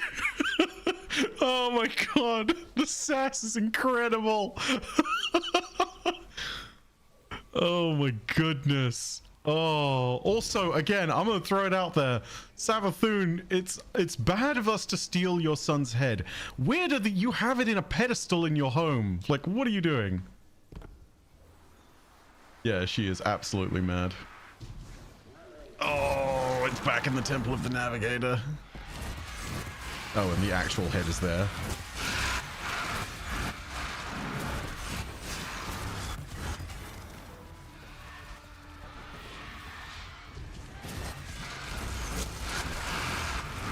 Also, if this is every hive in the vicinity, you've got to get some better hives, Savathun. What the hell? Oh, that is a lot of hive, actually. Yeah, that is quite a lot of hive. Let's just grab this. A nephew of Oryx, son to Savathun. He was partially taken. Perhaps we can procure a panacea for Sloane from this. Malak was one of the only taken to retain their will. They were a unique being, now reduced to an, albeit powerful, artifact. Dude, that's... Okay, from a lore perspective, that's actually really cool. Like, I need you guys to understand. Malak is a very deep lore cut because they existed as a strike in Destiny 1. They came in after being a weapon and a name for things, and we didn't know the lore of them. They came in the April update to the Taken King expansion, but they've always kind of been significant for the fact that they were the son of Savathun, but the lore was never really expanded on. That's the first time we're hearing about Malak rather, being a unique being. The fact that he is a Taken that retained his will, that's new. That's really cool. And it also explains something further. It explains why he was, back in Destiny 1... Weasel error. It explains why in Destiny 1 he was looking to take over the Taken when Oryx did die at our hands. Because that's part of the reason why we went on the quest to fight Malak in the first place. Can we make it a gun again? I think so. Man, we are all up in the family trauma this episode? 100%. Yeah. I think everyone just got the error. Same. I also got weaseled. I think everyone just got kicked. Oh, maybe. 2 seconds, everyone. I'm just going to take a look at the social media side of things and see what's happening. It's entirely possible that Bungie Helpers tweeted something, and that will be worth noting.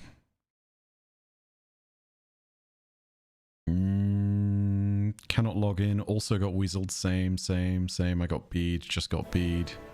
Savathun kicked everyone out of the throne world. Servers balked. Weaseled. Stuck at connecting. Yeah, I'm stuck at signing in. Wow. Savathun's just that mad. Tusk. Oh my goodness.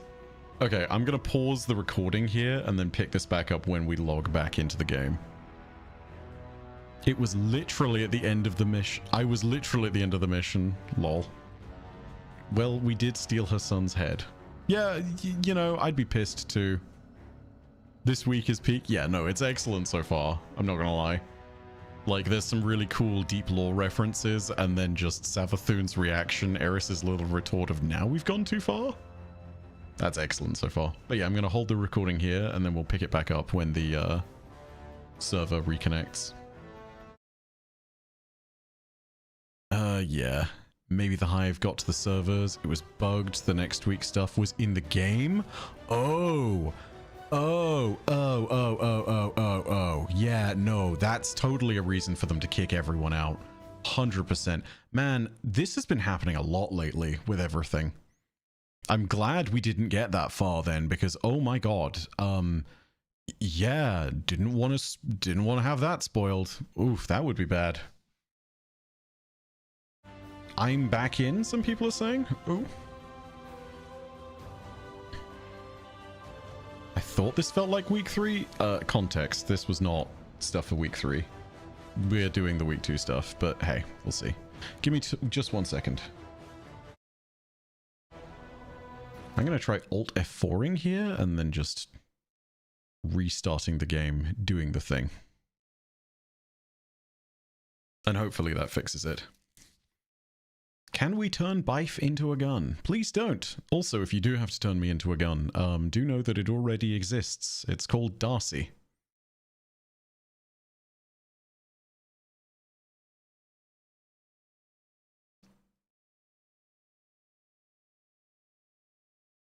I won't spoil anything, but there is a mission that seems pretty final that comes later. Well, I would expect it if it is supposedly the end of the episode that got leaked. I don't think week 3 stuff was intended. Yeah, no. Yeah, I would assume not. Did week 3 just get leaked? So here's the thing, right? I'm just hearing that from you lot in the chat. I don't know that to be the case. I like to think that there's a reason they would just suddenly kick everybody out of the game. So, I mean, we'll see what happens there, but like, yeah. We are back in, by the way. Well, not back in properly, I should clarify. And just refreshing Twitter, seeing what's going on. You know, I was playing the final mission, Lamau. Oops. I finished the act, I just assumed this was only going to be 2 weeks. Oof. Well, yikes. Week 3 is still there, just started the mission? Okay, everyone. Let's do something really quickly here. I'm going to lay down the law and put my foot down on this. If you have played week 3, no one in here wants spoilers. Keep it to yourself. You don't need to tell everyone. If you start posting things in the chat, you are just gonna get it's a ban. Don't do it, right? Your 5 seconds of fame is actually going to be 5 seconds of infamy, and then people will immediately forget about you. So just don't do it. More importantly, if we do get to this point, and it seems very clear that we get to what is the end of Act 2 while we're recording this, I will just stop, because I'm not here to sit there and ruin the story for people before it is out.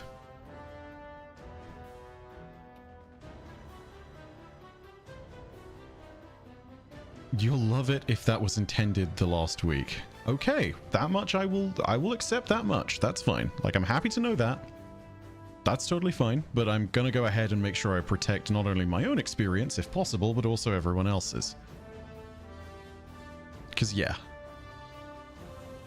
It's very clear when you're done with this week's story buff, you'll get 3 to 4 rewards from the slab. Got it. Yeah, it's that screen where it just stops. Why does this happen every week? Yeah, Ben, I'm with you. Like, it's been... Heresy in particular, whilst it's been phenomenal story-wise, has had a lot of these things go on. Fallout made a video a few weeks back where, unfortunately, this kind of thing has been happening. It's the reality of not having a QA team that is quite the size that it used to be, I'm afraid. Then again, I am not a game dev, and that's me very much just sort of throwing the point out there. Also, like, games nowadays are not what they were compared to what they were when they were first created back in the 90s and 80s. Like, they are incredibly complex, and there's 10,000 different reasons why things can go wrong. So, like, I say that, I don't know it. You know, that's just me basically spewing a bunch of hot air and conjecture and opinion. Plus side, we get this phenomenal music. Certified Pete Parson moment. Yeah, it's Pete's fault.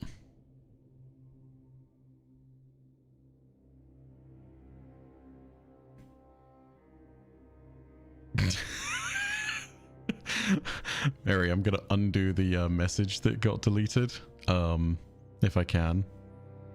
Because, yeah, no, that's very funny. I totally see why you were put in timeout there, but, like, or why that was deleted. But, like, yeah. Thank you, though, love. I appreciate you doing that. That was definitely a better safe than sorry moment. Because, like, legitimately, yeah, without seeing much, it was very hard to tell.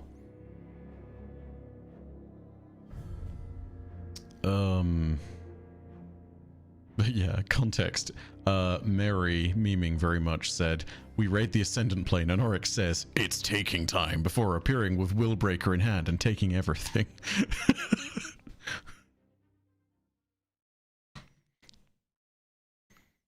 Okay, restarted the recording. It looks like we're back in. So yeah, again, we will go ahead and give the note here. And seeing as we're restarting the video, I'm going to note this for everybody. We may have a bug in the game where the content for week 3 of Act 3 was briefly available. I'm not going to show it if it's still available in the quests and whatnot. I'm just not going to do it. Right? It's not happening. So, like, we're not going to spoil that for you. We're going to do it at the intended time. We're going to see what's what. So yeah, just so everyone is aware, if that is the case, we're not going to go ahead and spoil that. Anyway, this is the next step. It turns out we did finish that mission. Savathun's ritual has been prevented, and Oryx's echo remains bound to Eris's throne world. You have secured the head of Malok, nephew to the Taken King and Savathun's son. With Savathun's ritual thwarted, assist Deputy Commander Sloan in reforging the Willbreaker. Okay.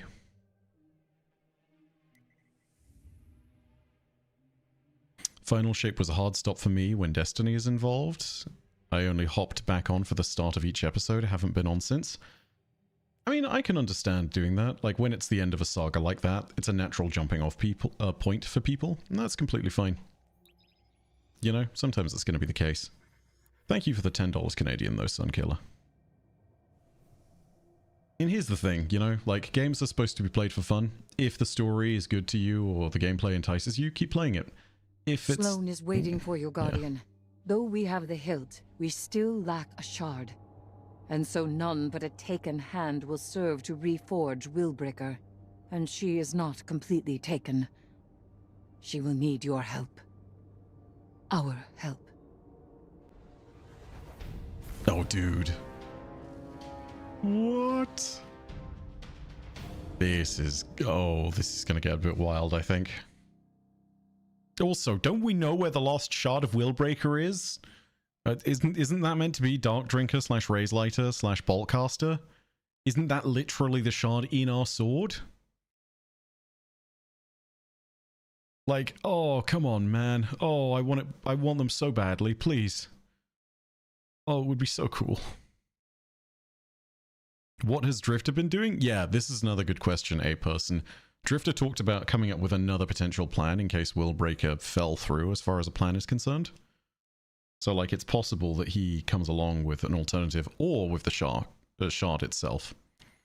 I swear to God, though, if they give me back my raised lighter, I will be so happy. Cabbage error. Well. What does it say? Yeah. Meet with Sloane in the place of the offering and reforge Willbreaker with Oryx's recovered hilt. Alright, let's do this.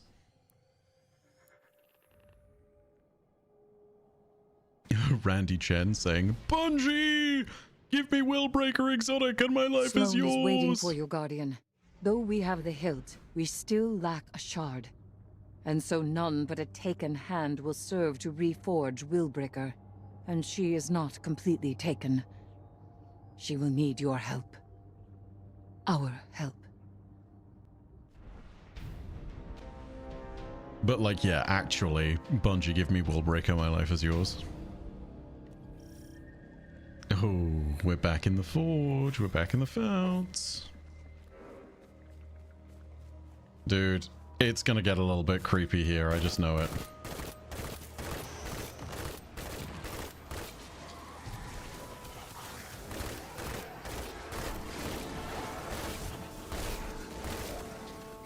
Alright, let's get some ammo before we do this. Because inevitably, yeah, shit is about to go down.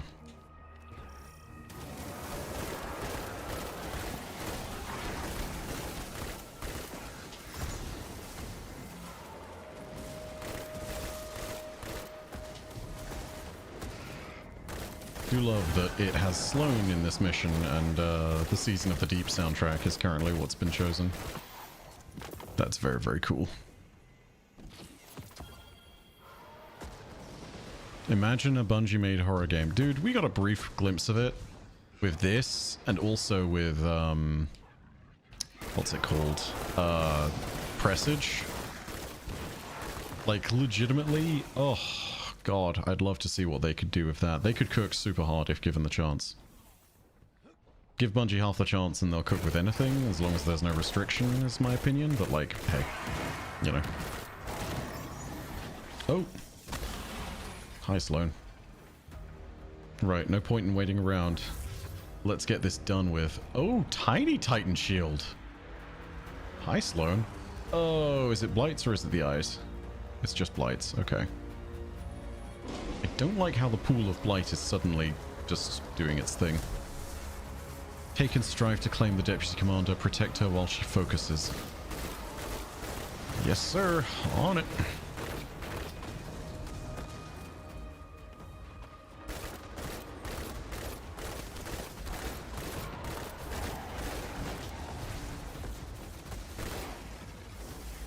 Yeah, it's a baby bubble. I do enjoy how tiny it is. Can we step inside it? Yes, we can.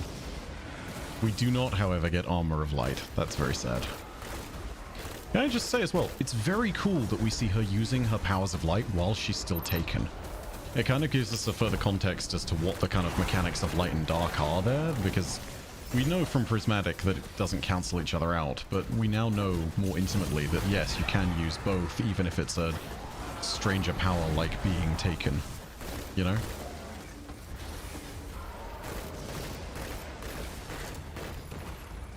There we go. Oh no, here come the eyes. Oh no, there's just more. Wipe out anything with a living will in there that isn't you. The Deep made me an offer once, and it hasn't forgotten. Emerge triumphant. Sloane must finish the forging. Defeat the Taken, ensure she has the time she needs.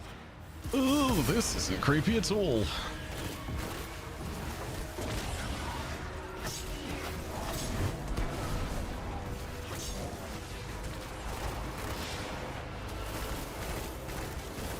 So, like, when she says the Deep, is she talking about the winner, or is this just proof that whatever made the Dire Taken has existed for longer? I have questions. Oh, many questions. There is a knife for me. It is shaped like bulwark against despair. No, don't do it, Sloane. The brittle steel breaks. Breathe deep. Hold gentle. Guardian! Destroy the Taken! Oh my god, are they going to take Sloane? A new shape? I refuse, I refuse. Oh, come on, Sloane. Don't do it.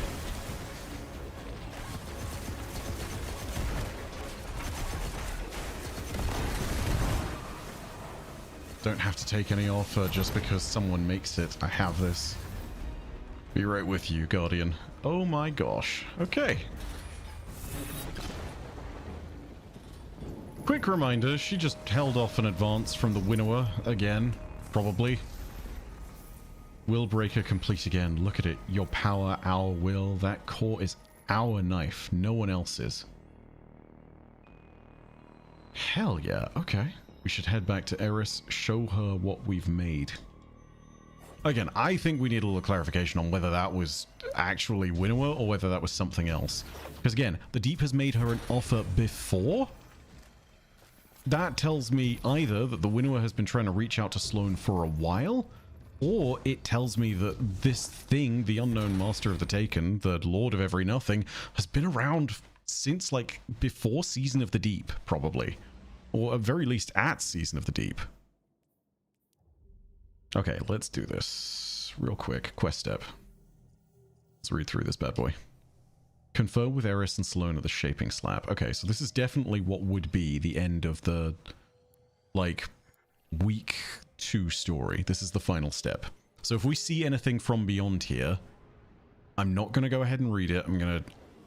What I'll do is I'll take a look in my quests, and if it seems like there is something beyond this, if it goes to step 12 of 14, is probably what it is, then I will just take a look briefly, not go any further. That's kind of the motion I'll do. Like, I'll do this, and then I'll immediately back out. Just so you know. But, assuming that's the case, we're not doing any more than is required. We are not going and progressing the story further.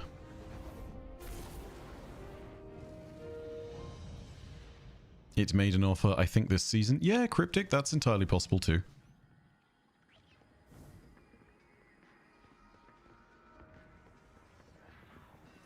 Alright, let's take a listen. You have done well. Taken Essentia courses within you, guided by your open hand and your unwavering fist.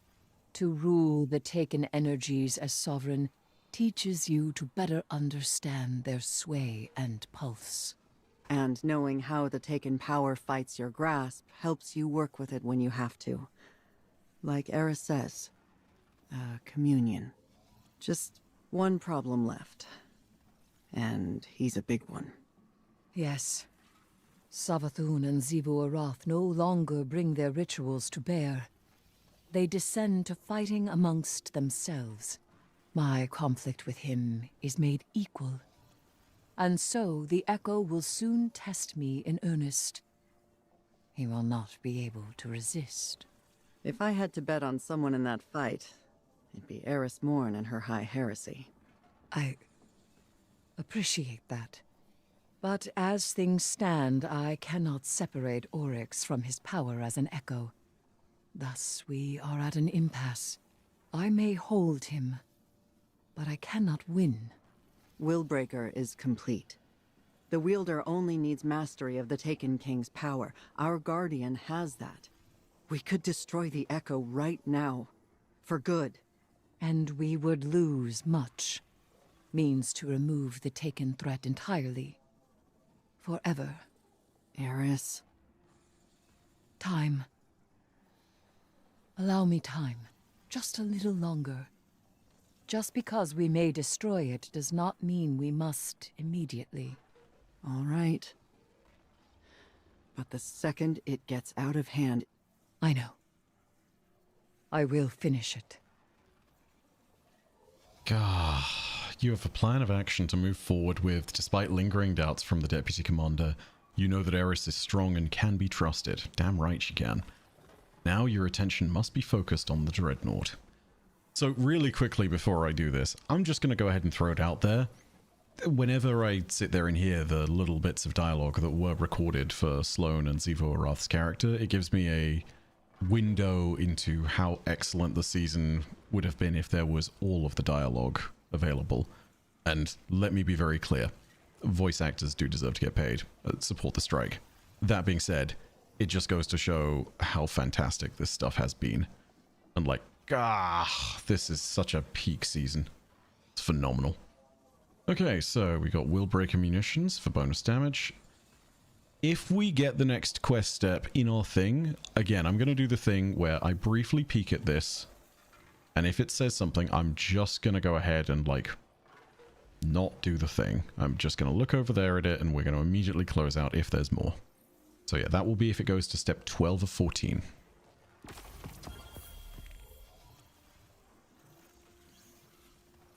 Yep, okay. So, visit Eris Morn in her throne world and speak to her about next steps. 11 of 14. Huh. This, however, feels like it's gonna be the next whatever. So we're just gonna stop. Alright? Because that very clearly feels, especially with...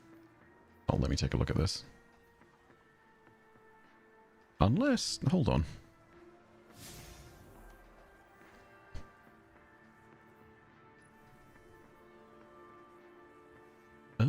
Complete Act 3, Part 2 of Crossed Blades. Okay.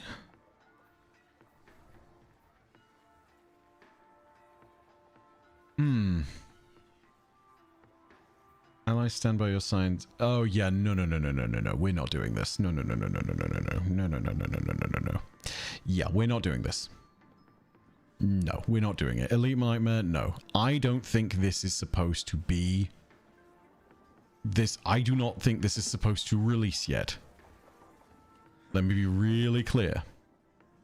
Let me be incredibly clear. I don't think this is meant to be out yet. I'm going to check on things as we go.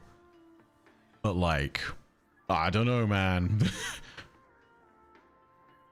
Let's also be incredibly clear for just a second. There are triumphs. There is an Act 3 Part 2 triumph here for Crossed Blades. I think we would know. I think that this would complete, but also the whole thing of give me time, and then immediately being like, hey yo, go visit Eris in the Throne World, talk about next steps. Yeah, it feels kind of, you know, it feels kind of final. So I'm going to go ahead and check around on a few bits and pieces. First of all, has Bungie Help said anything? No, Bungie Help has not said anything. Okay, well, there's that. Let me check more social media stuff really quickly.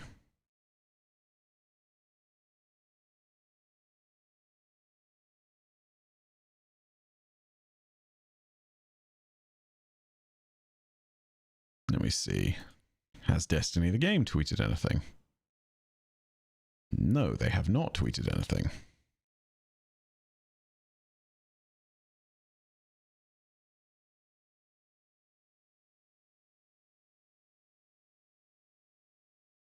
I'm so sorry, everyone. I'm doing this out of an abundance of caution. I really don't want to go ahead and do this if it's not meant to happen. Read the lore entry. DMG hasn't said anything either. No posts from Destiny 2 team either. Okay, so people who say you've already finished it. No spoiling this. Scion, when it says I already finished it, it is the end. There are triumphs when it comes to heresy, right? Did you get Crossed Blades, which is the triumph for completing this act? That's what I'd love to know, because if you got Crossed Blades, that means we might want to go ahead and stop. Yes, you did get the Sparrow. Yes, we did. Yes, we did. Bungie reward. Yes. I got it. Okay, yeah, everyone is saying yes. Yes, you get Crossed Blades. Oof. If you keep going, you will finish the season. Yeah. Okay, so here's what we're going to do. We're going to hold off and wait for a little bit. We'll read this lore entry and we're going to see what Bungie has to say about things and whether this is something where they confirm it's not meant to happen. If it isn't meant to happen, I am not spoiling this for people. We're going to save it for next week and I'm just not going to do it. Like, even if it takes time, we're going to go ahead and do it. All content is intended. Got the week 2 triumph until I finished the quest. Crossed Blades 2 didn't finish until the end. There is no seasonal challenge for Crossed Blades next week. Just checked on Braytech.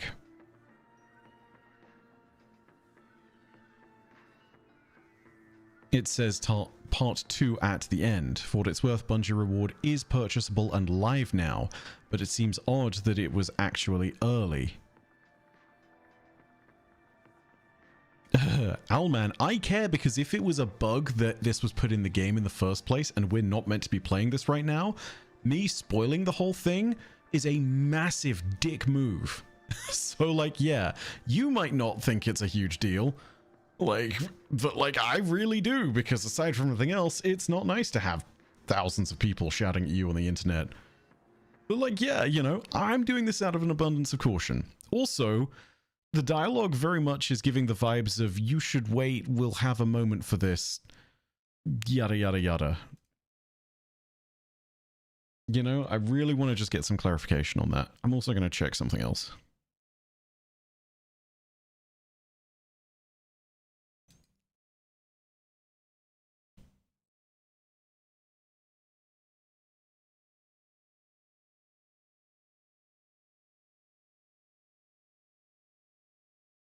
Okay, I might throw out a tweet or something and be like, yeah, Owlman, it doesn't matter. You're not convincing me on this one until I convince myself, okay? Like, to be really brutally honest, right? It seems like it is not immediately intended, right? Bungie is usually quick about taking down servers in cases like these. Yeah, I mean, like, I don't know. Also, the stream does not necessarily end here. Yeah, just so you know. I'm so sorry, but I'm doing this out of an abundance of caution. I would hate to be the asshole who spoiled it. I do not want to go ahead and do that for anybody. So what we're going to do, we're just going to sit, we're going to read this lore entry before we go any further. I'm going to go ahead and check in with someone, and then I'm going to like see what's what. In fact, I know exactly who I can ask about this. So give me just 1 second. I'll type this out. We'll read this, and then we'll see what's what.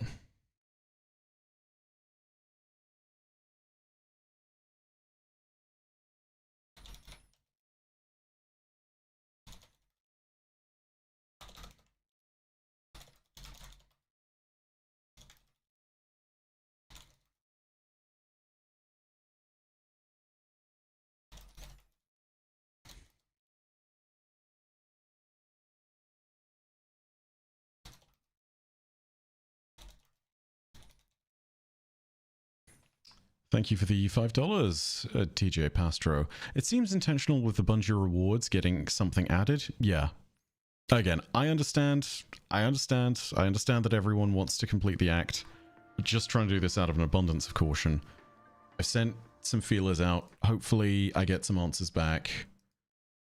We will see. Give me just 1 more second.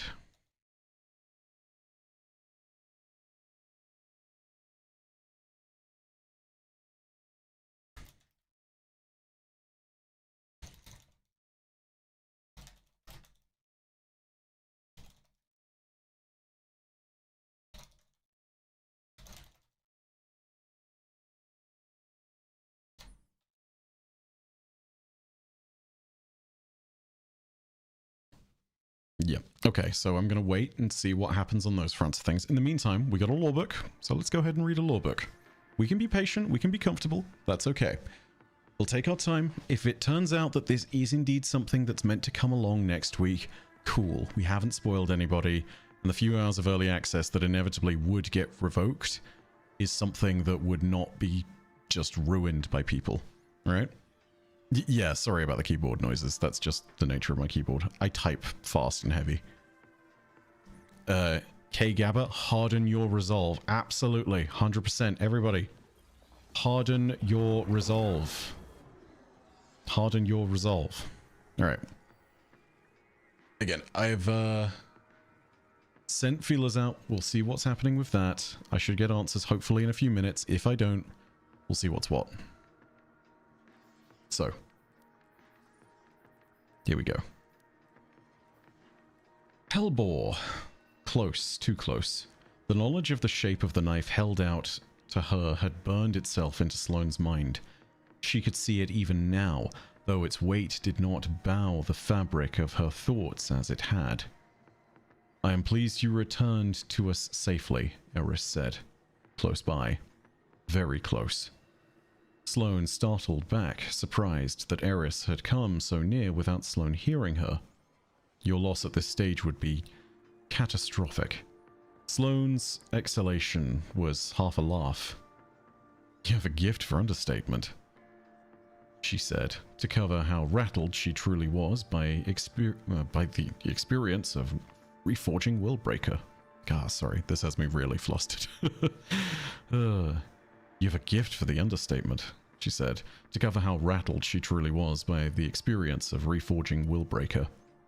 Eris's mouth flickered, the ghost of a smile there and gone again. This close, Sloane thought. She looked pale, paler, strained. Containing the echo was wearing on her. "Do you hear it still?" Eris asked. Yes, Sloane admitted. If she was compromised, it was her responsibility to be honest about it. A moment later, remembering her gaze, flicked over Eris's shoulder to where the echo hung, roiling with its own power, suspended in the grasp of Eris's magics. "Not sure I want to talk about this here." "You cannot hear us," Eris said simply, as if she had thought it and the matter was done. Honestly, that was probably the exact case. That was the nature of her throne world. Cautiously, Sloane experimented with relaxing her shoulders. It made her feel as if she might collapse at any slightest gust. Oh my god, I can't believe I just did that. Excuse me. Ugh.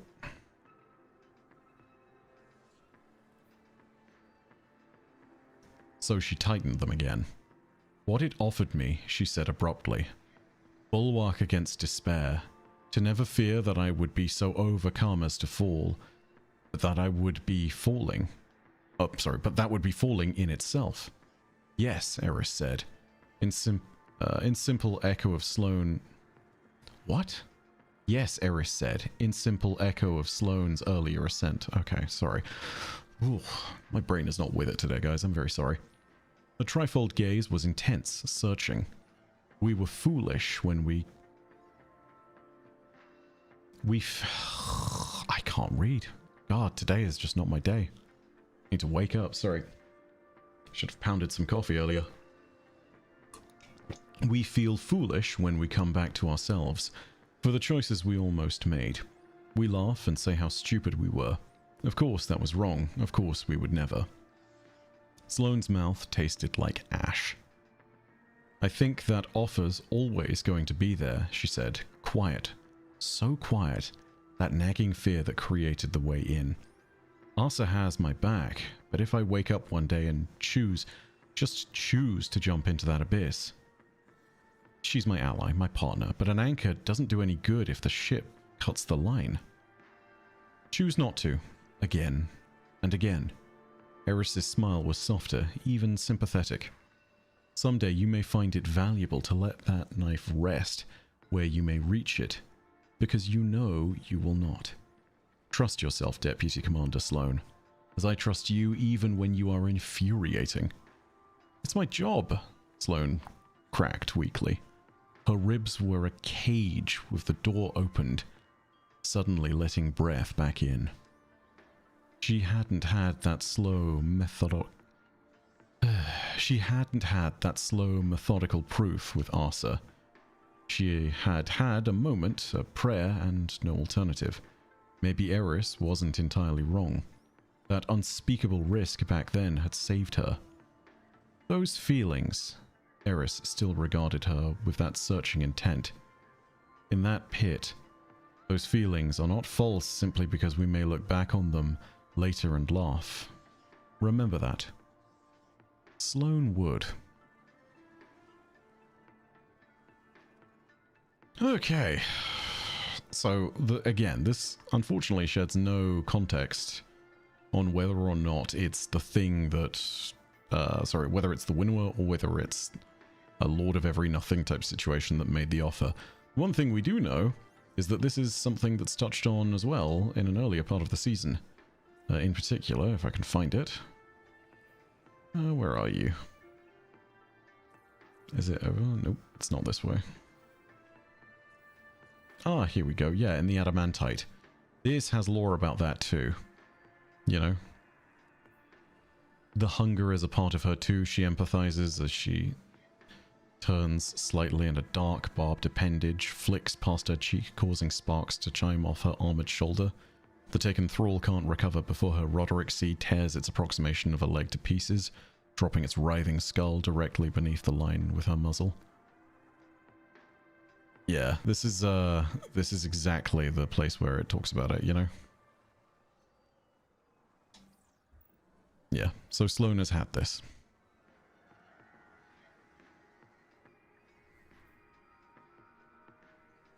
Yeah.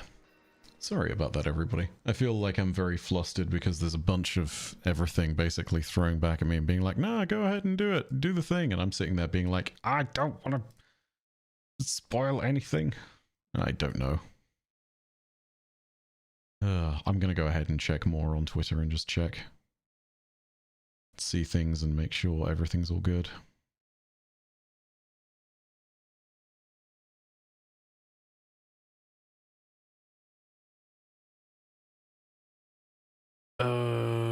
Right.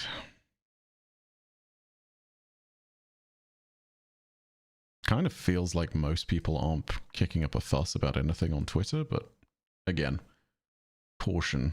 I'm going to continue to harden my resolve for just a little bit. Unrelated, has there been a lore book that focuses on mentions of the young wolf, brackets main guardian, that we play as? I mean, we're mentioned in a whole bunch of places. I wouldn't say there is one specific lore book containing all those, but yeah. Ooh, Evan Snell has a very interesting point here. What if they pushed D2 Story out this week to make way for Marathon Alpha/Beta so they don't compete with themselves? That is a very good question. Yeah, that is a very good question. There's still a missing page, so we're not done just yet anyways.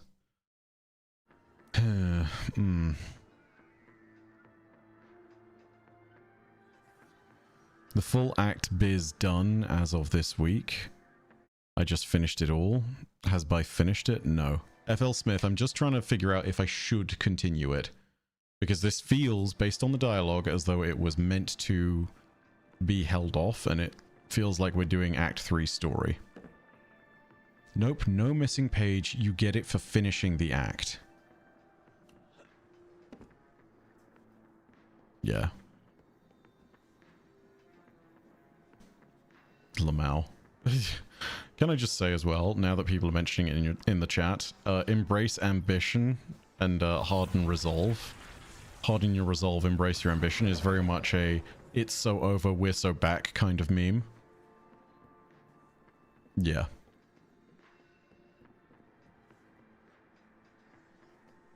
Let me see. Yeah, we're just going to keep holding off for a little bit longer. I'm seeing about whether I've gotten contact from anybody.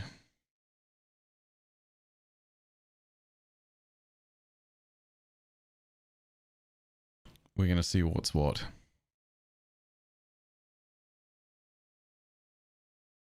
You know, I am this close to just going ahead and tweeting about this, just asking.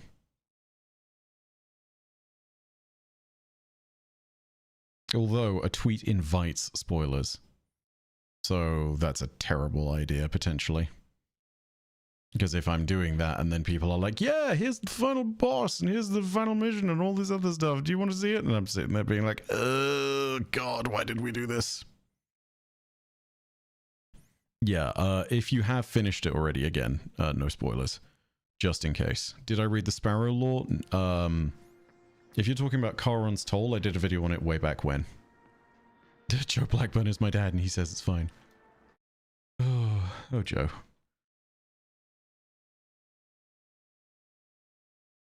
Yeah, don't mind me. Just refreshing to get some idea of what's going on. Again, thank you very much for being patient with me, everyone. Whether or not this ends up with us actually doing things or not, yeah, I just want to make sure I get this right. It is... I'm sure for some people in the chat it's going to be a right ball ache, but trust me, it's going to be so much worse if we don't get this right. Like, you would be pissed at me if I spoiled the whole story a week early. So, like, yeah. Because, like, the quest step very much makes it feel as though this is meant to be a next week type thing. So, yeah, I'm just going to figure that out. We're going to see what's what.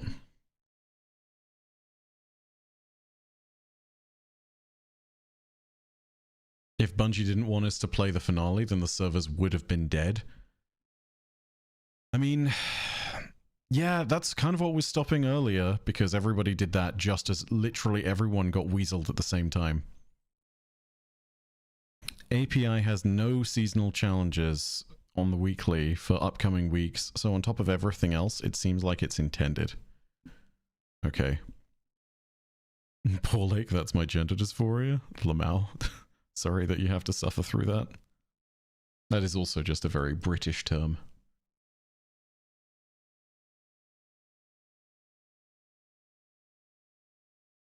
Yeah. I would absolutely rather go ahead and do the thing.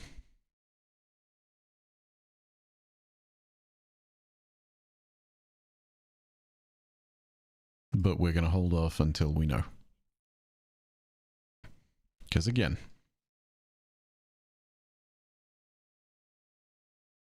I am not seeing anyone else tweet anything about this to the contrary. I'm also not seeing anyone tweeting out about finishing the story, which is kind of nice.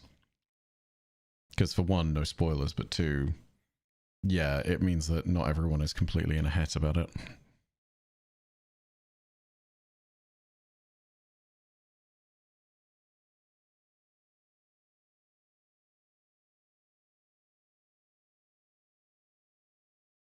Oof. As to Cross finished, I feel 100% like the story finished. I've completed the story. Oh, Neo, thank you very much for the €2.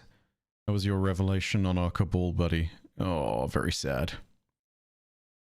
Ooh, update on Bungie help? Let me check this. Yeah, no, I was very sad about the Cabal buddy. I'm sorry, Olgun. That sucks. Lamau, the whole thing of new Bungie help tweet is very much giving me flashbacks to new Mida tweet, new Mida tweet. To fix the fix to launch into all areas of the Nether, including the Founts and Hull Breach, has been successfully deployed. Sadly, that is not what we're here for. Yeah. That's not what we're about. I'm going to check the Destiny 2 team account real quick. Oh, yeah.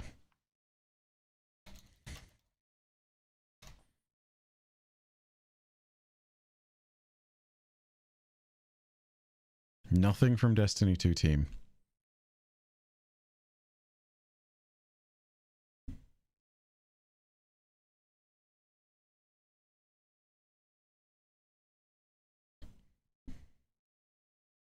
Man. Ugh. This is rough. I'm gonna be honest. Yeah, everyone is saying it's intentional.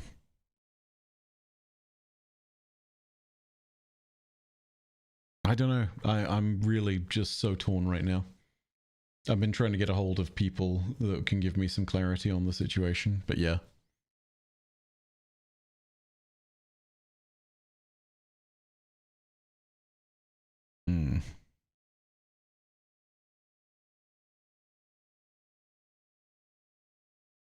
I think it's intentional, but also weird. This is what I'm saying. You know, like, the entirety of this feels as though it should be intentional, but there's also a bunch of stuff telling me no, it's totally not. I'm torn, and I don't want to spoil people. It's possible we get an epilogue next week? Yeah, no, absolutely. 100%. Also, let me close down that. Also, thank you to everybody who is just chilling, by the way, while we figure all this out. Much as I would rather not have people just waiting with me in a holding pattern, I really do want to make sure that we get this right. Because getting it right is more important than retaining high viewership, and yeah, even if that is the case, yeah. My mind's telling me no, but my quest's telling me yes. Yes, indeed. No. Yeah, if I don't suppose there are any Bungie devs in the chat who could clarify, that would be very helpful, unironically.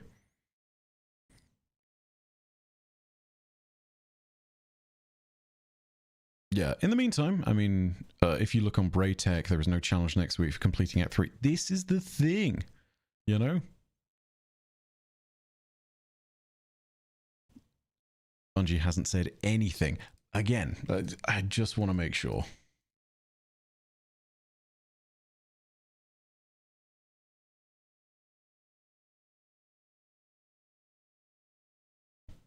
All right. Can you look at the quest step when you read it to me? Visit Eris's petting Oryx Zoo? And then after I did that, I got continuation? Okay. It's very much not that. I'm not looking at it because I know what it says, and it's very spoilery.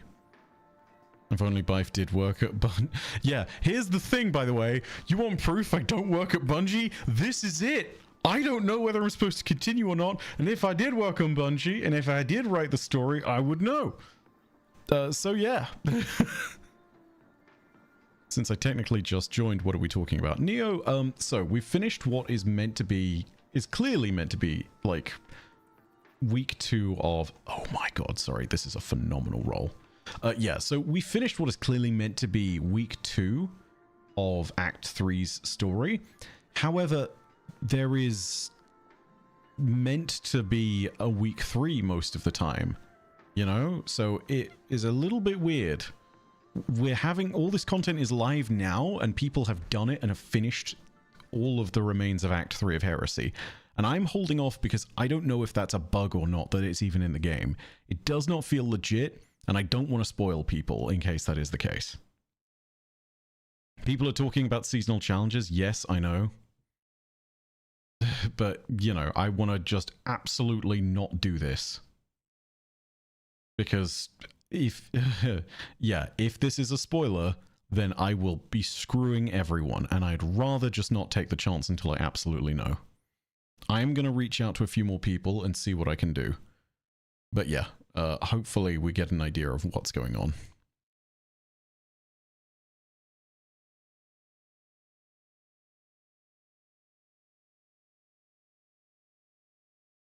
Why not take a quick dip into the nether? You know what, Darksteel? That is a great idea. Yeah, let's do that. I'm going to stop my recording here. We're going to keep streaming, and we're just going to take a dive into the nether while I wait for clarity on that. How about looking through the quest and look for a wait until step? Here's the thing. There is no wait until step. Visit Erismorn her throne world and speak about her next steps. And if I hover over it, it goes and talks about what is very much spoilery stuff. Could be a bug. Remember Pantheon dungeons early.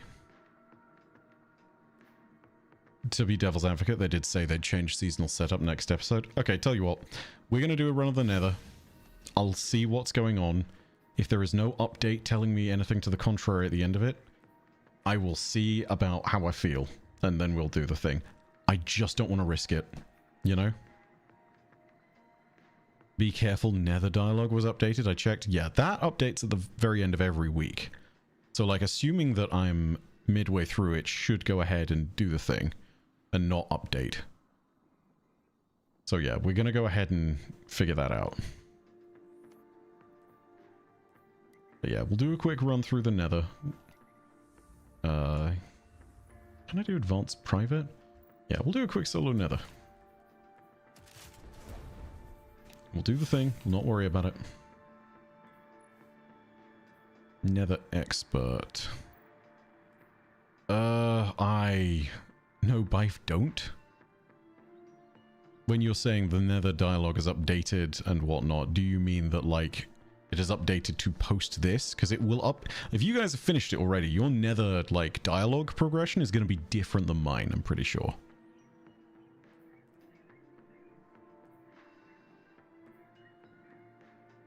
Man. Ugh.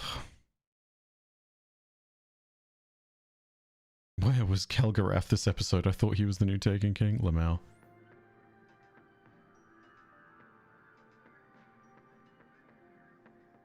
Yeah, it's very strange doing 3 weeks of story mission, one story. Absolutely. Yeah, everyone is saying hold off and stop. You know what? Yeah, we'll hold off. Screw it. I'll do an overthrow while we're waiting.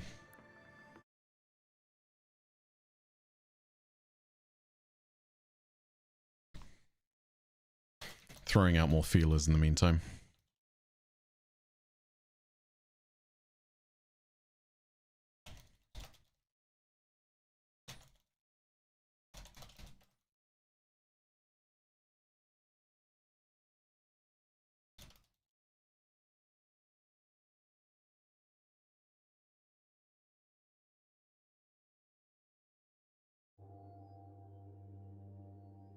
I really hope Tanix is the Lord of Nothing.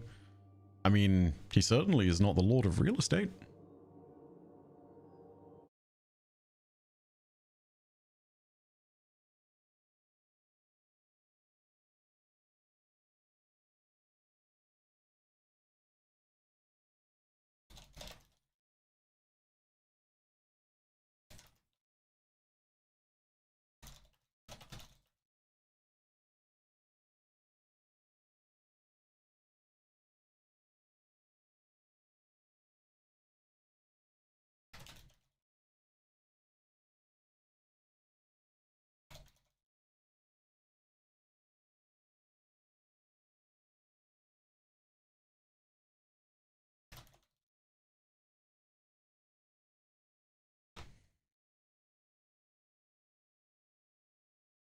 Alright, everybody. More messages are away. Hopefully someone will get back to me, and we will see.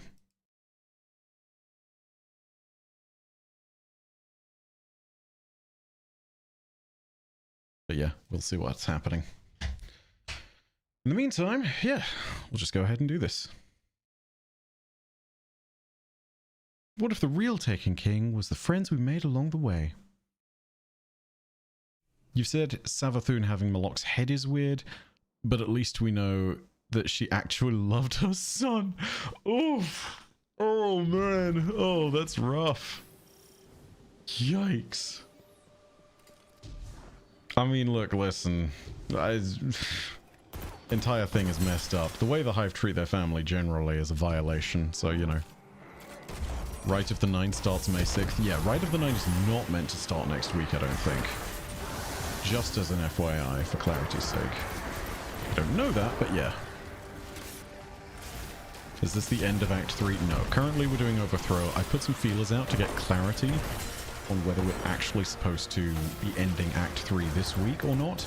Because again, this deviates heavily from normal structure. Normally these things take 3 weeks. So yeah, out of an abundance of caution, we're just holding off so that I don't accidentally spoil a bunch of people. Because getting this wrong would be heartbreaking. Like, I do not want to go ahead and do that to anyone. Like, aside from anything else, I would much rather have the guilt of making people wait rather than getting it screwed up. Because, let me tell you, my imposter syndrome ass is gonna sit there and be like, oh my god, I can't believe I spoiled people, and that will define my entire internal dialogue for a week if I get this wrong. But like, no, we're not risking this for the moment. Just so you know. Game is too loud? Yeah, I was thinking it was rather loud too. I don't know what's going on with that. I did turn it down, so hopefully that helps a wee bit.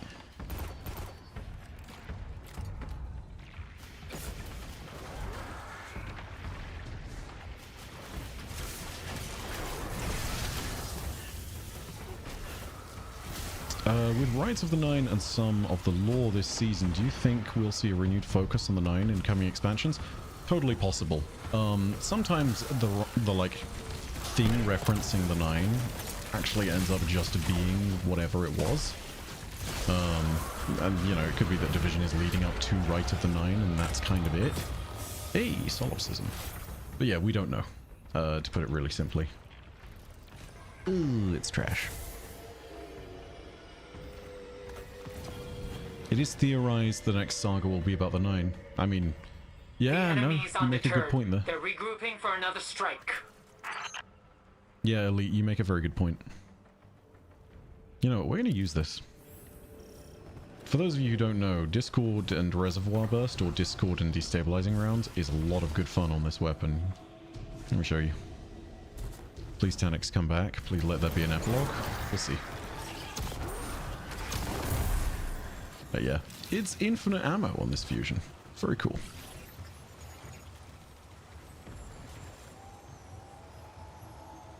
Unfortunately, Bungie can't reverse progress, which is unfortunate. That's true, but that doesn't mean that I need to sit there and immediately jump in and spoil it for all you guys. See, this is the thing about being in control of your own stream. You have the ability to hold off and do it. You know? Like, no disrespect to anyone who's chosen differently. That's their stream, that's their choice. I'm not at all worried about that. They are very much allowed to do what they want to do. But like, if this was in the game and it was errant, oh, not errant, aberrant rather, if it wasn't meant to be here, then I have a choice of whether or not I make content on this. You may see other creators who decide to make content on it. I will not do that, you know? Like, until I'm sure, I'm just not doing it, you know? I've put out a bunch of feelers now. Hopefully I will get word back. We will see. Let's kill you.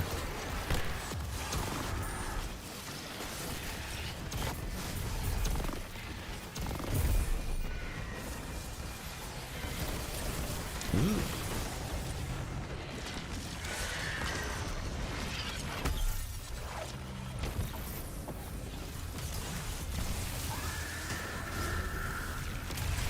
If it was an aberrant action, yeah, no, that's yeah. Reference and pun not intended, but you know, whatever. Finishing the act will give the 8th Vogue chest on Tau Ceti. Not the 7th Vogue chest, the 8th Vogue chest.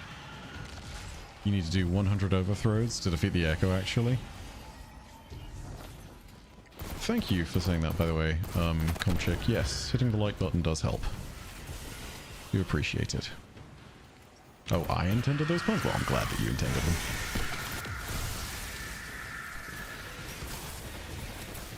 They cooked gourmet this week. From what I've played so far, absolutely. Like, the not crisp stuff that came along this week is hilarious. Not crisp stuff, excuse me, sorry. Wrong son of various, wrong hive god. The Malak stuff that came along this week is hilarious. Maybe they released Act 3, today because of A, all the marathon stuff coming up, and B, there is something planned for the end of Heresy to kick off the expansion that we don't know about. Yeah, all of these are possible. I'm just going to get confirmation first. Just give me a moment. Give us some time.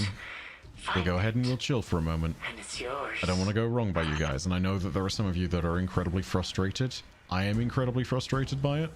Do not worry. We're going to get this right. I'd rather not screw it up. We will see. The light has the power to take material shape, to form objects of mass and matter. But how are the designs determined? Perhaps the Pale Heart is the answer. It is memories. While it is the dark that remembers, last time I caught a bike stream was back in Rise of Iron during Iron Banner. Yeah, it's been a while. I dropped streaming generally for a very long time. And yeah, doing it now is picking things back up. Yeah, I'm gonna drop the dialogue down. Is the game itself too loud, or is it just the dialogue? Because the dialogue was up there for a moment. But is the game itself too loud? Anthony, that's directed at you because you're the one who asked. Just so you know. And, well, everyone else. Game generally is really loud. Wow, that's weird. Okay, let me fix that.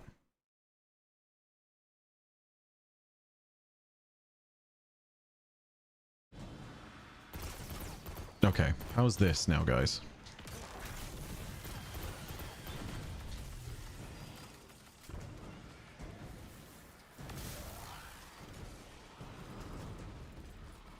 Way better, way better. Yeah, sorry, I don't know why that was as loud as it was. That's not supposed to be the way that is.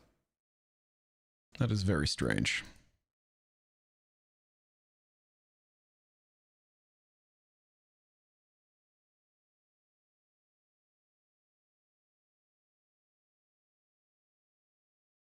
Okay. Real quick. I'm going to get through this overthrow and then we're going to see what's what. How did you start your channel? What inspires you to do it? What keeps me going nowadays is the fact that I like storytelling, and I really like worlds that have interesting characters to them, and yeah, I like to be able to sit there and understand a full story and all the complexity and depth that goes into things.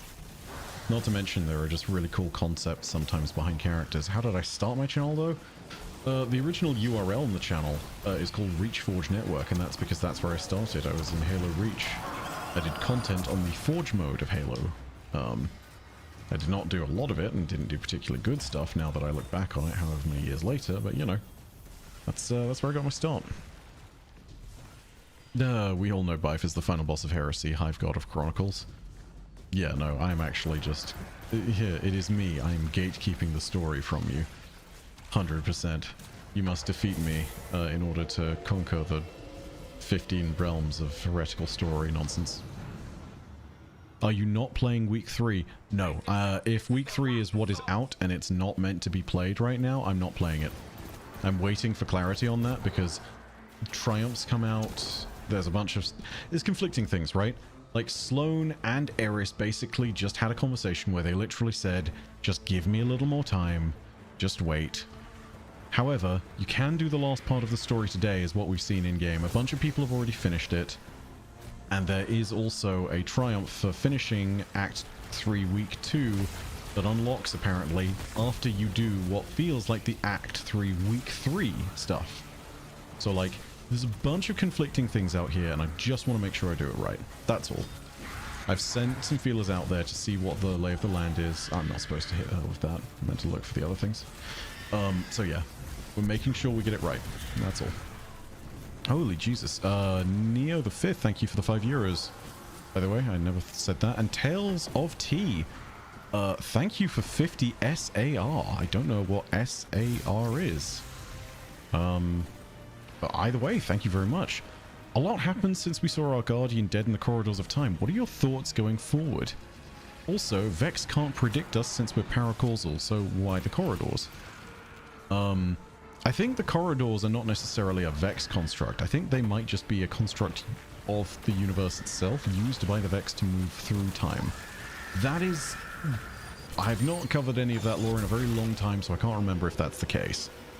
I just think that's how it is, but it could entirely be wrong. I know you're listening. As for the rest of it, and why we use the corridors, not 100%. It's just something that happened in the system. Also, we can't use them anymore because the sundial's gone. Ugh, it's trash. Then, of course, his return, thanks to the Traveler. Our little time together in the Dreaming City. Let's see. Any new leads on the Lord of Every Nothing? Do we think we're going to get any confirmation on that next week? Matthew, assuming that the story that is live now is doing that, we might get a lead at the very end, but thus far, no. We do know at the end of this week that there was some stuff, but it doesn't explicitly name the Lord of Every Nothing. SAR is Saudi Arabian currency. Good to know, thank you. I'm trying to remember what the name of it is. I used to remember. Used to know more about currencies generally. Destiny 2 team tweet a minute ago. Fan art, nothing to do with story.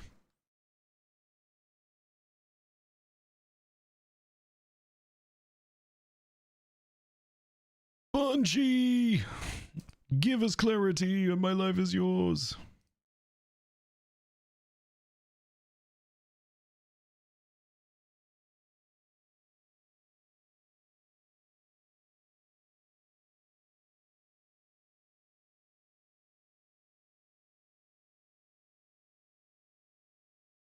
Okay.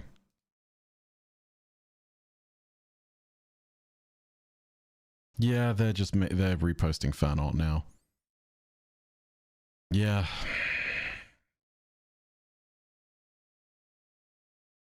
I can't see them not acknowledging it, right? To be honest, I'm kind of with you at that point. They would have acknowledged it by now. The complete Act 3 triumph has not popped for me. Yeah, but other people are saying that the triumph has.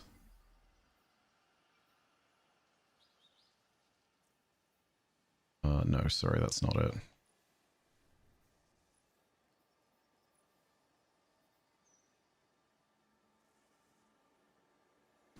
There is no damage control, so it must be intentional, right? Yeah.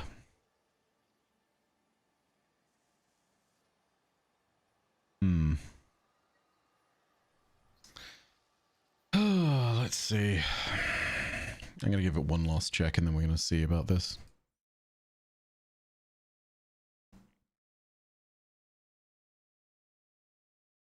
Okay, let's have a little think about this. What does Ruben say?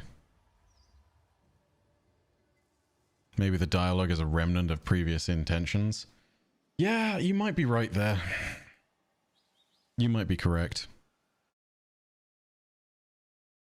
Yeah, I really don't want to fuck around with it, but it's also one of those things of it's taking time at this moment, and if it is intentional...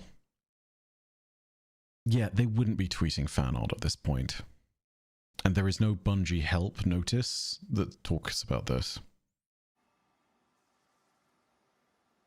Yeah, Ace of Spades. Here's the thing. It's... Oh, for fuck's sake. Great job on spoiling that, by the way. Just gonna hide that. Yeah, so... Here's the thing. For those of you who have just arrived. I was holding off to see if I could get confirmation that we are supposed to finish Heresy this week. Because yeah, this feels very much like it wasn't there, or it wasn't meant to be the thing, but yeah, I don't know. Because there's dialogue that's making it seem one way, but we also have access to the quest. God fucking damn it. Seriously, one guy comes along and does it. God, I fucking hate nonsense like that. So yeah, you know... Cool.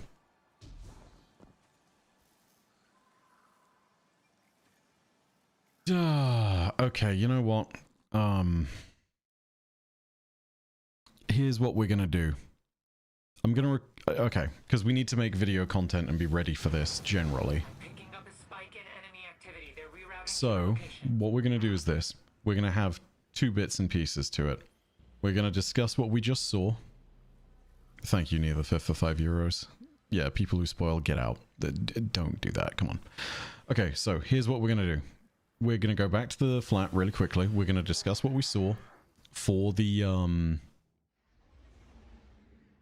for this, just in case. Is everyone okay if I play this in stream? Keeping in mind, I've had no responses from people I put feelers out to. If I get a response saying that this isn't going to happen, this immediately is going to become a members-only VOD. And this is going to probably go private. And if that is the case, I will also not be publishing this on YouTube. I want to make sure that this is absolutely clear, though, because I don't want to screw people on this. And if you want to get out of the stream right now to not be spoiled and it's not meant to be, like, that is fine. Go for it. Do your thing. I just want to make sure I'm giving everyone fair warning. Because legitimately, fuck trying to spoil people on this.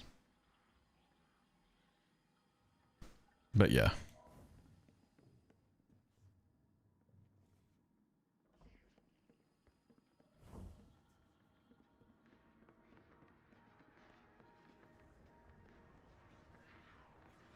Go for it if you're comfortable. I've already finished, so I'm not worried. Anthony, thank you very much for becoming a member of the Lore Nerds. Thank you for becoming a member. Mohammed, thank you very much for becoming a member too.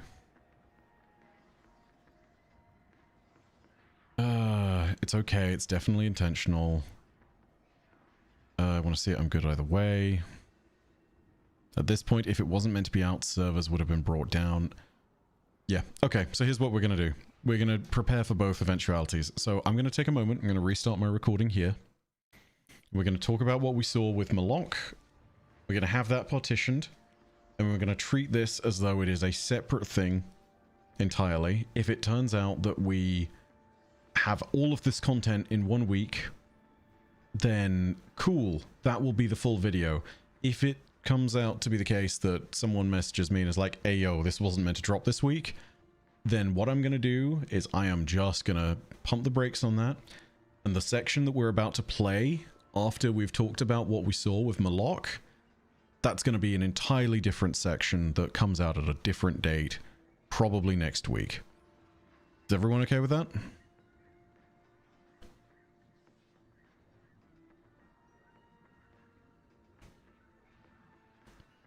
Okay, so yeah, fat but fast. Context. There should generally be 3 weeks of story in an act. And I'm just making it sure that... sorry. It looks as though this ends after 2 weeks only here at Act 3.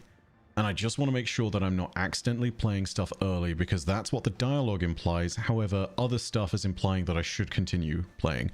I've sent feelers out to people who would know the answer. I've got nothing back thus far. So I'm just trying to make sure that I do right by you guys.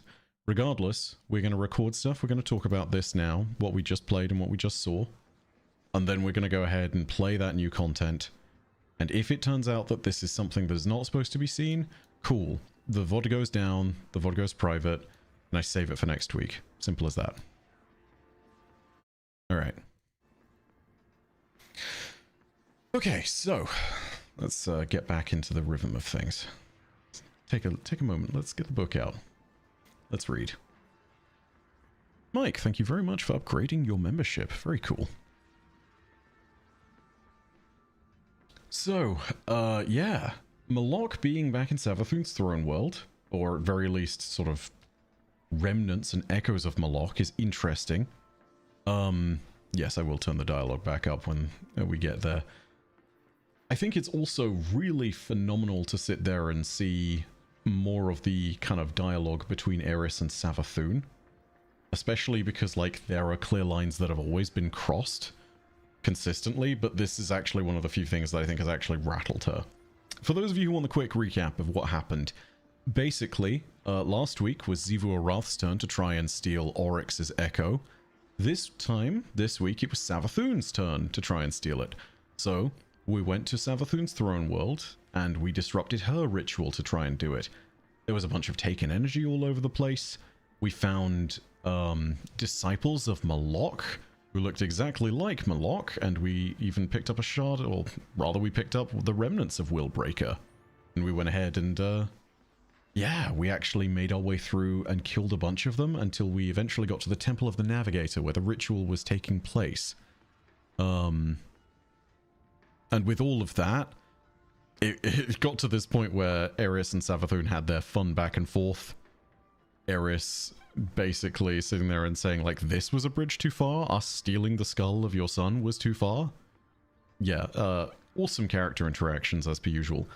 I think the really big takeaway from this, though, is absolutely that Moloch stuff about how Malik was basically the first of the Taken, well, not the first of the Taken, rather he was the first Taken that we know of that basically had his own independent will. And that's really interesting because his previous backstory in some of the old Grimoire is worth talking about here. Let me bring this up and show you guys, actually. Because, yeah, we can search for Moloch on Ishtar. Basically, Moloch is an interesting character purely on the basis that after Oryx is dead, he tried to replace Oryx as the Taken King. That shows, in the first place, that he has a bunch of will and whatnot. It's also worth remembering that Oryx was Moloch's uncle. Moloch is the son of Savathun. Yeah, the lore that we get here from this Grimoire card basically pushes the idea that... yeah, here we go. Let's just read through it. It pushes this simple concept that Moloch was basically always kind of scheming. Yeah, here we go. Moloch, cunning Moloch, sly and slippery, Savathun begat you to betray me, to poison slowly, gnaw from within, liar Moloch. You are meant to tithe upon Oryx, to feed your maker with secret blight. Your secret is 2 lies. You betrayed your maker, your mother. You hid yourself from Savathun. The tithing does not reach her drawers. Your thrall strength is now acolyte strength. Your acolyte strength is now knight strength. Your thieving pride is known and fed.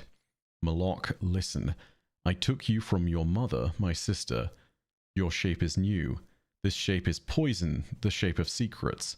I name you Malak, which means my poison. A prize to taunt my sister Savathun. Steal now for me. So yeah, this kind of gives an interesting idea. Savathun begat you to betray me, to poison slowly, nor from within. So it seems as though Malok was originally kind of created to steal from Oryx's tithing and weaken him slowly, which is a really cool idea, and it points to the idea of his own independence, the fact that he then betrayed his own mother and sort of moved away from everything that she was doing, right? So the fact that he is then one of the only Taken who had the ability to sort of still retain his own free will makes him a very interesting figure. I also need to point out that the tentacles and everything were back, and they were in Savathun's throne world in that mission. So, like, yeah, you have a lot of interesting things about Savathun there that seem kind of as though she's under assault. Because again, the tentacles are Taken darkness energy, and they're in a light throne world. Maybe being invited in by the ritual, because, I mean, throne worlds are connected through the Ascendant Plane, and if you're weakening the boundaries between the Ascendant Plane, it's easier for things to slip in and out. So yeah, there's that possibility. Let's see. Yeah, I think that this has actually been a really cool week's worth of story thus far. I also love the fact that there is more of this Eris and Savathun back and forth. I know I've said that a few times, but like, it's always phenomenal dialogue. And Oryx being pissed at the idea that Savathun is trying to steal him into a jail and a prison full of light is fantastic character as well. It's also cool because next week has clearly been indicated to be like the build-up to all of this. You know, we had the Oryx... Oh, sorry, we had the Xivu Arath week first. We've just had the Savathun week. And next we'll have the Oryx one, where Oryx tries to break out of things. And we've forged Willbreaker completely now, and we're potentially ready to kill Oryx. We'll see what happens.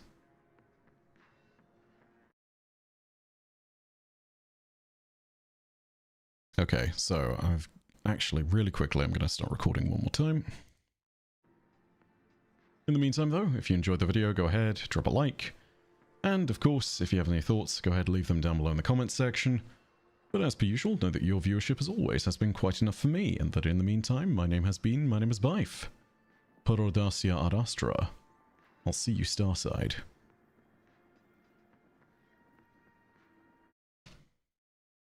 Okay, so we have that recorded just in case. We're going to see what's what. I don't think I have anything new on the message front of things. Just going to refresh one quick thing and then do the thing. We have that separately recorded just in case we need it. But yeah, and this is going to be your disclaimer. If you want to not be spoiled from things, get out now. We still have no info from Bungie. There's still nothing on Bungie Help. There's nothing from the Destiny 2 team account. Like, the last thing Destiny 2 team posted was fan art. It does not seem as though there's anything from Bungie Help. The last thing they posted was 39 minutes ago, and it's talking about a completely different fix to a completely different thing. So I don't think this is the case. We're going to go ahead and we're going to play this last mission. Okay, so I'm recording again. Assuming that all of this is actually meant to be dropping now, this is actually just going to be an entirely separate section to this video. I'm going to make sure that this is partitioned off properly. We're going to finish the Crossed Blades quest here. Yeah, I don't know if this is meant to be early or if this is just a bug. If this is early and it's not meant to be played, welcome people of next week. We're going to see what happens. Also, really quickly before I start, thank you everyone who upgraded their things or became members. In particular, Chris Zero, thank you very much, and Evelyn Waters and Philip Lorenzen. Welcome, thank you so much for becoming members or for upgrading your membership. So yeah, we're gonna go ahead and do this now, and we're gonna play this as though it would be normally the case, but if you're seeing this now, yeah, we'll see what's happened. Yeah, give me one sec. Get back on the stream side of things. And to those of you who are doing this, thank you so much for just being patient and watching along.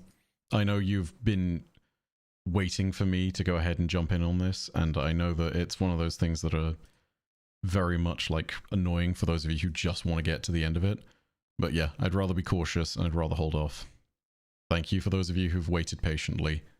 It's also crazy to see that, like, I'm looking on the live streaming side of things, that the viewership has only gone up, which is insane to me, that even though I waited,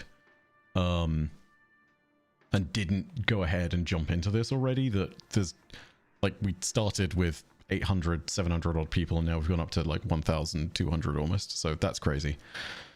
Anyway, let's go ahead and do the thing. This is going to be the live reaction to it. So, here's the next step. Step 11. Your weapon is forged. Your allies stand by your side. It is time to launch the final assault on the Dreadnought and slay the Resonant Knife. Visit Eris Morn in her throne world and speak with her about next steps. Bungie just tweeted promo for the mission on the main Twitter account. Let me check this.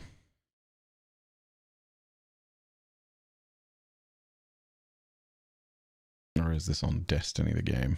Not Destiny 2 team. Oh my god, yeah, they did tweet this. Okay. Oh, feeling a lot better about that. Okay, well, there it is. Not the confirmation I was looking for, but that's confirmation enough if they're tweeting it officially. Oh, thank goodness. Sorry to keep everyone waiting. I'd much rather go ahead and take this seriously and not screw around with people. It's on. Okay. And breathe. Stress is over. Yes, thank you, MJT. Ace of Spades. Oh, thank you. Unbelievably sorry about the spoiler. Have fun in the last mission. Ace, you know, it was a weird circumstance. Thank you for the incredibly generous donation. I just, like, I may have been frustrated in the moment, but, like, legitimately, that is just because of the fact that I didn't want people to have been spoiled in case this was released early. Like, thank you very much. That is incredibly generous of you with $100. But yeah, no, I just wanted to be absolutely clear. And, you know, I'll throw this out to you before we do start for everyone. That is policy constantly going forward. I am always going to go ahead and wait. I don't care if someone else makes content on it. Like, not to call out specific people. Someone gave the example earlier. Esoteric has already uploaded the full story. Cool. That's his thing. He does that. He runs through and does the completions of it. That's his vibe. That's his thing. Cool. Ace. I cover the lore. I cover the story. I know that's what people care about, and I know people care about spoilers. Not gonna fucking sit there and put you guys through spoilers when the chance is there that I could screw up your entire story experience by doing that. So yeah, but now that Bungie is tweeting about this literal quest step, cool, we're gonna go ahead and do it. Also, Masked Chaos, thank you for the $10. But again, Ace, again, don't worry about it. Please don't beat yourself up about it. It's just a very weird situation, and you kind of got caught in the crossfire in the moment, and my apologies about the frustration I showed to you. Okay, so let's go ahead and do the thing. It is here. We need to go through. We need to talk. The Dread congregate to make Oryx's high war theirs.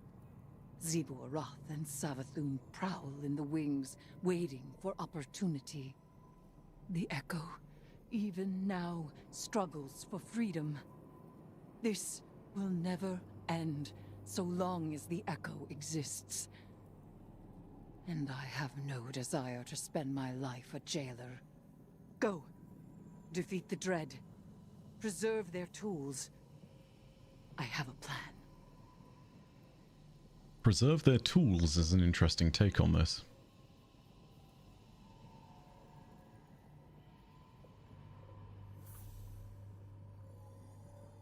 Also, can we just go ahead and appreciate the fact that Eris without anything across covering her eyes is just totally different? Dialogue is a bit quiet. Yeah, let me turn this back up for you guys. Just a wee bit. I'm going to do it halfway between where it was before and whatnot, but yeah.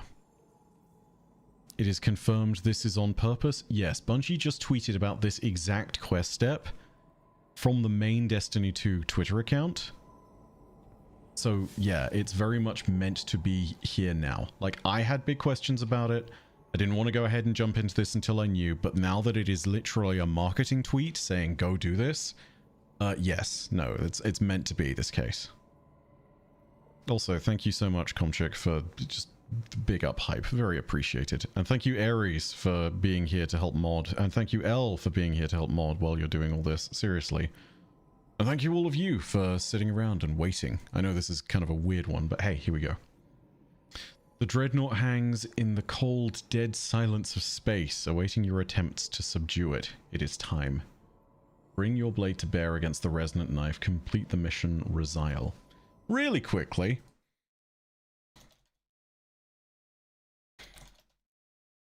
Resile means abandon a position or a course of action. Just figured I'd let you all know that. People are saying it's peak. Well, time to find out.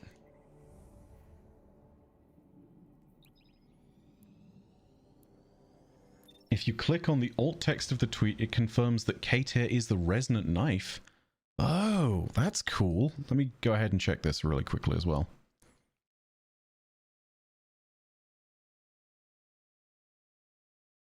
Yes. Oh, damn. Okay, hang on. Really quickly. Sorry, everyone.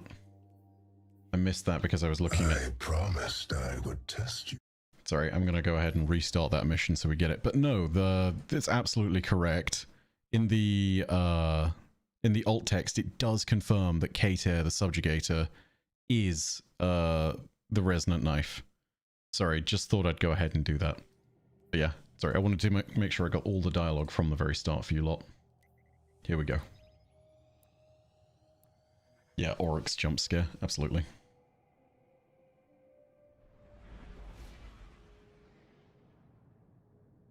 If I can claim the Dread's power, it may be enough to strike Oryx from the Echo. Go! The Drifter and I are clearing the LZ. Press forward as soon as you're on the ground. I promised I would test you. You will not triumph. I am your prison. Alright, it's time.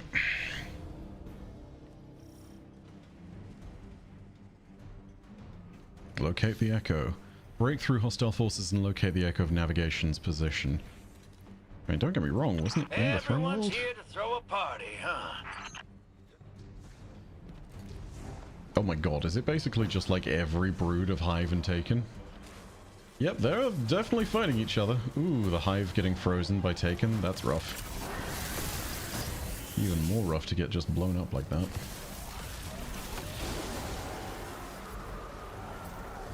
Also, can I just say, it's cool that this follows the original path of the final mission of the Taken King campaign. Because yeah, things absolutely went in this direction too.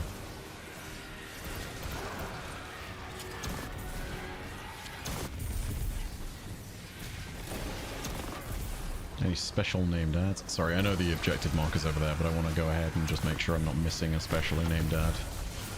Because you never know, sometimes relevant things happen.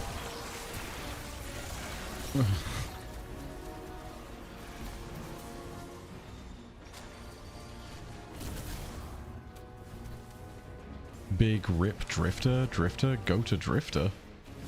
What? There is a waypoint. I know there is a waypoint. Everyone is saying go back. Oh! Hey, Got Jermaine. wind the leader of this bunch of dread is around here too. Good. I'm not about to get in your way, hero. I can tell you've got murder on the mind. If you beat me to that son of a worm, you fire a couple extra shots for me. Got it? Yeah. Keep moving. Thank you for pointing that out, everyone. I know that there is definitely a thing of like, hey, but it would have sucked to miss that in particular. Yeah. That being said, thank you, Ares, for like asking for a little civility in that moment. Like, I don't mind that either. I appreciate that.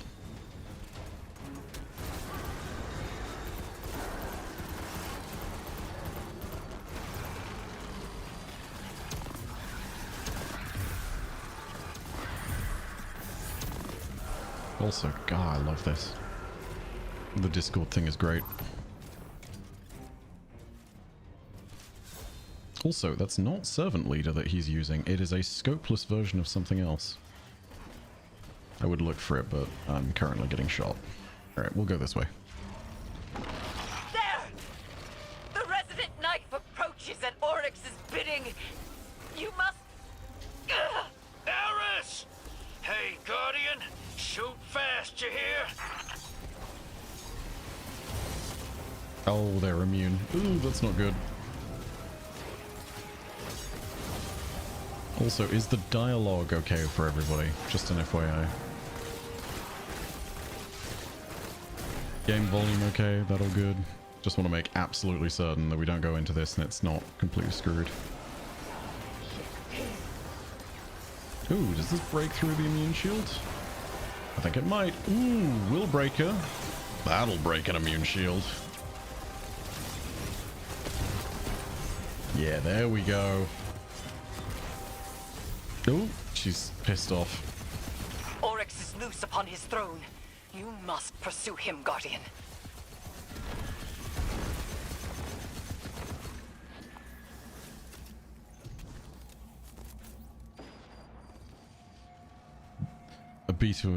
By the way, this is the music from when Oryx takes himself at the end of the Taken King campaign? Absolutely.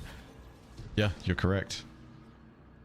Cameron with $10. Thank you so much. Do you believe the villain they teased in episode 3 who controls the Taken becomes the villain that we fight for years in the upcoming expansions like we did the Witness? I mean, I don't know, but it's entirely possible. Drifter is using distant relation without a scope. It's pretty clean, not gonna lie. Yes. Swarm of Xivu's hive broke through behind you. Keep going. I got him. I'm just saying, don't slow down, hero. Do you know how many hive a squirm is? It's a lot. I can move to support. Need backup? Wouldn't say no. Now we know what the grouping for a lot of hive is. It's a squirm. How about them apples? Is it not Kater who controls the Taken? Something is speaking through Kater. Kater is not the one controlling them. She is like a captain to a general, or a general to a king. Or a priest to a god is perhaps the most apt way of putting it. Oh, of course the Echo is down there. And yes, Drifter absolutely is using distant relation. Ooh. Break through hostile forces and locate the Echo of Navigation's position. Okay. Oh, more of the damn eyes.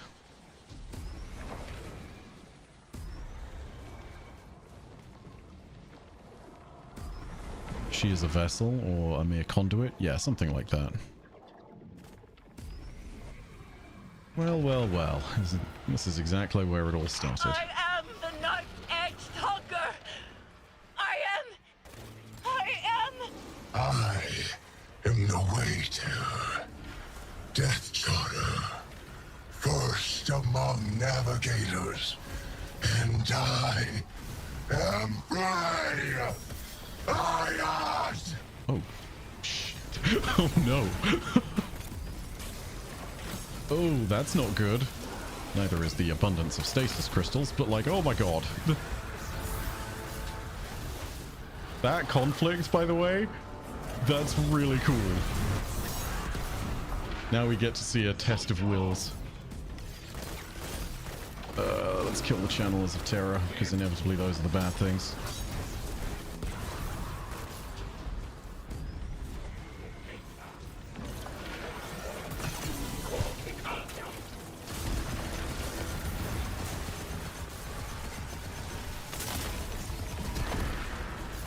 Come to me, Will Breaker. Oh, look at it. It's complete.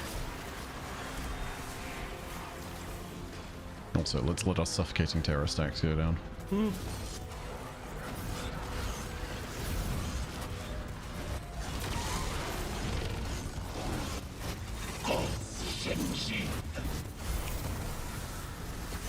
Oh gosh, immune phase come in. Here's my question. Is Kaetir gonna get taken or something? Because like in the moments where we've weakened enemies before, they've always gotten taken moments after. It's like they take a new shape. Locate the echo, breakthrough position.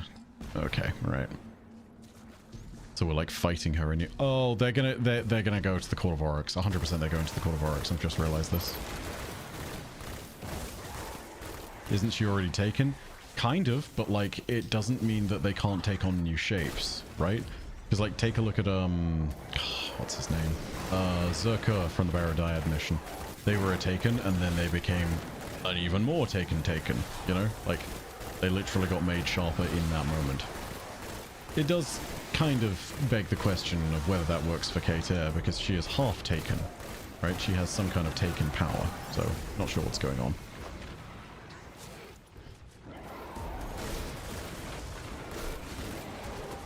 Let's just get out of here. Not a huge fan of the amount of suffocating terror. Double Taken. This isn't even my final form. Yeah, absolutely. He flees across the entirety of the Dreadnought. These movements have purpose. Does he seek the helm to steer back to Fundament at last? I will not let him. Oh, we're gonna go through here. I have a horrible feeling that I know where we're going. Oh, we're gonna go down, aren't we? Okay, context. Hate doing this. Way down there, somewhere in the depth of all the goddamn freaking tentacles, there is somewhere that has like a really dark light. It's easier to see if you're in a different position. Somewhere else when you're on the way from the Founts to the Hull Breach, or the Founts to the other area that's on the exterior of the Dreadnought. There is a red summoning circle way down there somewhere, and I don't know what it's for, but it looks as though it's meant to be something. Oh, hey Sloane. Looks like you're hanging in there. Glad to see it. We're past the point of being careful. Make sure the risks you do take are worth it. Strike first, strike hardest, and see the fight through, Guardian. All right. Oh yeah, no, Dark Civ. I hate looking down there. It is absolutely 100% thalassophobia vibes. Especially with the tentacles. Oryx has stopped. And I have not yet seized hold of him. Catch up to him, Guardian, but remain wary. There is very little for him to gain by staying. Something ain't right, in other words. Oryx has stopped, and here's a new question. Has he stopped or has he been stopped? Patriot Prime, thank you very much for becoming a member.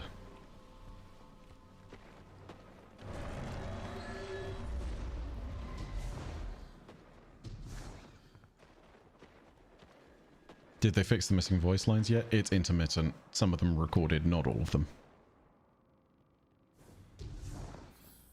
Oh, there it is. We are finished, Guardian. All slates wiped clean. No more old time's sake. You and I, we are not friends. Oh no. Universe preserved. Witness dead. All that you begged me for, I have given. And it's still not enough for you, is Oh my it? god. All I asked was for you to stay away from my family matters. A simple request. Oh my god. Just out of nowhere, Savathun coming along. Are these shades? Are these echoes? Projections. Yeah, they're projections. Okay. Because of course, because there's two of them, it wouldn't be the real Savathun. She is mad. So no wedding? Lol, oh my god. Unlucky Spade, unbelievable. Yeah, this is totally grounds for her being mad though. Like, I'll give her that.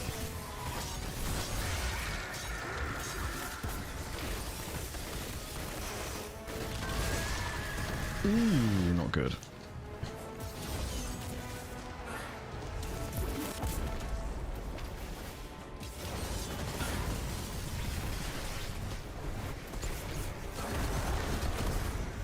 Oh my god, around here.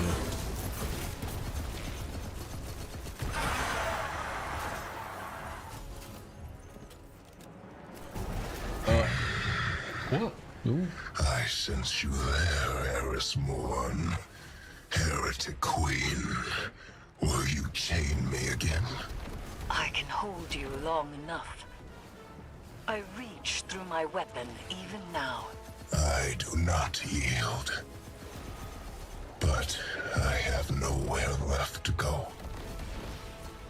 Oh, I love that this is a recreation of the final boss fight against Oryx from the Taken King campaign. And from King's Fall, of course. Oh, it's even got the old sounds to it as well. It's so good.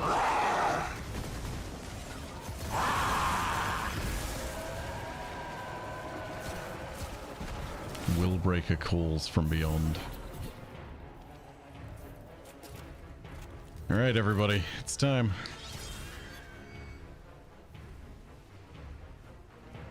Final step is impose your will. Destroy the Echo. Take up Willbreaker, shatter the Echo of Navigation, and end Oryx's journey once and for all. Oh, my king, I'm so sorry. You were long for this world.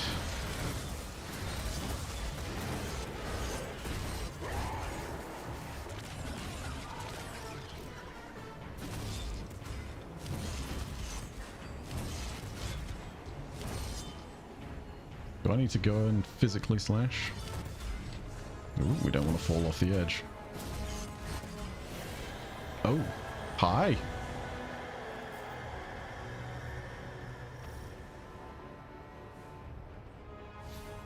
Wardens of the Dark, stand strong against the Pantheon. Let their blades shatter upon your might. Oh, it's Xivu's turn. Oh no. Oh no. We need to fight the whole bunch of them.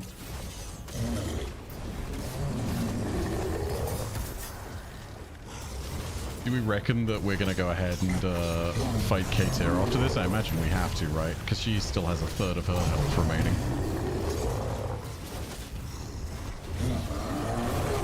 Oh, Xivu, your guy ain't worth anything. Let's be real.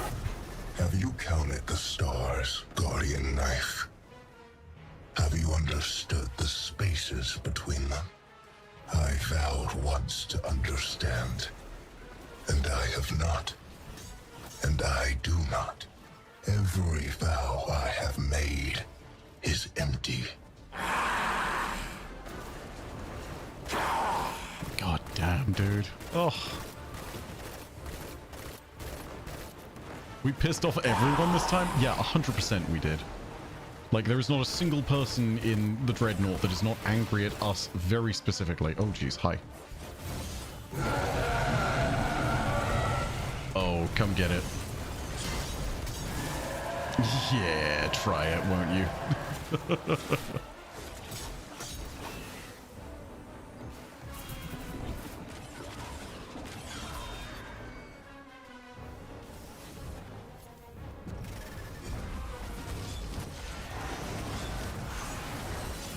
Dude, I love that there's just endless Taken being popped out of this.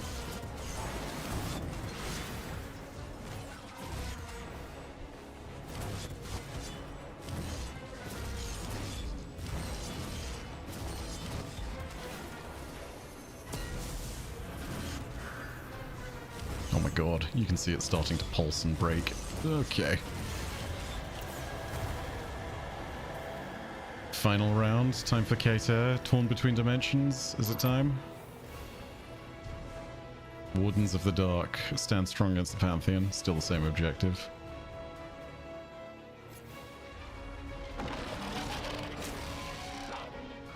Yeah. Oh wait, we need Willbreaker to break the shield, don't we? I have already failed. As my sisters have become heretics, so too have I. Long ago, Oryx was killed. If I am still Oryx, then I am already dead. And if I am not Oryx, then I do not live. Hayat. That is enough. Damn. It is okay, this raises a question that someone else had earlier again, which is what happened between this Memories version of Oryx, aka the one where he had just become Taken King, and everything else that happened in his tale. Like, that is the real story and the context we're missing. Because, like, something clearly changed Oryx. It's mad that he made actions happen which were completely incomprehensible to him. But something clearly changed him.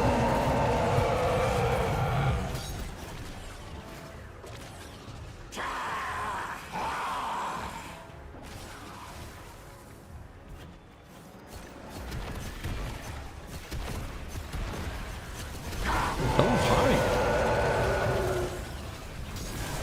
No, you don't. Yeah, nice try, buddy. Also, lol, I love how big his version of Willbreaker is compared to how tiny Isles is.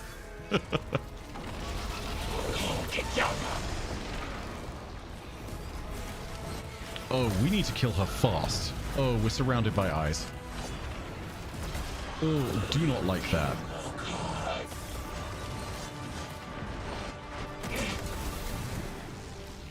We can't risk him loose for good. It's time to call it. I had him within my grasp. I was so close. So close.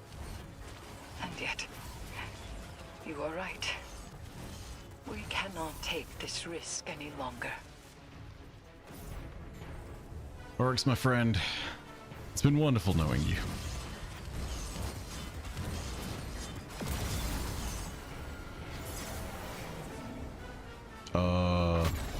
What?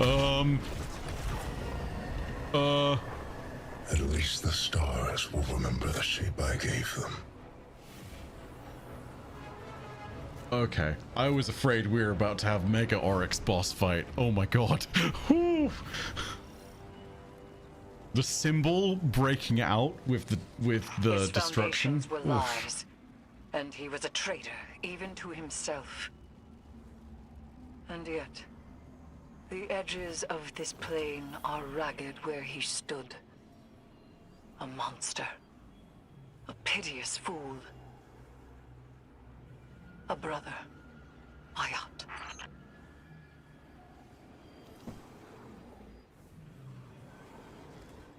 Okay, so the Echo is dead. Here's the important thing though, right? Each of the three parties that we faced was trying to claim the Echo of Navigation. Right? Xivu Arath, Savathûn, makes a lot of sense. They were trying to claim their brother. Oryx deliberately going to Kater at the end. Big questions. Still, I think that they have been teasing this the whole time. I was expecting to see whoever this was that was controlling Kater and making her first of the reshaped, whatever the Lord of Every Nothing is meant to be. But like, yeah. Oh, dialogue in orbit, says Ko. Let me go ahead and change character real quick. Who the hell is the new Taken King? Exactly, Kay is asking the right question. Because if it is supposed to be the case that there is an architecture to those spaces, if there's always meant to be a strongest one, we just killed the power vacuum completely, you know? I'm just throwing it out there. The power vacuum very much exists.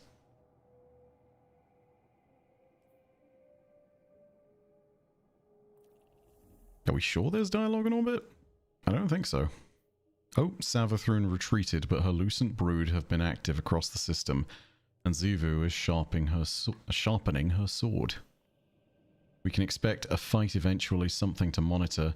Still, we survived them, and whatever the hell is going on with the Taken. I know we sealed it away, burned away the blight, but I do feel the deep's hook in my heart. You must too. That tugging restlessness. Dreadnought's still an active combat zone, so we'll keep running fire teams until it isn't. Otherwise, stay sharp. We don't know what's on the horizon. Let's check what happens here.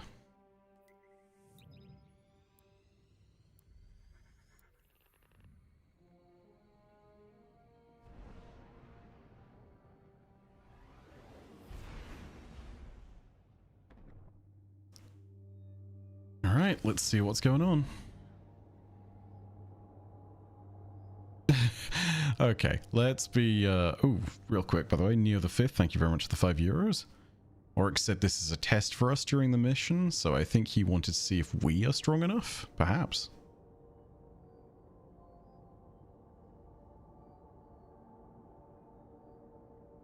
I bet the sisters are hella mad and probably plotting something. I don't know if this drives them completely together, because they might still just squabble amongst themselves, but man, we'll see. Keep in mind that we still have 44 out of 50 for the collectibles, 100%.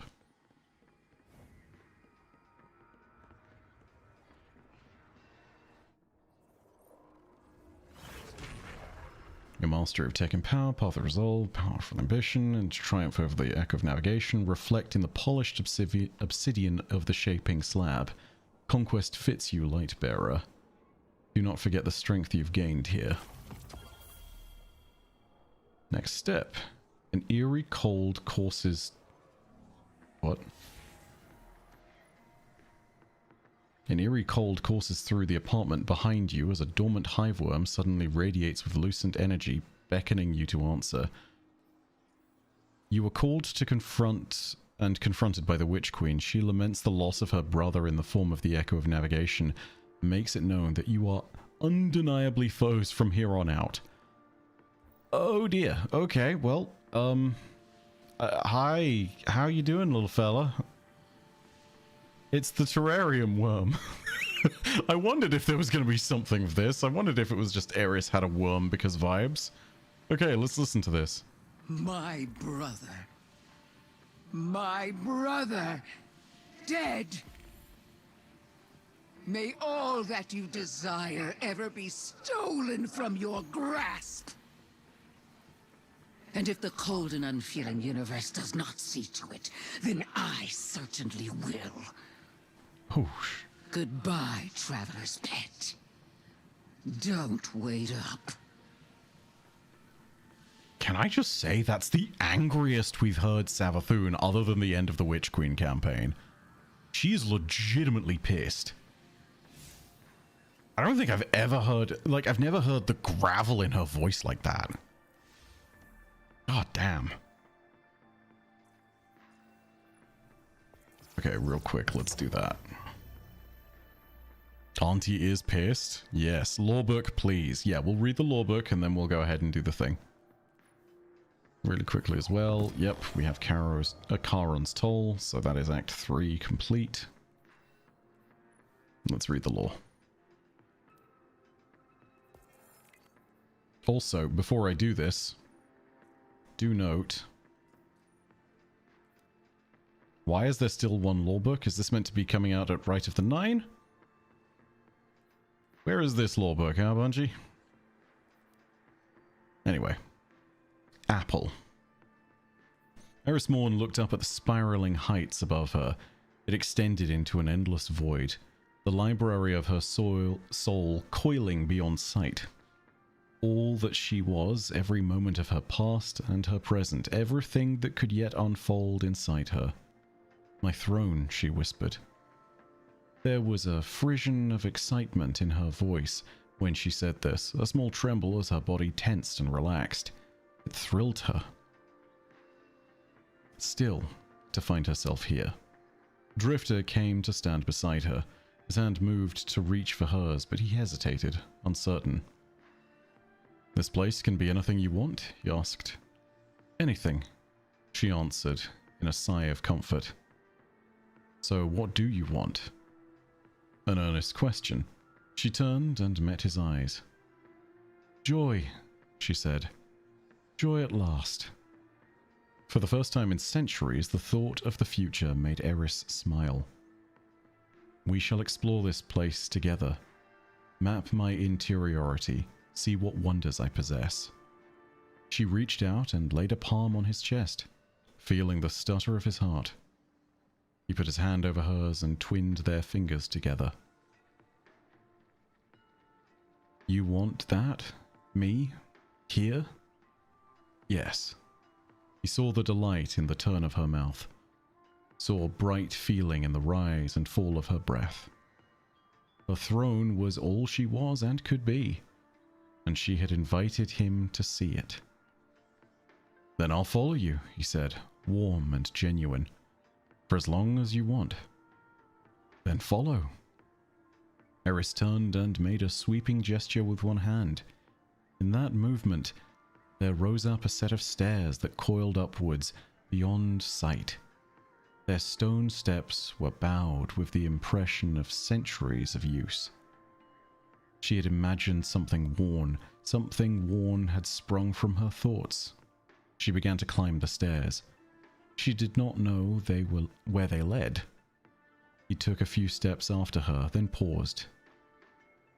Moonlight, Drifter called. Eris turned to look at him. His eyes were filled with wonder. Can I kiss you? Aww. A starving man, she thought. He had found sustenance at last, and she too found something she had lost long ago. Something she thought irrecoverable. She closed the space between them.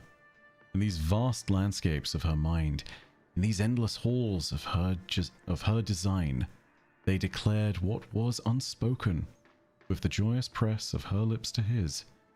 And when they parted, she held out her hand. He took it, then let her guide him up the stairs into a world neither of them knew. Oh, that's lovely. Past tense, thank you for the $10. I'm depressed. It broke my heart and so sad to destroy the Echo. I really wanted Oryx to stay since this was my first experience with him. I wonder what we do with his body from Ghosts of the Deep.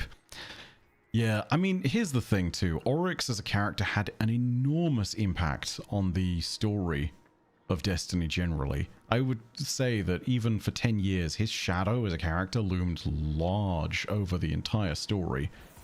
And it's no exaggeration to say that Oryx, for having that huge character, felt a little empty for not having that many lines of dialogue, and for feeling like a relatively unexplored character. Heresies breathed a load of new life into Oryx as a character as a result, and it's just... yeah, dude, it's phenomenal to see that that even was a shot, but I am also very sad that it's over, you know? Brett, thank you very much for becoming a member, by the way. Yeah, no, it's... I wish there was more of it, but at the same time, I understand that there is an important point to closure. And, you know, for all of the people sitting there and saying, ah, nothing ever happens, blah, whatever, this is the one big thing that is my takeaway from all of Heresy generally. Things actually happening in the story is very much, I think, the point of this. You know, like... I feel as though there is a point to be made about the idea that it did feel a little underwhelming. But the thing that I love about this episode is that stuff actually happened. We physically moved the plot forward, right?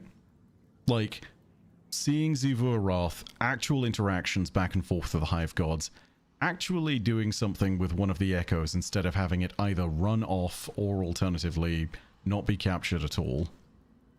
I think that there is a genuine point to be made that this actually changes the world of Destiny. We now have Savathun as an avowed enemy. We pissed her off so much that she wants to come and kill us. Like, yeah, there is a lot. Echo being dead is a huge thing. Whilst I will sit there and say that, like, it feels as though there's a few things that were missed, I think the biggest of it all, though, yeah, it's probably the fact that we didn't get as much on this new power that was continually being hinted at.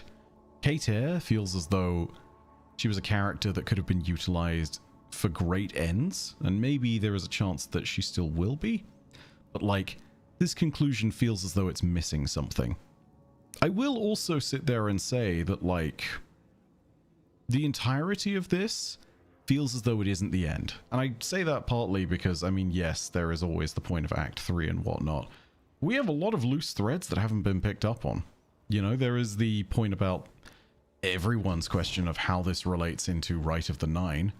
There is the further question about, like, who this new Master of the Taken is, although that might just be a set of story threads Bungie is setting up for later now. Epilogue, maybe, question mark, from Ko? Yeah, no, I think that that might well be the case. Willie, thank you for the $5. Savathun's worm calcified, brought back, turned into a weapon. Eris finds calcified worm with Drifter. Whose? I'm not totally sure what you mean. This is... Hang on, this is from Charon's Toll you're talking about, right?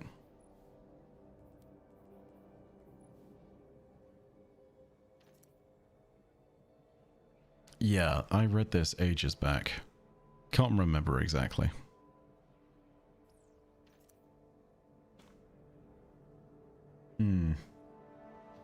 Yeah, don't know, but all the hive have worms, so I mean if it's calcified it's probably from a dead hive. Don't know how important that is. Neo the Fifth, thank you for the €5. This is a great end for Oryx. He finally found the truth, and his knife of his slaying, brackets us, gave him his final death. I bet he is happy to finally rest. Yeah, no, I think this is the other thing too. So many people will sit there and just be like, you know, this is very much one of those moments of Bungie can't actually commit to killing a character, and they will refuse to go ahead and do it, and they'll just bring them back permanently. Yeah, no. Bringing a character back in this context and then killing him off properly and giving him a send-off that actually gives him a lot more character, I think is one of the strengths of this episode. You know, we got to hear the version of what we might have seen from the Taken King expansion if it had launched today, like in 2025, in this kind of moment where Destiny is where it is now. I will say, I think the ending could have had more, and like maybe there will be an epilogue to it. But like, I think we got to acknowledge that Heresy as an episode overall kind of cooked. Like, for real, this is like it within the top 3 or 5 episodes easily. Episodes, seasons, call it what we will. And I'm not gonna sit there and like completely downer Heresy as an episode, because holy shit, we need to just acknowledge for a second how easily we fall into the doom. Like, Jesus Christ, it's so easy to just be negative about a season. Let's acknowledge how fucking cool some of the shit we saw this time around was, okay? It's not going to be this thing of like, cope. It's not going to be this thing of like, everything is perfect, put your fingers in your ears. Like, no. Like, obviously things are not perfect. But like, can we acknowledge when things are a 9 or an 8 out of 10 on stuff as well? Like, honestly. Heresy would have been peak with VA. Yeah, 100%. Quite to my point, totally not perfect, but still very good stuff. And again, here's the other thing. I think there are threads that haven't been picked up. I hope we get a cutscene that will jaw drop us. I'm kind of with you on that one, Infinity. And I do think there may be some kind of epilogue. If not, something to do with the 9. Because again, Rite of the Nine is coming up. And, Scott, Shot Kid has a very good point, which is that since Bungie teased that Heresy was going to be a small taste of what's coming in Frontiers, genuinely excited from a dev level, the game feels in good hands. I think that narratively, this is really interesting as well. Because again, Songs of the Descent is an entire lore book talking about this dark entity that now controls the Taken. Whatever the Lord of Every Nothing ends up being. You know. It is growing, slowly but surely, in the background. Yeah, no. Loved Heresy. And some of the dialogue that we got from throughout the weeks has been absolutely freaking iconic. You know? So yeah. Again, as well, collectibles-wise, we are still missing 6 collectibles, so I'm not sure what's going on. Do you feel like there is a power vacuum again, or did I misinterpret? Yeah, Ares, you make a good point. But yeah, no, there is absolutely a power vacuum. As best we know, no one is directly controlling the Taken. We have learned to use Taken power. That is very different from actually taking control of the Taken generally. If we had taken control of them, we would not be fighting them. That's the big difference. You know? So absolutely this is the case. I did not think I would be able to... Yeah, I should have been able to slide and actually hit the thing. Neo, thank you for the €5. I want to see Art of Oryx waking up on Fundament as a Krill and just see Crota waiting for him there. I mean, like, damn. Whole load of story questions. Bungie said Heresy was to change the overall state of the Hive, which I think they did, especially with Savathun, but Xivu still feels unchanged a bit. BB, I don't necessarily disagree with the bit about Xivu Arath. I feel as though, if nothing else, her state of play has just been kind of more openly demonstrated than actually changed. Savathun, I think, is the really big one. Yeah, because, like, I think she would have been very content to live and let live, but now I think that she's actively working against us in her plans, and that is bad, you know? Lots of new post-story dialogue in the Nether, by the way. Yeah, I'm going to go ahead and do a Nether run or two now. But before we go ahead and do that, just a few thoughts and discussions and whatnot. Again, the major threads we still have hanging. You have the 9. You have the fact that despite us killing the Echo of Navigation there, we still did not get clarity on what was going on with anything to do with the one controlling the Taken. We still have to understand what the reaction of Xivu Arath is going to be to this, because we heard Savathun's reaction from Wormy Boy over here. I imagine Xivu is mega pissed for all sorts of other reasons. I also wonder whether there's going to be further interactions between whatever controlled the Dire Taken and Xivu herself. You know, I wonder if there is going to be some kind of further point of alignment on that. I say that predominantly because they're both entities based around darkness, and with Oryx dead, maybe with Katir dead, there is a chance that this new entity needs a new champion. And Xivu is very, very hungry for some kind of power. She would look for a power that maybe helps her to reclaim her throne. So yeah, someone asked Bungie on the... Oh, by the way, this is from Pastro. Thank you very much for the $10. Somebody asked Bungie on the forums, and they said that it was intentional for us to only have 44 collectibles for now. The remainder coming later. I'm guessing with Rite or a epilogue. Yeah, I think epilogue is likely because it's Dreadnought secrets you're talking about, right? Let me go ahead and take a look at the... Because this is in Heresy's Triumphs tab. It's not here, and I have all the Triumphs. Yeah, 44 out of 50. So yeah, 100%.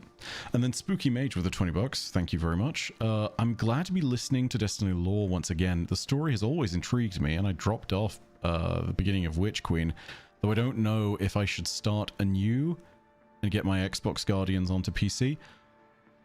So I would continue onwards for sure, Spooky Mage. I would say that if you want to go ahead and move on to PC, enable cross-play and cross-save. You can transfer your Guardians from one platform to another. You just need to actually have all that selected.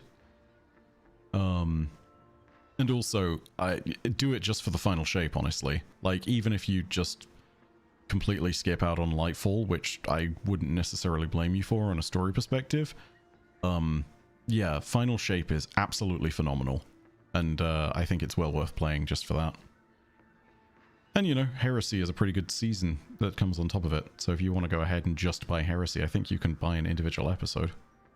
I think. I don't know. It's been a hot minute. Thank you, Neo, by the way, for the €2. I wonder if killing the Echo gave Xivu power. I think it pissed Xivu off, but again, it leaves a power vacuum and someone else can step into it. That's the big point.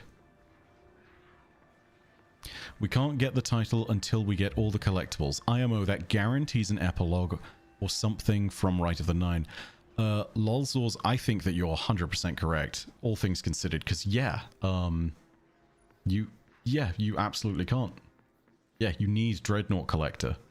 So unless they drop something new next week and then it's something entirely different, yeah, we need it. It could be later on, it could be an epilogue type thing, but yeah, 100%. We just need Grasp of Malak now? Yeah. OG weapons returning would be kind of neat. Yeah, I think when it comes down to it, again, you can have a opinion where you say that the very end of this leaves a lot of threads hanging, but I don't know if this is the end. Like, curious to see if it is, because the title not being there, you make a very good point. Yeah, I don't know. We'll go ahead and figure that out. But honestly, looking at Heresy in its totality, I hope that they continue doing stuff like this. Because, again, it's the one point I really want to rail home. Revenant, despite having the resolution to the Kell of Kells arc of storytelling, it felt like nothing happened. In Heresy, it felt like enormous stuff happened. We saw the reunion of the Hive Gods again, which is a huge deal all on its own, even if it is not technically the real Oryx. And then after all that was said and done, Eris Morn survived being murdered, and we planned and successfully executed on the plan to contain the Echo of the Navigator, the remnants of the Taken King. Like, there was a lot of stuff that we actually did, and by the end of it, killing the Echo is a big part of moving the plot forward. Like, remember that that is a remnant of both the Witness and the Traveler's power, so I mean, that's a big deal. Like, stuff actually happened. There are consequences to this plot, you know? Even Eris just having a throne world is kind of awesome. But yeah.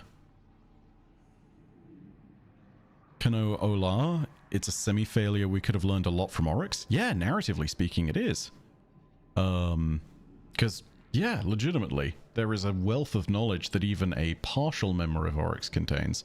So, like, there's so much that could have been, and I think Eris will always be wondering about that and understanding that the risk isn't worth it. Neo the Fifth, thank you again with €5. How big a deal would it be if the winner directly spoke to us? Massive. A totally enormous deal. Like, literally on the level with the Witness directly communicating with us for the first time. I mean, like, everyone remembers the beginning of Shadowkeep and the big moment where the pyramids were revealed. That's the kind of moment it would be. It's so significant that if it does happen, it will fundamentally change the game. That is the equivalent of listening to God. I need to remind people of that. Also, Flazino, welcome. Good to see you here in the chat. For those of you who don't know, by the way, Flazino is an amazing Destiny community artist from Brazil, if I'm not mistaken, and they are just really chill vibes. Oh. Chris Zero, thank you. Thank you for being one of the greatest lore keepers. Been playing since the beta, but your Witch Queen vids brought me back in full force. I'm glad. I really am. I mean, Witch Queen was also a banger, so that helped. Dialogue in the Sunless Cell hasn't changed, Lamau. Oryx is still chatting away. Yeah, strikes are moments in time. That's the case with most bits of strike dialogue. It's very much going to stay in the game forever now, because again, that is a moment in time. They get frozen like this. It's just in the same way that you will see the same dialogue in, say, the Lightblade, to give you another very comparable example. Let's see. Yeah, I think that's mostly where we're going to go ahead and end it. I'd love to see what happens in future, but knowing that we still haven't been able to claim the Triumph, and that there are more collectibles out there, yeah, I do wonder if there is more to be said and seen, so that'll be very interesting. The video portion of this is going to end here, though, and if you did enjoy it, and if you were watching, thank you very much for doing so. If you want, go ahead and leave a like, and leave your thoughts down below in the comments section. But as per usual, know that your viewership, as always, has been quite enough for me, and that in the meantime, my name is Bife. Orodacia Arastra. I'll see you Starside.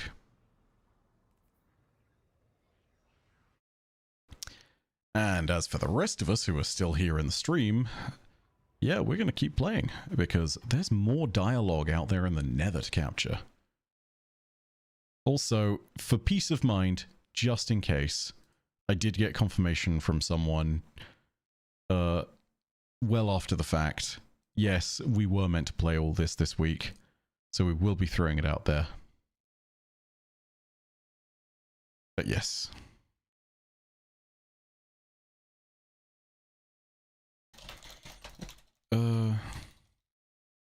2 seconds, just responding to something.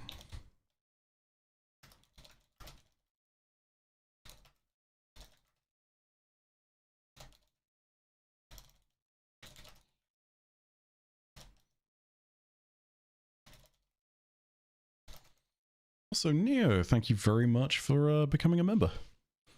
Alright, there we go. Shot Kid, do you have any expectations or speculation about how the new season structure will impact story delivery on top of the expansion changes?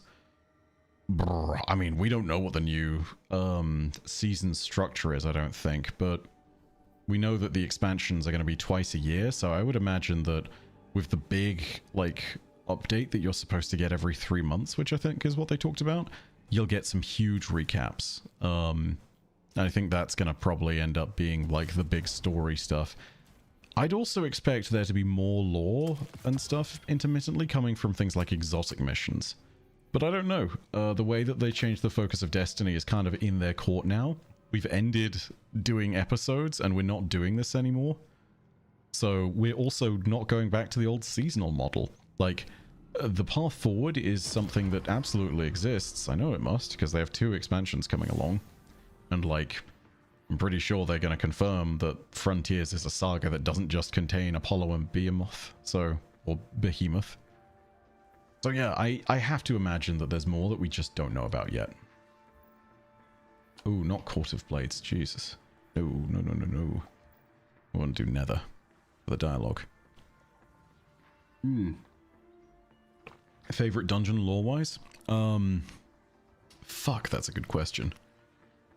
I really love what they did with Vesper's Host. Like, it lays out so many cool mysteries, like what the corruptive presence was and what or who or whatever the hell Lodi might be. It creates some really cool world building to the idea that there were more AIs that Clovis was just fucking around with. Estrea's story and your, like, time unlocking her is really cool. Love it. I think that's very much it.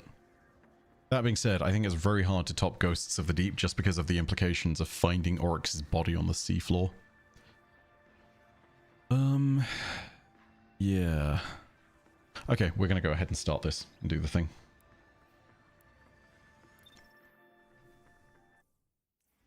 I'll do my best to just speed run through this, but please keep the questions coming. Very happy to take them.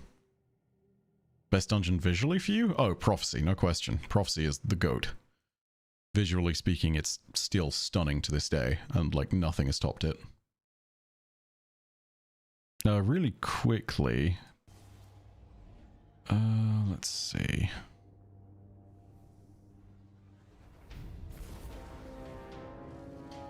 Just see if there's a bit of opening dialogue to this.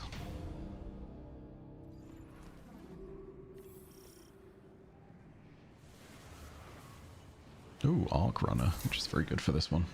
Sending you back in, hero. Wreak some havoc for me. Okay, so before we do this, what I might do really quickly is just stand up, stretch, and get some water, and then run an ad or 2 while I'm AFK. Don't worry, you won't miss anything. I'll just be here emoting, but I will be, like, 30 seconds or so. We'll see what's what. Also, before I do this, I'd like to say a huge thank you to the enormous number of people that tuned in to watch all of that. Because, yeah, at the time being, when I tuned in and actually did it, there was 1,700 odd people in there. So, like, thank you to everyone who did it. But yeah, I will be right back. Don't worry, I will not leave you properly. I just want to go ahead and refill my water. So I'll be 1 sec. Also, I'll be running a few ads while this goes down. I'll just be 1 moment.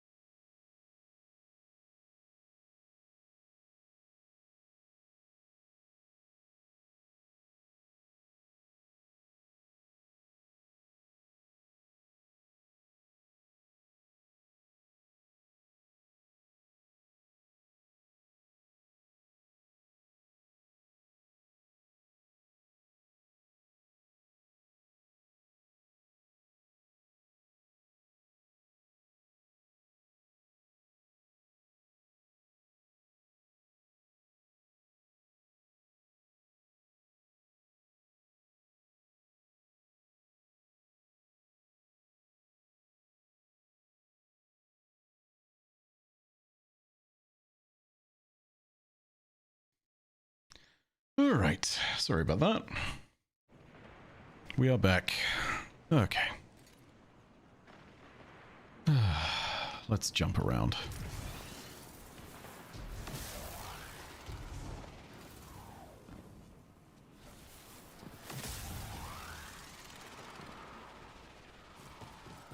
I was kind of hoping the worm would talk to the whole rush of things with regards to Savathun. Nah, no, I think it makes sense. Like, Savathun is well aware that the Echo is not technically her brother, but she is also well aware that it's the closest thing that she has to her brother remaining. Like, I mean, anyone gets sentimental about family. I think that's completely reasonable. I was not supposed to throw that at you.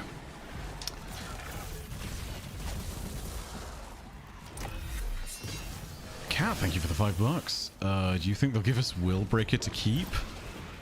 Oh, that's a really good question. I hope they do, but I imagine they won't. Just purely on the basis of, like, it's a seasonal thing, and if they gave us Willbreaker as an exotic, I think it would probably need its own... Like, here's the thing, right?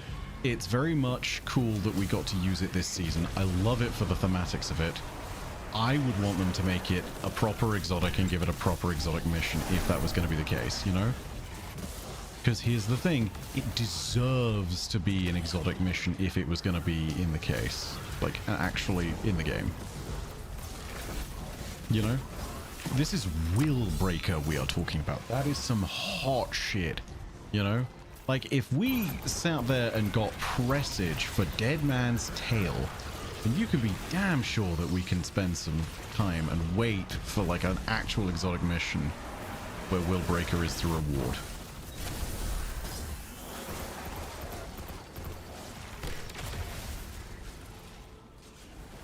Still miss my Dark Trinket? Yeah, I miss my Raised Lighter. If there is one exotic I want them to bring back from Destiny, oh, Nether Mortem. Yeah, if there's one exotic I want them to bring back from D1 to D2, it's absolutely Willbreaker. Not Willbreaker, sorry. It's just because we've been talking about it. It is absolutely my Raised Lighter, my exotic sword. I saw Shax had it on his back at the very beginning of the Red War campaign years ago, and I've never truly forgiven him. Stayed away from Crucible the whole time because of it.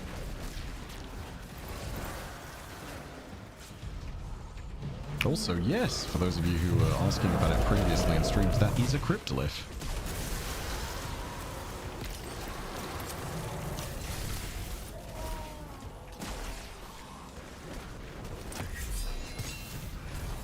Let's do that. See, this is what I love about Felwinter's Helm. You see how massive the blinding radius on that was? That guy was over there, and that blinding hit this one.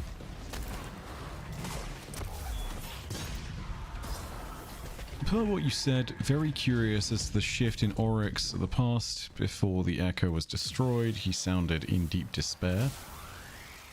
Yeah, I mean, I think that this is just a god coming to terms with the idea that they aren't real, but also a god coming to terms with the idea that the entire basis of what they built their life to be ended up being a lie, and that they not only had to live with that reality, but the reality that their other self bore that lie out for the rest of their existence, you know? Like, it's one thing being told your entire life is a lie. It's another thing being told, you're not really you. Your life was a lie. Oh, and by the way, your entire life, you already lived it out as a lie. You know? This is like 30-year-old you being shown you at the end of your life, and then being shown that, like, your entire life just goes completely off the rails and is completely foobar, you know? I imagine that ends up being quite painful. Nice try. If Xivu gets taken, should she get access to her throne world? Depends on the nature of Eris's hive magic, I think. Like, becoming taken and having that kind of power and authority generally is a means by which you can wander through the Ascendant Plane, but we don't know how Xivu specifically was banished, if that makes sense, right? Like, that's the real thing. Is it just a case of if she's powerful enough she gets to break through? In which case, if she gets taken, maybe not, because at that point she is subservient to something else. If she's imbued with the power and the ability to take, that is a different ballgame. Then I would think there's a chance she does get access to her throne world again. If that does happen as well, oh god, good luck, Keitel. Retaking Tora Bartle just became a whole lot tougher. What do you think happens to something with a throne world when they get taken? I mean, that's a very good question. I think that it's possible that they don't necessarily suffer some of the effects, but that's purely speculative. So there is one example of when this happened, and it's Mara Sov, right? Mara Sov's throne world was specifically constructed so that she could survive Oryx's taking at the Battle of Saturn, right? So we know that this exists, but we don't know if Mara's survival is tied to the fact that she has a throne world, or it's tied to the fact that she is just a creature of incredibly strong primal will. Like, that's something that some people don't necessarily recognize. Mara Sov is a badass character, not just because she's the queen of the reef, but also because, like, she's more powerful than most Guardians, I think is a fair assessment of her power, you know? Like, you don't fuck with Mara Sov. If you are unlucky, she will fuck with you. And very much not in the fun, happy way that half of Reddit would like them to. No, I mean she will ruin your day and stamp all over what remains of you afterwards. Also not in a fun way. So no, yeah, Mara is incredibly powerful. And we don't know if that's the reason why she was able to survive after being taken and retain her own will, or if it was partly because of her throne world. But we do know when she was freed from Oryx's grasp because we killed him, she made her way back across the Sea of Screams and back into her throne world, and that's how she survived. So, like, a throne world helps you survive being taken, but the thing that took you still needs to die, right? Like, it gives you an out when everything is finished. But I would also think that there is a point to be made that you need to have an incredibly strong will to start with. Otherwise, it's just a moot point. No, not unless you're Shax, Fabiano. That is not actually what happened. I know people love the interpretation, but no. That is very much just a thing of tongue-in-cheek by the devs. It did not actually happen. Is this the same as it was before? Oryx's return instigated a grand Yes, it is the schism in same. the hive. They are shaken. They entertain the first doubt. The oldest doubt. They call it the Enteoxuana. The doubt that will destroy them. The doubt that will undermine their core philosophy. Just turning that down a wee bit. Whatever happens must be so. But Guardian has plot armor, But what checkmate. must be 100%. so is poison. Absolutely. Their king was slain, but his mantle went unassumed. Now he returns as a sword, wormless, resurrected, and without the strength of his brood. There is no greater heresy than this. His sisters know it. He knows it. And so in this, Oryx wishes to begin again. Let's see. Sorry, looking through questions. Monday Meatloaf, thank you for the $2. Will Breaker Exotic with new element should be a thing? Depends. If the new element, I'm assuming you mean third darkness element, whatever that ends up being, as we inevitably assume it must come. If it ends up being a taken element, then yeah, 100%. But I don't think personally it's going to be a taken element. I think it's much more likely that we're going to see this be Nightmare Energy. That's just my take. I don't know that to be the case. I don't even know if we're going to get it anytime soon, or if we're going to get it at all. But yeah, that's what I think.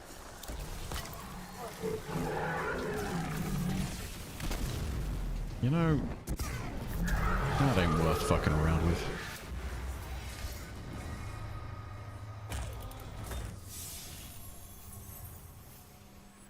Another very important question. How does Cade play the harmonica in Final Shape? Do Exos have lungs?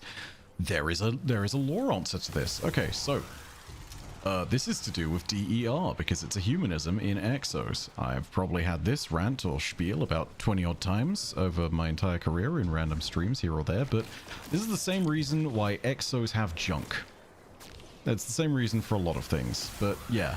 If there is an activity that an Exo, as a robot, mimics that a human should have, there is a reason for it, and the reason is called DER, or Dissociative Exomind Rejection. Basically, Exos are human, like, minds within a machine. But a human mind is a very particular thing, and it knows that it's not supposed to be in a machine, right? And when that happens, what will go down normally under circumstances of like the very first Exos, at the very least, this is what happened. The mind rejects the new mechanical body because it knows it's not a biological body. And part of the reason that it knows this is because lots of the normal biological functions that you have, such as, say, breathing or eating, none of those are actually performed by a mechanical body. And so what happens is the brain detects this, and your body and your mind actively freak out and start to shut down. It actually gets very scary. There are records of Exos who go into catatonic madness. They... grim details, but they literally start ripping at their own body, trying to tear it apart, because they think that the mechanical exo body they have is actually a fake shell that is on top of their real body. As if this couldn't get worse, when you look at what happens after all of that, and for anyone else who is coming along and potentially surviving it, they get completely locked in. If you live through that initial stage, you just suffer instant brain death because of how horrifying the reality is. Your mind breaks, right? And so, later designs of Exos were designed to fix this, and they have certain bits and pieces programmed into them that help. One of those bits and pieces is that Exos are designed to be, for the most part, if they're doing the actual creation of an Exo well, they're designed to be as similar to what the person remembers their body to be as possible, right? Like, this is one of those things that Clovis was very unhappy to do because he sees it as kind of, you know, something much more sort of frivolous, but something that actually helps. The second thing that comes along and gets done is that Exos generally will have mind wipes on a semi-regular basis because it prevents the mind from actually recognizing that it is in a mechanical body. This is what leads to the numbers afterwards. And then, the third thing is implanting and programming humanisms, right? So an Exo does not need to breathe, but Exos imitate the movement of breathing and lungs because that convinces the brain that it's not in a mechanical body, right? It's about not the actual conscious side of knowing it, like Exos know they're Exos, but it's about your subconscious brain not rejecting your body, right? So humanisms like this are programmed in Exos all over the place. It's the same reason why Exos probably have junk. It's the same reasons why Exos probably have a sex drive. It's the same reason why Cade eats ramen, you know? So yeah, that's kind of the answer to your question. Cade is able to blow the harmonica because he's able to breathe, because Exos need to breathe, because if they didn't breathe, DER would happen. So yeah, hopefully that's a very long-winded answer to your question.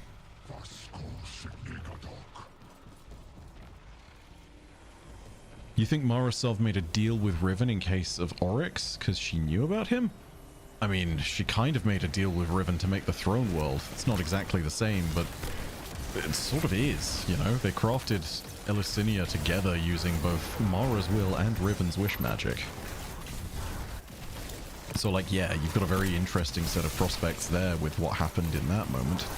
I would imagine that Riven went ahead and did do some very sneaky bits and pieces with the wish. Because, I mean, it's Riven. She's gonna do that.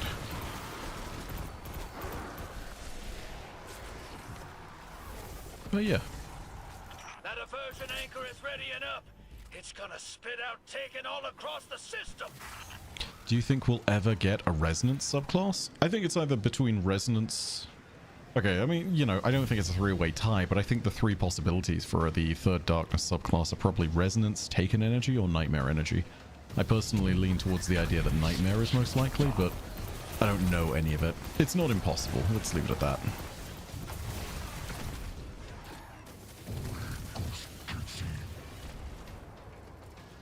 Not sure if this has been asked. Thoughts on the Elixni in the aftermath of Kael of Kells? I'll be honest, man. I'm not happy with the way Kael of Kells ended and the way that Revenant handled it. You know, you had this huge setup with a prophecy where the Traveler was supposed to recognize the Kael of Kells.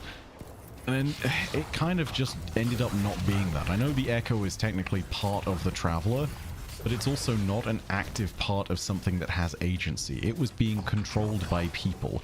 In the end, Aramis kind of decided who the Kael of Kells was. right? And like, no, Eramis is not the Kell of Kells. She designated that it was Mithrax. And it became more of a political title that he ended up having, as opposed to a great prophetic moment, which would have been really cool to see. Like, I think it was a missed opportunity that Bungie didn't see the House Rain prophecy actually fulfilled and see the Traveler itself choose Mithrax. Or choose Eramis, or choose whoever at that point, you know? Hell, I know that it's tragic, but my personal thought was maybe Ido is going to get reckless, as she's been doing recently. Maybe she'll die and get killed by Fikrul, and then be resurrected as a Eliksni Guardian. You know, I legitimately thought that was going to be the path that we took, purely on the basis that it fits with the prophecy, because the Guardian would literally have been chosen by the Great Machine. Nice try. And when they get chosen by the Great Machine, that fulfills the prophecy of House Rain, like, perfectly, to a T. But yeah, no. I think the Revenant's story ending, it technically ties up the Eliksni story very concisely, but I don't think it ties it up in a satisfying manner, you know? Like, yeah, that's just me. I was not a huge fan of the way that Revenant ended. I also don't think that, and this is not me intending to go ahead and bitch, I think this is just what I would like to do for character analysis. But like, I really don't think that Eramis's redemption was something she earned. She fought against it at every single step of the way, and it was just granted to her. And ultimately, I don't think that that was the most effective way they could have told the story. But you know, it does tie it up, and it means that, like... Yeah, Liam, you put it greatly. Ties it up, but as a square knot, not a pretty bow. Yeah, absolutely. You know? Like, they have some story things still in the air, still floating, but they have a clean slate for anything going forward. It's just I'm not particularly satisfied with where that left everything, you know? Does that mean it needed to change and be different? No, absolutely not. Like, to be incredibly clear, just because I think something does not mean that that's the way the story should pan out. Even though there are crazy people sitting there and saying that, like, I am the one who writes the story. God, I still can't believe I get comments like that. It's so silly. Do you think we will leave Sol in Frontiers? Over the course of however many expansions Frontiers is meant to be, I think so, yeah. I don't know if it's going to be something that we'll do immediately. It might be something where we slowly get further and further away from Sol. We'll need to see. Here's the thing, Mighty Manatee. The Kell of Kells exists already, at least in political terms. Like, Mithrax is the Kell of Kells. Like, that was the resolution of Revenant. But he was not chosen by the Traveler. That's my gripe about it. Like, it was just a nomination that was made in the moment. Like, it turned what was this really interesting prophetic title that tied the Eliksni in with their old god that they'd abandoned into just a political appointment, which, you know, it's interesting in some senses if you play the political intrigue angle of it, but it's so much less interesting when you just look at it as this thing of, like, it's just there to kind of resolve it.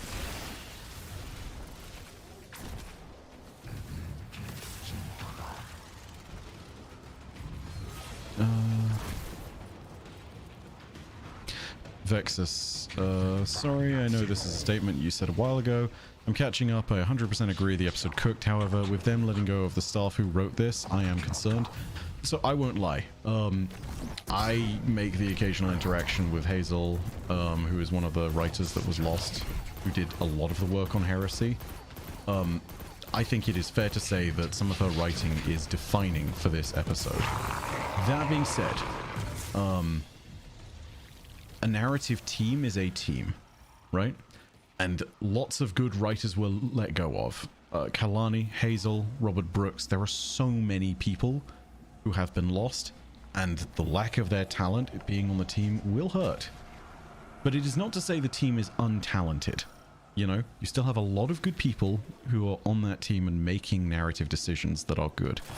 I promise you that whilst it will hurt for them not being there, it is not like there is no one left on the narrative team, and it's not as though there is no one left to pilot the ship. You know? And, you know, I say this with the acknowledgement that I'm personally, I'm furious at the fact that we lost Hazel and Robert and Kaylani and so many others. But legitimately, I think it would be unfair to sit there and say that the entirety of the narrative is just gone now. Because it's not, you know? Like, there is still a lot of talented people working there. And whilst I hate the fact that we've lost that talent, it doesn't mean that there isn't talent still on the team. You know? Like, we have to be balanced about it in this sense. Because, like, it would be really easy for me to just sit there and be like, ah, fuck Bungie, fuck Pete Parsons. And, like, to be really clear, I'm certainly not happy with Pete Parsons. Like, I don't need to explain that to any of you. I'm pretty sure you're very aware of that. But when it really comes down to it, the fact that we still have a talented narrative team that works on things isn't something we should ignore. And, like, I don't want to sit there and predict whether Bungie is going to cook or not with the next expansion. I don't want to sit there and talk about that. I just want to let it be known that, like, we did not lose the entire narrative team. There is still good stuff on there, right? By getting him a new car confirmed, Lamau.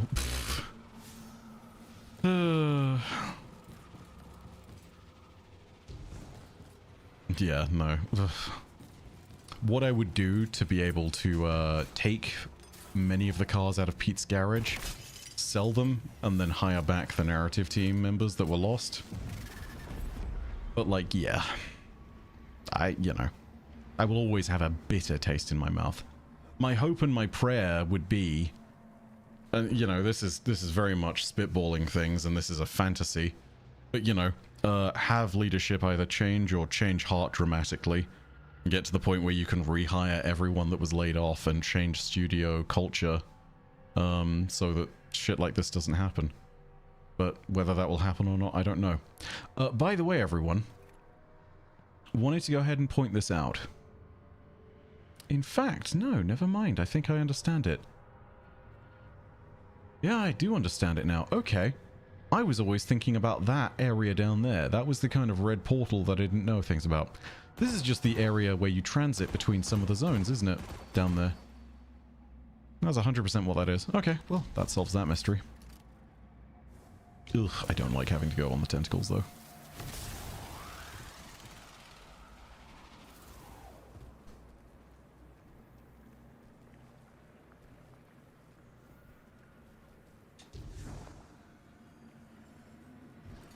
God, I really don't like...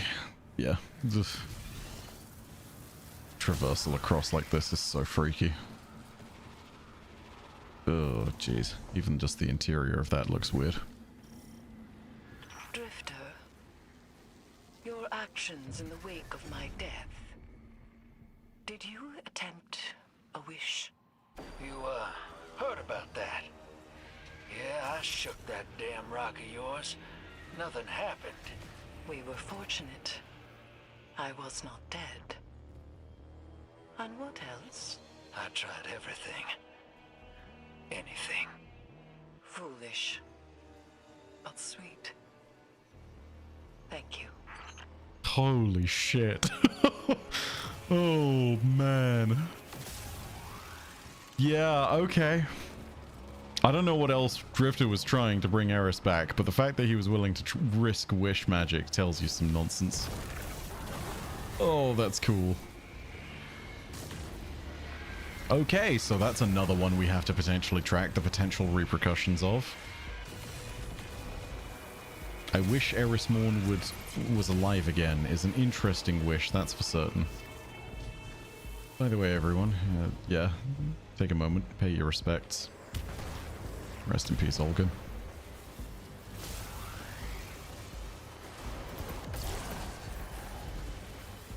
That was... Epsilon. Eris was like, that's sweet, never do that again. Yeah, 100%. Eris knows what's up. I also find it kind of horrifying and kind of wonderful at the same time, but they're the couple that's willing to sit there and just, you know, do all of this stuff, and then, you know, Drifter will go and be like, yeah, I tried everything and anything to bring you back. And I'm sitting there being like, what dark, horrifying implications does this have? Like, what did he try? And he, you know, Aerys is like, oh, you tried to break the foundations of the universe for me. That's so sweet of you. You silly idiot. You know? There's something kind of wonderful about that. Both for how unbothered Aerys is and for how kind of terrifying the implications are.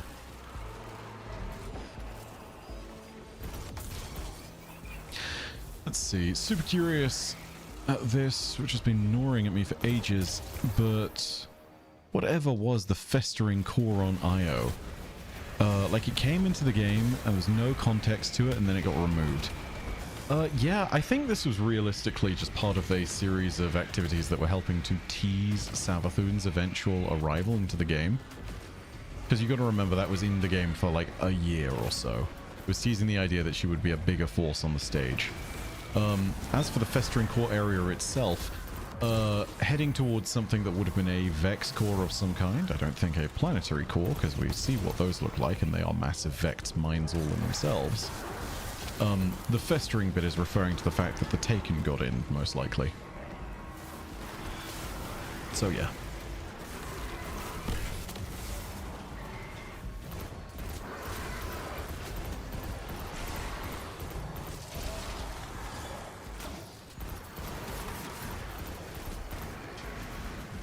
Hey, Monday Meatloaf, thank you very much for the $2. Why didn't Drifter take up the knife?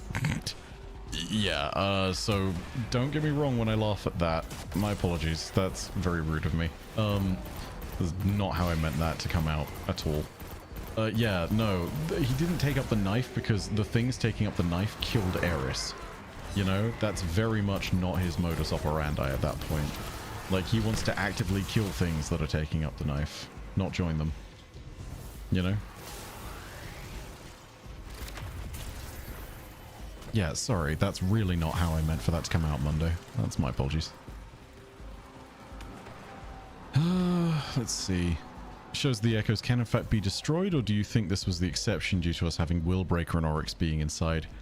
That's a great question. I mean, I think it shows the echoes can be destroyed, but the fact that we had to reforge Willbreaker in the first place to make it happen, holy shit. Like, I don't think people still realize the power of the weapon we just held. You know, Willbreaker is something that has been capable of shattering entire worlds. Like, civilizations have fallen before that blade. And not in, like, the thing of, like, it was used to constantly kill them. Like, nah, dude, in some instances, that blade has probably shattered worlds in half. It's a powerful fucking weapon. It can be used to fire the Dreadnought's cannon. It is partly responsible for the destruction that happened at the Battle of Saturn. You know? We should not be sitting there and acting like that thing is nothing. That's what I guess I'm trying to say. Because it is a big deal. Ooh, this hurts. This hurts a lot, actually. Ouch. Ouchie ouchies. Willbreaker is Oryx's sword, right? Yes.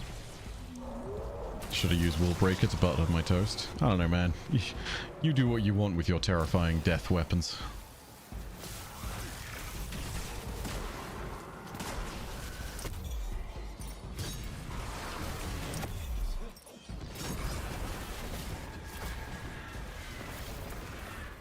Ugh.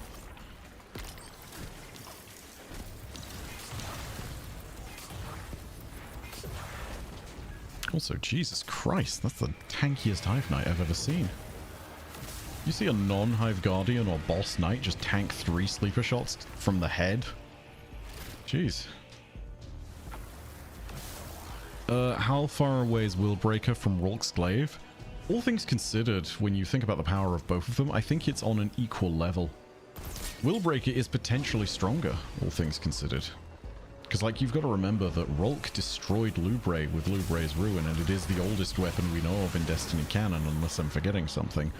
But, like, it may have been the weapon of the first disciple, but Rhulk still destroyed Lubray with the assistance of the Luster of the Witness, whatever that was, and the power of a Saphiric converter. Like, it was a very specific use case for that thing. I don't doubt that it is still incredibly powerful, but it makes me wonder if there is a comparable degree of power, you know? Also, Yeah, I just don't know. Like, it's really hard to gauge these things. You know, Willbreaker is a sword that tears reality in half and is capable of enacting all sorts of nonsense. Like, Lubre's Ruin is a powerful weapon, but I don't know how it compares. It's one of those things of, like, you're trying to compare Caracol's on nonsense.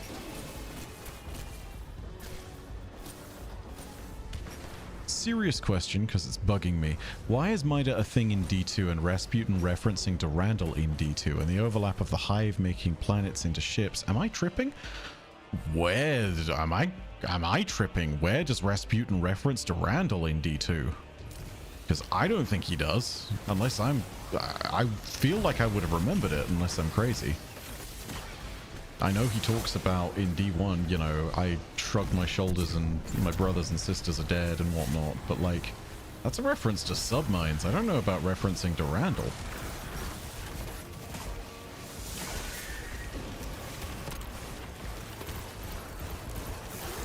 Also, Jesus Christ, that Hive Wizard is strong. At some point he says cousin... Sorry, I'm trying to read this at the same time as fighting.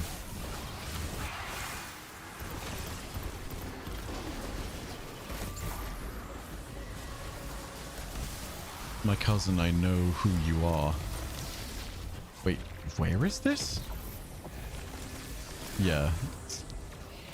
At some point he says his cousin said, my cousin said... What? I'm sorry, Sparky Cats. I don't know if I'm rereading that twice or something. Which Durandal said at the end of Marathon. I mean, look, listen. References do not necessarily mean that they exist in-game. I think that's the important clarity on that front of things. I would say that, like, that's just Bungie having some tongue-in-cheek fun with it. And I mean, as for the rest of it, you know, brother could be a reference to Charlemagne.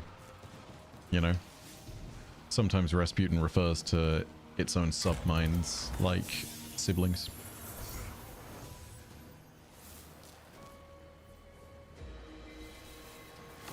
Yeah, as for Mida appearing in the games, yeah, no, that is just a direct Easter egg type reference.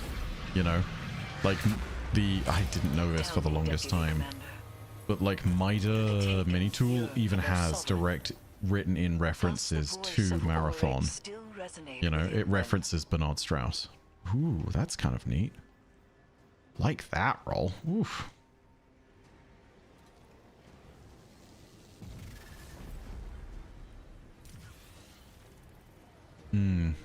Ghost Fragment Rasputin 4 Grimoire is where the reference is.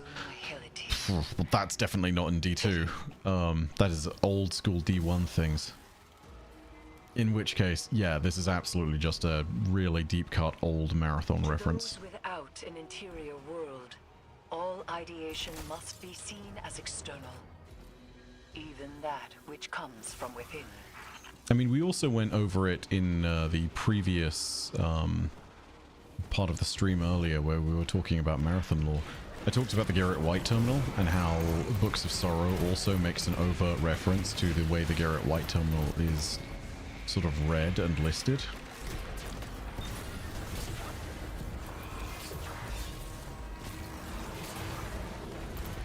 So, like, yeah, no, this stuff is not unheard of when it comes to Bungie's lore. Like, across the lore of their games, they do this stuff, you know?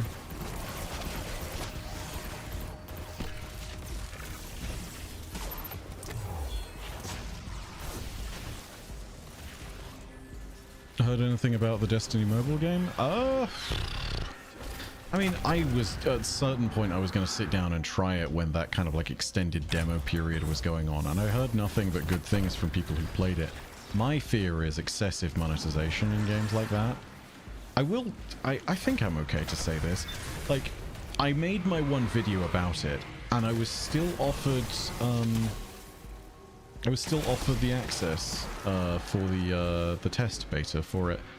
And, like, they sat there and said, like, hey, you know, we're glad that you were honest about your feedback, and they're still very receptive to things.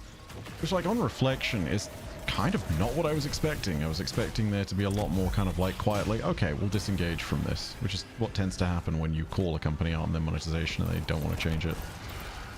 You know? Just like they won't acknowledge it. Which, you know, whatever. But yeah, no. Considering that and considering the fact that there's a bunch of people who played it who said it's actually shockingly good, and that also, yeah, like, there's a lot of features that kind of are crazy with it, you know, it made me reconsider whether I'd want to jump into it. The one thing that's stopping me, despite all of that, is the fact that the lore inside the game is a totally separate canon, and, like, I'm gonna need to go ahead and do a little bumper at the end or beginning of every single Destiny Rising video I do that basically says, this is not main Destiny canon, this is the Destiny Rising canon, you know? It's also going to be such a trip because, like, oh man, we know how the Light and Darkness saga ends. We know the reason why things are the way they are. Having that knowledge and understanding that context changes a lot. So yeah, I don't know. It's a weird one. I'm kind of tempted to play it, but also I have no clue how I'm supposed to stream a mobile game or, like, record it for that matter, and that's kind of integral to making content. You've got to be able to do that. I do hear that there's a way you can, like, connect a controller to that shit, though, so that's great.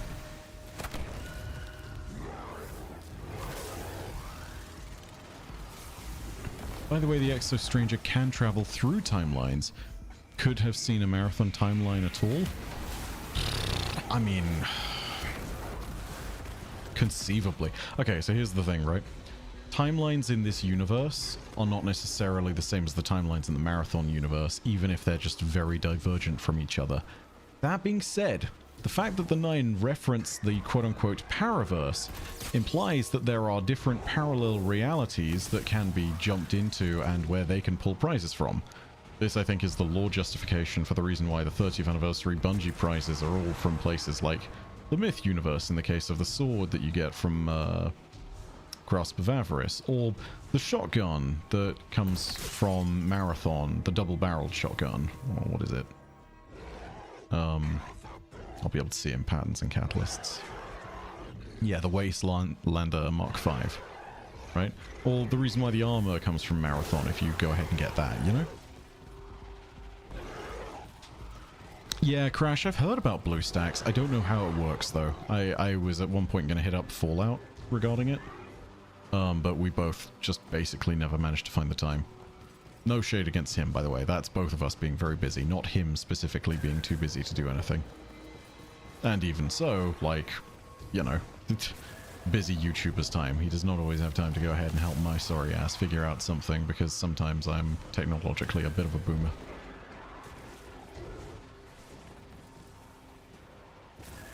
Hey, nice.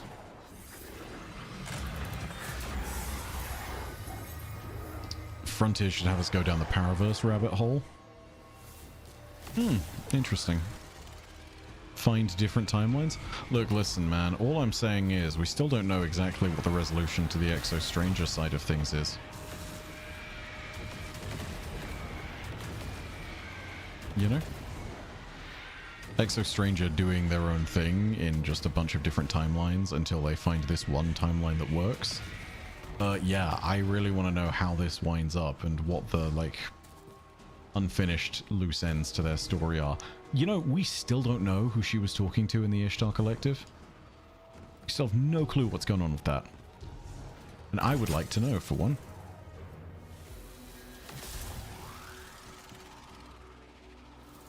Did I miss this? Yes, I did.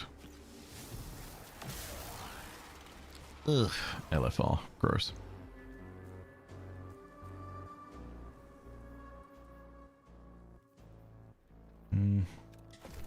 Let's just do that. Ah, yes. It's the Shadows one that we found last week. Which we know how to do. Because we got it right first time. Hey fellas, how you doing?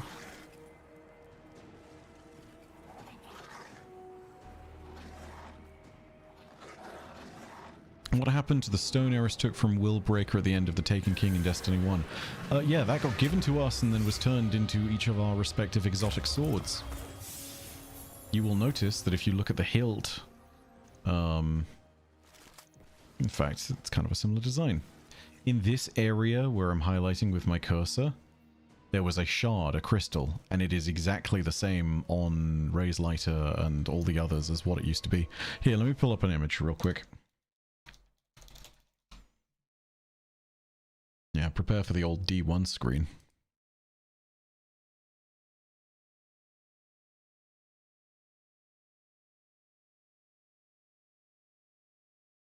So yeah, this is what it looked like. And the crystal here, yeah, that's what the thing was. That's where the crystal ended up. As per usual, we took it and turned it into a weapon because Guardians apparently are not original. Oh, Sparky, I do not have a Paraverse lore video. At the time being, I was prepping for Witch Queen and I was in the middle of making Dynasty, which was the massive Books of Sorrow complete edition thing that I did with like all the animation and whatnot. I did not have time to make a Paraverse video. With 9 things potentially becoming more relevant with Rite of the Nine, I might make one though. Because like, yeah, it leads to some very interesting conclusions about whether Marathon and Halo and all these other IPs are canon within the Bungie universe. The idea of creating a Bungieverse generally is kind of a cool one as well. Do you think Callus could come back in any capacity? Nah, dude. Chicken, disciple of Callus. I hate to break it to you, Chicken. No, I'm pretty sure Callus is dead. They've laid his bones to rest. His story is not going anywhere. He had his closure in Lightfall. I think that Callus's story in any capacity, if it is going to live on, lives on in whatever legacy Keitel has to deal with that was his. That's where you're going to get anything related to Callus nowadays. Callus is very much gone. Dead and gone. From a cosmic point of view, do you think the Witness was right in the end?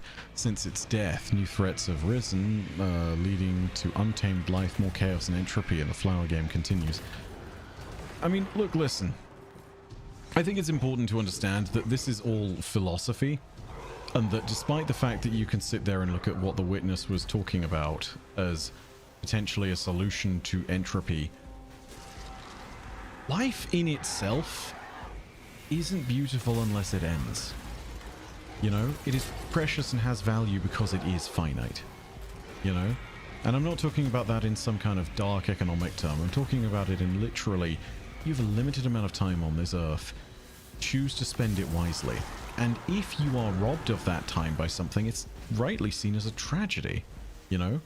The Witness choosing to lock you into a single moment, even a moment of your choosing that you desire, is robbing you of the rest of your life and the rest of the experiences. In certain ways, it is a greater death than you would have otherwise suffered. So, like, no, I don't think that that's really the case. I don't think that it is the solution. Philosophically, I think the Witness was wrong. You know? And I don't just say that on a pure basis of like, ah, yes, accept the premise of the story. Like, being static, from my perspective, is death all in itself too. Like, the inability to change, the fact that you might have to live your life in this kind of malaise of nothing changing, that is worse in some ways, you know? It's not death of the body, but it is death of the soul.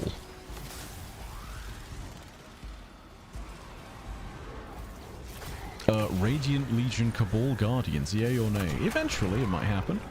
I don't think it's going to happen quite yet, but I think it's also a lot less likely than it would be with, say, the Elixni. You know, like the Elixni actually saw Reese getting visited by the Traveler. The Cabal became their own empire without the Traveler, without the Witness, without anything. They just existed. You know, in technological terms, they don't need no metaphorical man who happens to be a paracausal superpower to give them any of their nonsense. Oh, there's thralls. Yeah, so, like, no, I think it's less likely than, say, Elixni Guardians, but it's also not impossible. That is an unstop. Son of a bitch. Where is he? Is he gone behind? Oh, he's trying to figure out how to get to me. Okay. Surprise, Buckethead. Oh, he's not dead. Ah, suck it, Buckethead. There we go. Now all the new threats coming now that the witness is dead. That wouldn't happen otherwise if the witness had gone on. Yeah, but we'd also not experience anything good, you know? Like, just because bad stuff happened doesn't mean that destroying the how do I put this? If your life stopped right now, how would you rectify anything bad or good that happened tomorrow? You wouldn't know. You wouldn't have that possibility, and that's ultimately what we got robbed of if the witness was victorious, right? It is one thing to sit there and talk about all the bad that could have happened, but don't throw the baby out with the bathwater, I think is the best way of putting it, you know? Like, there is a ton of good that also came about in the world. I mean, look at this. Drifter and Eris openly being able to express their feelings for each other is an example of this, you know? It is an example of the happiness that can come about with stuff. So, like, you know, just because bad things have happened and new threats have arisen doesn't mean that the witness was right, you know? Can't throw out the good just because the bad exists, right?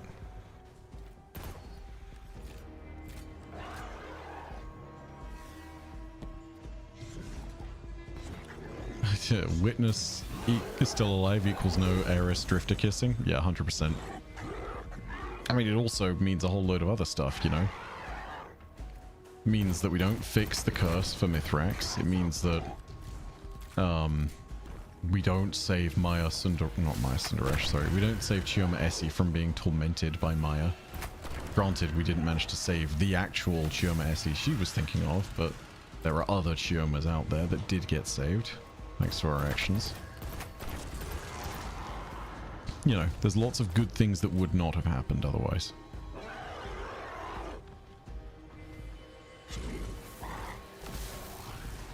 Looks like the Elixir are leveraging more dark-sided paracausal methods.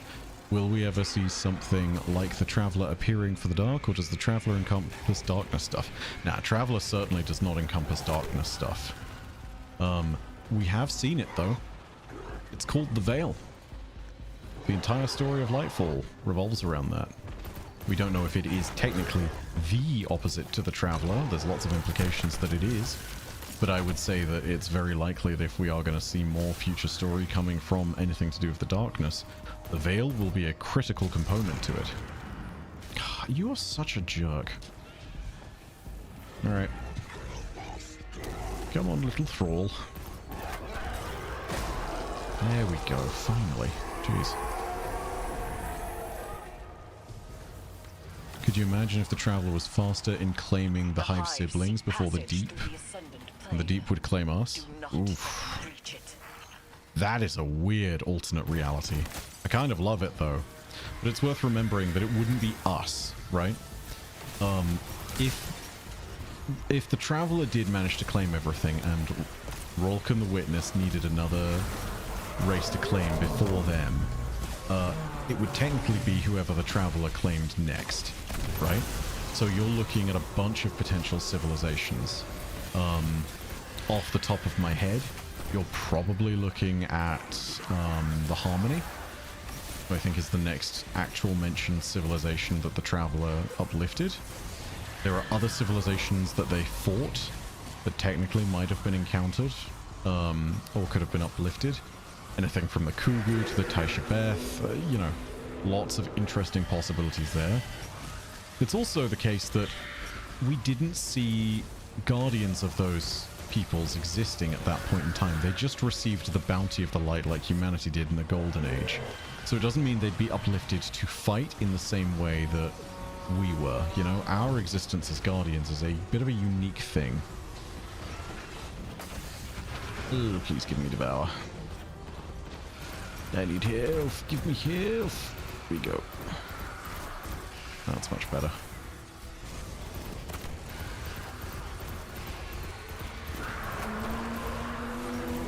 Last one is Bolt Charge. Okay, we know what we're going to go for. First we need to kill this ogre. Oh my god, he's so tanky.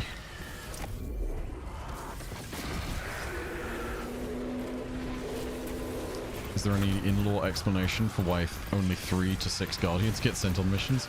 Nah, that's one of them because video game kind of moments. Also, I think it's partly, if you are going to look for a reason, practically speaking, I think it's about spreading risk. We already tried the whole army of 1,000 Guardian things at, Mare Ibrium. Didn't go well. Great Disaster is called the Great Disaster for a reason, you know? So yeah, I think it's partly we don't want to lose all of our forces in one fell swoop. Because like if a fire team dies, it sucks. But it's not the end of the city. If another Great Disaster-sized army died, we would be in deep, deep shit. You know? That would be particularly freaking bad.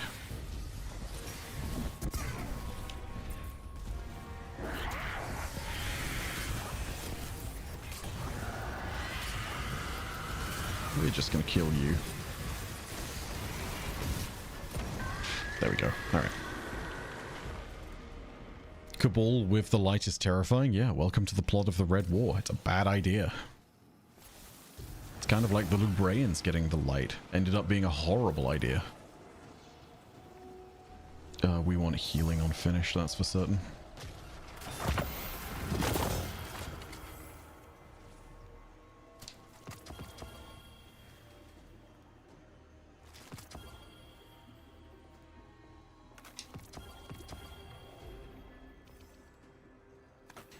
Have you seen the latest Act story? Yes, I have.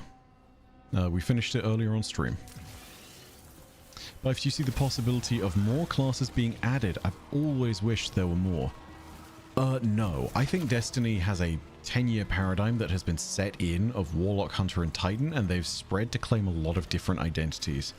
Like, look at it just from the basis of, say, World of Warcraft classes, right?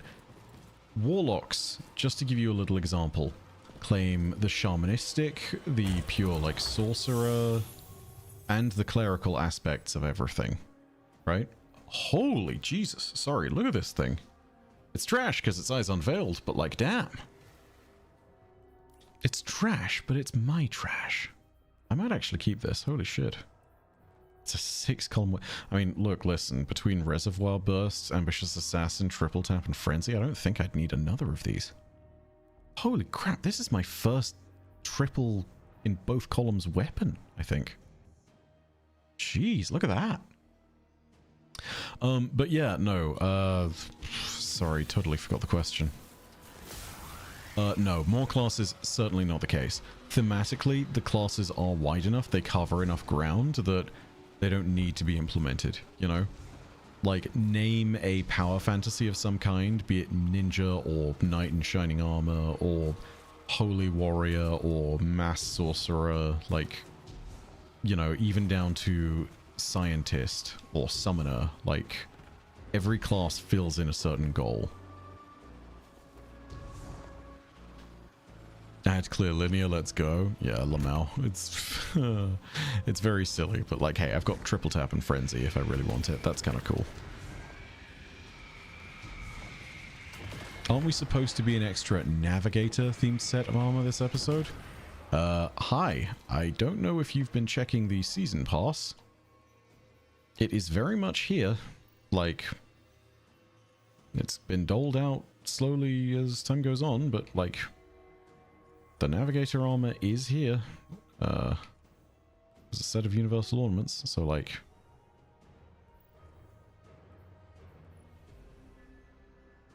Yep, it exists. You've just claimed it way earlier in the season. Yeah, Space Cowboys. Literally an entire dungeon dedicated to it. Any class is allowed to be a Space Cowboy, but even so, Hunters make the best Space Cowboys, I think it's fair to say. I just assumed more than the base one. Yeah, nah, don't worry, dude. It's okay. Like, it happens. Is there an estimate of how many Guardians exist, or how many ghosts the Traveler made? I think we can estimate that it's somewhere in the millions, but I don't know exactly the number. You know? I think it's also the case because... You know, Savathun said you were in a better place. And you did not believe her? No. Even after what was learned within the Pale Heart? Hell no. But now I know I gotta keep living. Or else, what, the traveler scoops out my soul? I got a soul now? Unlikely.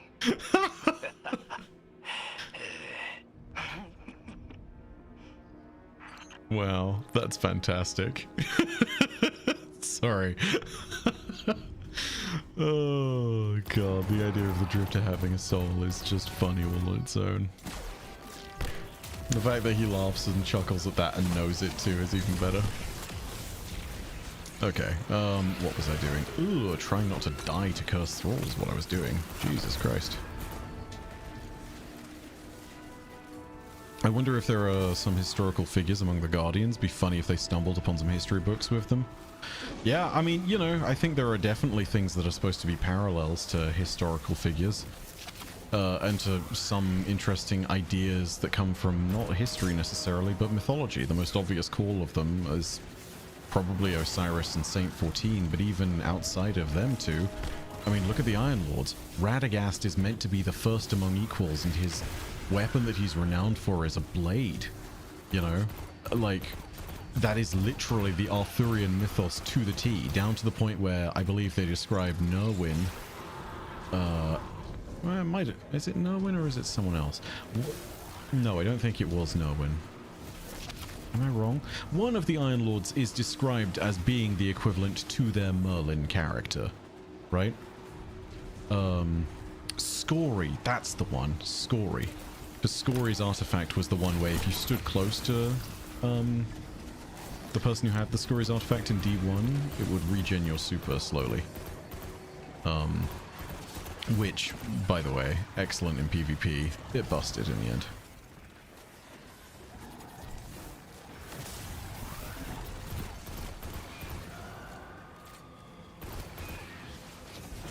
Whoop. There's a Guardian that's 10,000 years old. There's a reference to a Guardian that is very old. I don't know about 10,000 years old. Ooh, they hurt so badly. Ouchie, ouchie, ouchie. In regards to Revenant, I wasn't a fan of how they made Ido so naive and trustworthy and made Aramis the good person, completely forgetting all that she's done. Vextus, I'm with you. Like, here's the thing. Ido being young and a little bit naive in character. Her being naive to the point of what I would describe as being... making unintelligent choices, not necessarily so. A deep sense of betrayal that she had because of what happened in the Season of the Plunder, I think is the marked difference here. Ido in Revenant was just willing to trust Aramis off the bat. And like, I think that she is smarter than that, you know? Like, she understands the context of things. She does not exist in a vacuum. I don't know, I have to agree, I don't like what they did with Ido in that season. They made her see... this is not me sitting there and, like, trying to criticize the narrative in the sense of, like, this person sucks at it. That's absolutely not the case. But, like, I don't think it was the right direction, is the way I'd put it. Because the way it comes across is it makes Ido seem as though she is the fool. And yes, it makes her seem naive when, even if she is someone who believes in people, she is not naive. She's intelligent. And that's, you know, that's something which is in her character, and I don't think it came across properly. Which is a shame, because it's fucking Ido. Ido is the GOAT. Like, she literally... Here's a little mind-blowing fact about Ido that people forget. Because of the fact that she is referenced, and she's the one who wrote the collector's edition for Final Shape, she found the oldest records of any individual. She found pyramid records that are older than, like, Oryx and the entirety of the Hive, and she just combines them and collates them into a dossier for us in the process of her investigation. Like, she finds these things that are equivalent to finding scrolls from the Library of Alexandria, and she just gives them to us as part of preparation for all the shit we're going to face in Final Shape. A thankless task. It makes her confront very uncomfortable realities with regards to the nature of the enemy that she's facing. And, like, she just manages to find it when we've been searching for shit like this for literally eons. I mean, like, she is a big deal in the lore, and I don't think enough fuss gets made over Ido. Hey, Toland.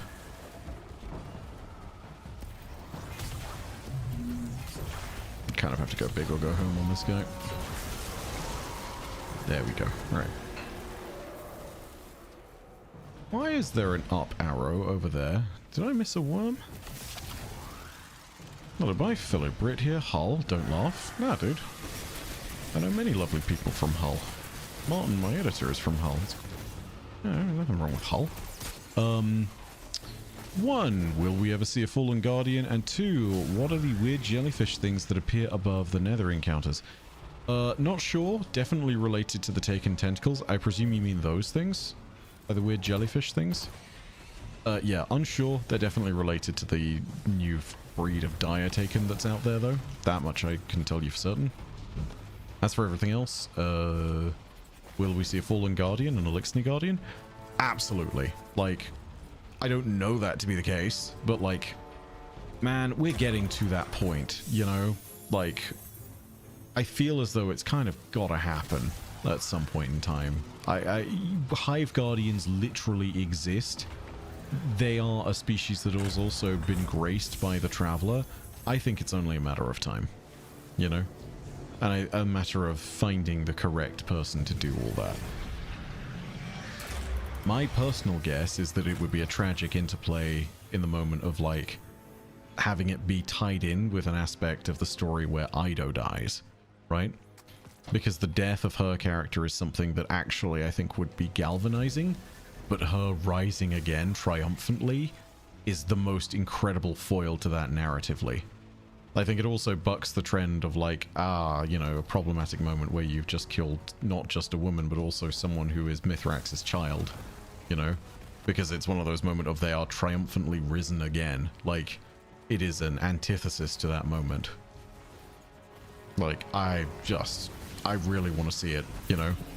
And whether Ido keeps her name or not, I want to have this moment where you see a triumphant Elixni Guardian rise. And, like, to be honest, I don't really care who it is. I just really want to see it happen, you know? It could be Ido, could be Mithrax, could be anyone. I just really want to see an Elixni Guardian, man. The Hive should not be the ones to have all the fun.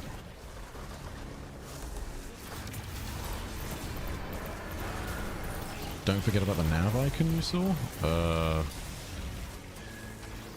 Not sure what you mean. Have I completely brain farted and forgotten something?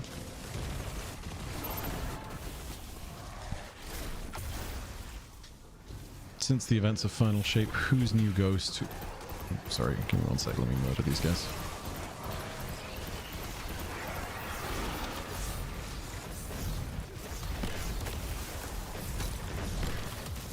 Grab that.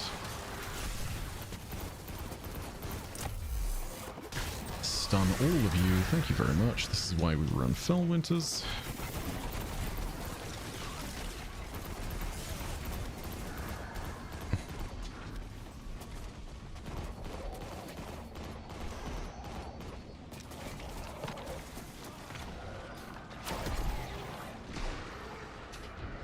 Ooh.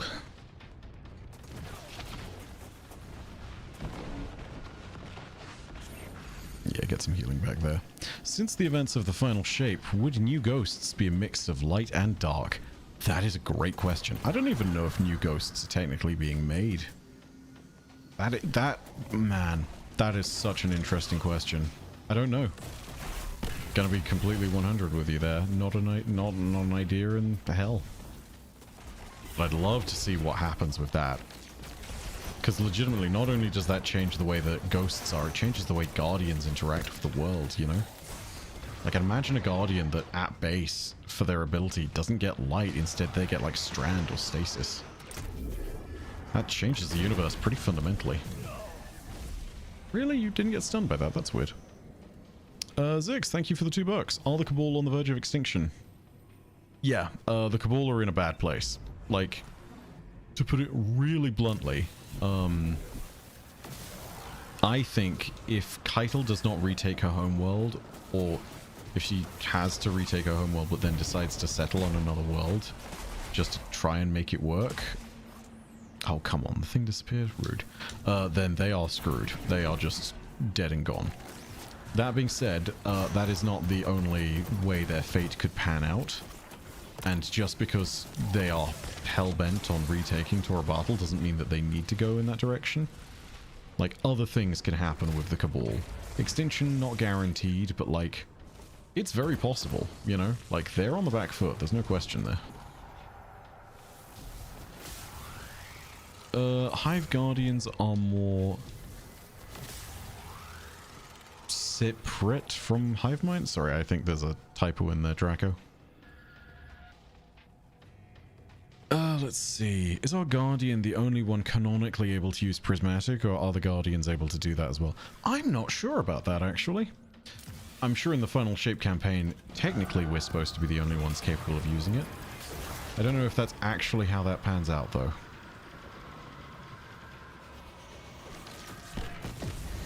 There we go. Right? So, yeah, uncertain about that one, but sure we'll be able to find out eventually. Ido as Speaker? Many possible people as Speaker. Mithrax potentially has some powers that align more to that, but I'd say that the real person you're looking at on that front of things is probably going to be Micah 10. She has a lot of moments and revelations that you see inside the Pale Heart that just basically directly allude to the idea that she has Speaker's powers directly. Her story is kind of all about that. If the new position as Speaker does happen and does open up, I think there's no question it's Micah, you know? She's just too important. What's your take on Savathun being fully antagonistic towards us? I think that it's good, but predominantly based on the fact that Savathun was always kind of going to be our villain, but having a personal subtext for it like this makes it all the juicier, you know? And, like, I think that that's really important because she could just have been aloof and constantly, you know, conniving and scheming and just being like, oh, look at my devious plans. But that gets old after a while, you know? And enemies have to be enemies for a reason, you know? Was Micah exposed to Clarity in her time at Clover Spray? Technically, in a certain manner, all Exos were, right? So, when it comes to Exos and their creation, remember that they are partially created with Vex Mind Fluid that has been exposed to the reductive qualities of Clarity. And in the process of that happening, things change. There is definitely a point at which they have all been exposed to it. The reductive and changing qualities of it created the ability for Exos to exist and give them the ability to have the random knockouts required for their brain to not completely die to loops, as some of the early Exos did. But yeah, yeah, I think they would all have been technically exposed. If you're talking about Micah pre her becoming an Exo, though, I can't remember. I don't remember with regards to that, L. With regards to the Legacies Oath type thing. That's a great question, but I actually can't remember. It's been a while since I've looked into the Micah 10 lore.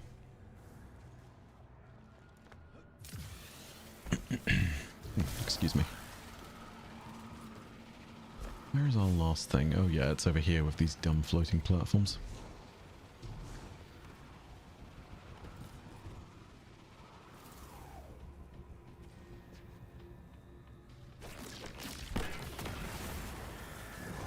Ooh, look at all that ammo. Ugh. No, don't shoot me, please. Ugh.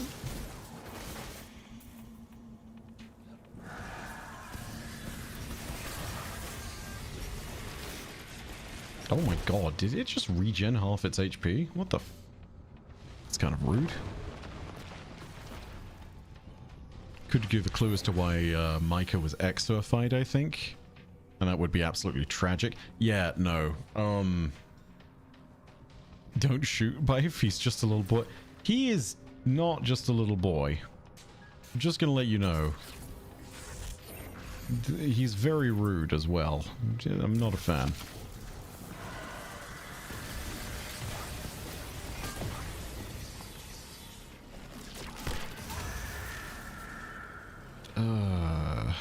Yeah, I need to jump over in this direction. Back to the nav icon? Do you mean where I'm at right now? Or is there something else I've missed? Oh, you meant the nav icon from here? Yeah, so for context, let me go down, show you the area. It's further down. So I'm not sure what that's meant to imply. Right? Because it's about here, but it's lower. And I don't know if there's a way to get there. You know, it almost looks like something where you need to jump out of bounds to find it. I thought it was up at first, but no, when you go up it disappears, which means proximity is not closer, it's further. But there is a nav icon there, so I'm not sure what's going on. Thank you for the reminder, though. In the years of covering lore, what's your favorite piece of lore that you've read? Oh man, that's easy. Yeah, unquestionably, verse 4.0 of the Books of Sorrow. I just love... Some of Seth Dickinson's writing generally is phenomenal, right?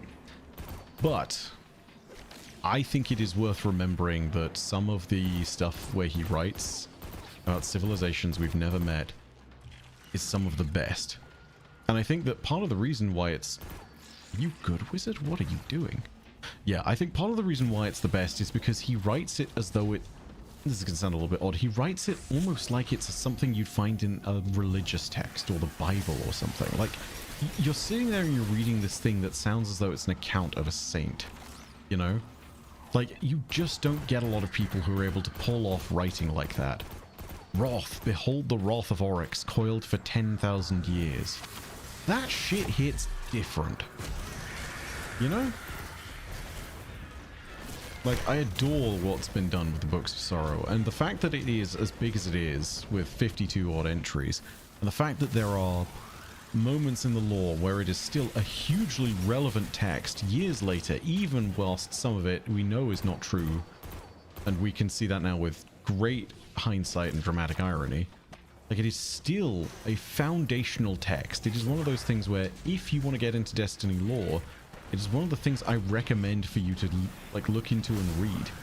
Like, it is the Bible of the Hive in the same way that the Mara Senna and Awoken of the Reef books are for the Awoken. You know? It is possibly one of the most important pieces of Destiny lore, right? Because it is an intersection of so many moments and so many storylines. Like, it's great. And in the middle of it all, Wrath, behold the wrath of Oryx, where you see Oryx unfolding his full power and taking Taisha Beth, you are seeing the Hive at their greatest. You're seeing one of Destiny's villains being everything that a Destiny villain can be. You know? I love it. It's just so fucking good. Like, it is tasty and juicy. The Hive are not a hive mind, Draco. Yes, this is true. The Hive are individuals. They follow often the will of their leaders, and Hive leadership is definitely something which can exert influence, but they are not eusocial. They actually have individualism. You know, they have their own desires, their own thoughts. They are not a hive mind, despite the name.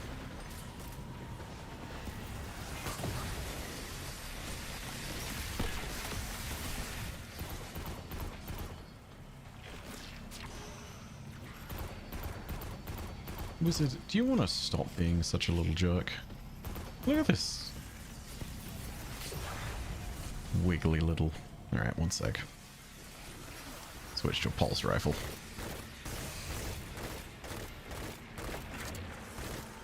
Oh, I grabbed ammo out of it. Yeah, that's coming in. I still think Maya Sundaresh is one of the most wild antagonists we've seen. She was willing to murder the love of her life multiple times. Yeah, dude. For much as people did not enjoy Echoes, Maya Sundaresh is an excellent villain. I just really hope that we get to see more of her impact on the world. I think it's also one of those things of Act 3 was as strong as it was because that's when Maya was in it. I think if they'd revealed Maya at the end of Act 1, kind of like they did with Oryx, and we'd had the whole of Act 2 to sort of marinate with that story where Maya was at the heart of it all and she was talking back to Saint and to Osiris and just sort of taunting us in the entire process, it would have been a very different act and it would a very different episode. You know, I think that would have been really good, because it also means the context of Saint and Osiris and them rediscovering their love, regardless of which version of Saint and Osiris it is. It has context, you know, because it's not just about them. At that point, it's a triumph over something that was actively trying to tell them that their love was illegitimate. And I think there is a power to that, you know? It also means that you have a greater contrast, because Maya's own story is also motivated in a very twisted way by love. And, you know, they were clearly meant to be the, they, as in Saint and Osiris, were clearly meant to be the foil to Maya and Shioma that season, you know? And it's awesome to see that being the case, and how one couple finds love and the other one has it completely torn asunder and destroyed by one of them.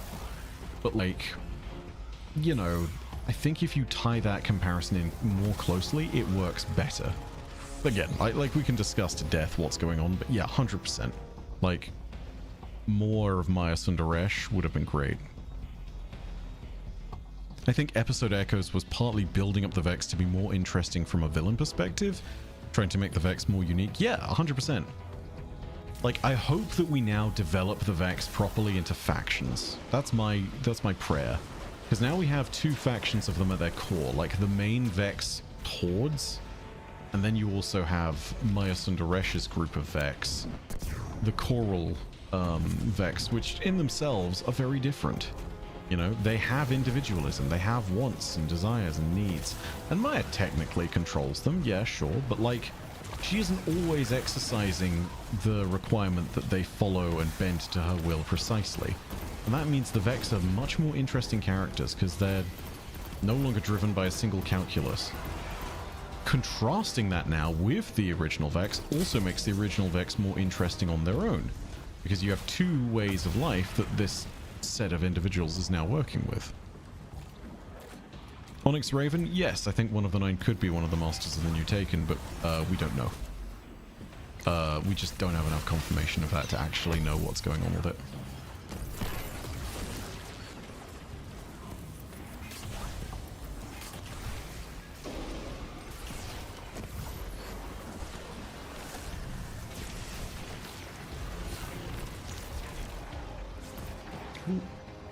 Let's run and get that. Actually, never mind. Sod that. There's so much nonsense over here. Interesting question. What Destiny 2 strike would you rework and into a fully fledged raid? Wow. That's a question. Man, that's a very good question.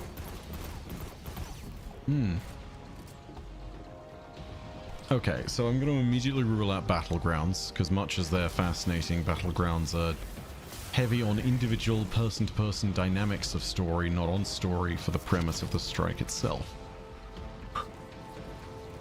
Oh no, I know the answer to this. Fucking Liminality. Liminality, because you get all this interesting shit to do with the Witness's precursor race, and you get interesting shit to do with the Ahamkara and the Tormentor that is the subjugator of the Ahamkara. Or the Tormentor of the Ahamkara, whatever the title of it was. Like, I think that has a lot of story elements that you could just bring forward in a very interesting manner, and it would make for a wild raid aesthetic too. Like, the place literally has Ahamkara guts in the wall. Can you imagine, like, if they made an entire raid out of that? Kind of awesome.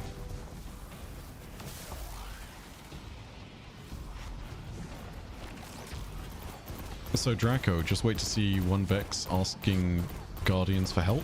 That has happened before, not on an individual level, but remember the Vault of Glass in Destiny 1 was a thing we conquered and destroyed. Well, not destroyed, but we destroyed the constructs within it. And then when it came to Taken King, Oryx came along, and suddenly when he came into the vault and started taking the Vex, they realized the only way they could survive was if they allowed the Guardians in to kill the Taken, because they're not paracausal, they need a force that can counter the Taken. And as a result, they allowed us to save Praedyth as a kind of a tit for tat and a reason to lure us in. I say save Praedyth. Save him from being trapped forever. He's still dead. But being dead is better than whatever fate they had left him to. Would you say Maya and Shioma were torn asunder, Ash? Well done. Very well done. Also, how dare you?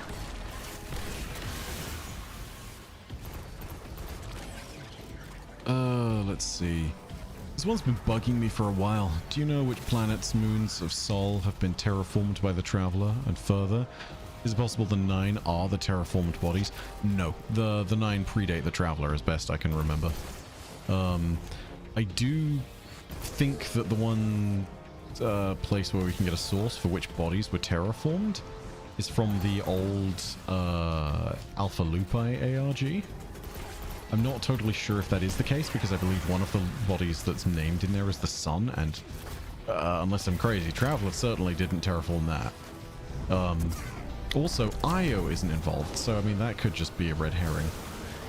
As for the bodies that definitely got terraformed, Mercury, Venus, Mars were definitely up there. We needed to colonize Titan, but also Titan, I think, would have not necessarily been colonizable unless there was input from the Traveler, so maybe it as well. There's a lot of talk about Golden Age Ganymede, which is the largest moon of Jupiter. It's basically not quite a supermoon, but it's a moon that's almost close to the size of a planet, if memory serves. Being able to sit there and have some kind of colony there potentially implies that there was... Wow, did I just really fall off there? What the fuck? Yeah, implies that there may have been a thing there. The Traveler may have had influence over it. I can tell you it definitely wasn't Neptune, but... Oh, actually, I don't know, because Neptune should be completely uninhabitable, but maybe it's the case that something changed it. Yeah, I don't know what the full definitive list is. Yeah, sorry about that. I really wish I could tell you. It's also partly the case that Destiny is very happy to play fast and loose with the way the system interacts with people generally. I mean, like, there are some obvious examples where it's like, yes, we know the Traveler terraformed Venus, otherwise we'd be boiling alive within the space of 3 seconds by stepping out onto its surface. But, like, there's more to it than that, you know? Like, we should not be able to step foot onto Europa's surface at all. And the freezing cold is sometimes represented, but, like, it should be so cold we couldn't even fucking exist. You know? Not to mention, there are actual hazards that are listed within the lore back in the Golden Age that aren't necessarily touched upon in-game, right? So Europa is close to Saturn, and if I'm not mistaken, part of the reason why it's tricky to go ahead and colonize Europa within that lore entry is because of the real-life aspect of radiation, you know? There is not a magnetosphere around Europa. You don't get a lot of protection from the background universe's radiation. And as a result, you're in a lot more danger. God damn it. So yeah, like, there are actual difficulties, and some of it just isn't represented in-game. There we go. Oh yeah, Europa close to Jupiter, not Saturn. Don't mind me, I'm being stupid. You're 100% correct. Sorry, I've got Saturn on my brain because we're on the Dreadnought, and Dreadnought is near Saturn. Yeah, do excuse me. I make no claim to being an astronomer. I also make no claim to being an astrologer, but that's a separate whatever. Quite. I lost life and gained a throne. I slit the Witch Queen's throat, banished the god of war from her domain, and the Navigator. I have felt the joy of seeing justice paid twice. And now? Now, the future. Hell yeah, Eris. I have indeed been able to read Apple. It is delightful. Alright, let's go to the tower and just clear some things. Bife, what's your shotgun? Okay, magic. This is a sudden death. However, I made this build with a sudden death in mind. I searched for this shotgun for ages. As you can see, I have a lot of levels and a lot of kills on it. There is a reason for it. So, the Lightning Surge build I am currently using. Lightning Surge has some very fun properties when you combine it with Felwinter's Helm. First of all, obviously you run it with Arcane Needle so you can get 3 of them. Devour because you get health back on it. Like, all of that stuff is real good. When you do it with Felwinter's Helm, getting a kill immediately weakens enemies nearby and disorients them. It's not a true arc blind, but it is the same effect, functionally speaking. The weaken that comes from Felwinter's is kind of cool. Because first of all, it's one of the 3 sources in the game with 30% weaken, the other 2 being Tether and Tractor Cannon. But the other cool thing about Felwinter's Helm, the weaken effect listed here is a void verb, which means that while enemies are stumbling around blind, the 30% extra damage procs void perks like Repulsor Brace. As it turns out, there is only one shotgun in the game that rolls with Repulsor Brace and Trench Barrel, and that is a sudden death. Trench Barrel is also cool because unlike some other special melees like Titan Consecration, Lightning Surge will proc Trench Barrel. So if you Lightning Surge into a big group of people with a massive guy at the center, and then go ahead and kill at least, say, 1 Thrall, everyone gets blinded and disoriented, they all take 30% more damage. You've also procced all the other stuff from your build, which in my case includes things like Radiant. You then also get Devour for health and grenade regen. You also overload them because you jolt them from the Lightning Surge. And if you then shoot and kill something with Trench Barrel, because you're dealing extra damage, and when you add that in with both Radiant and the Weaken effect, it means 100% extra damage, you will then proc Repulsor Brace. So not only do you get Devour from the kill, you also get an Overshield. This is why I love this build. You have so many methods of making yourself tanky, and in day-to-day content that isn't like requiring an endgame build, this shreds. Like, welcome. This is the build, minus this shotgun, which I didn't get until like much later. This is the build that I took into Salvation's Edge day 1 and cleared first encounter easily. The only reason I was not comfortable later on is because I had to take this off to do second encounter, where I was required to do well. Like, honestly, if I'd made it to 3rd and 4th on day 1, I would have used this practically all the way up to Witness if we'd made it that far. Yeah, I don't always talk about it, but I build craft. I love build crafting this shit.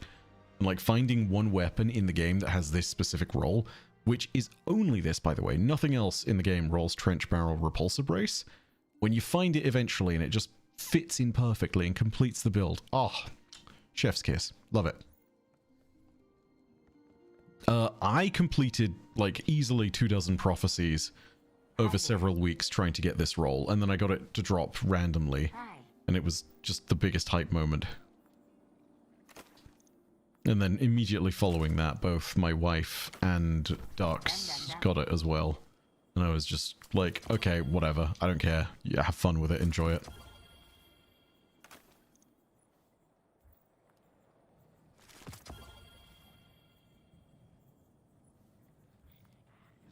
Just checking to see if any of these have special multi-perks. Which it looks like no. It's a shame we did an Adept Nether and didn't get anything. We got a single shiny.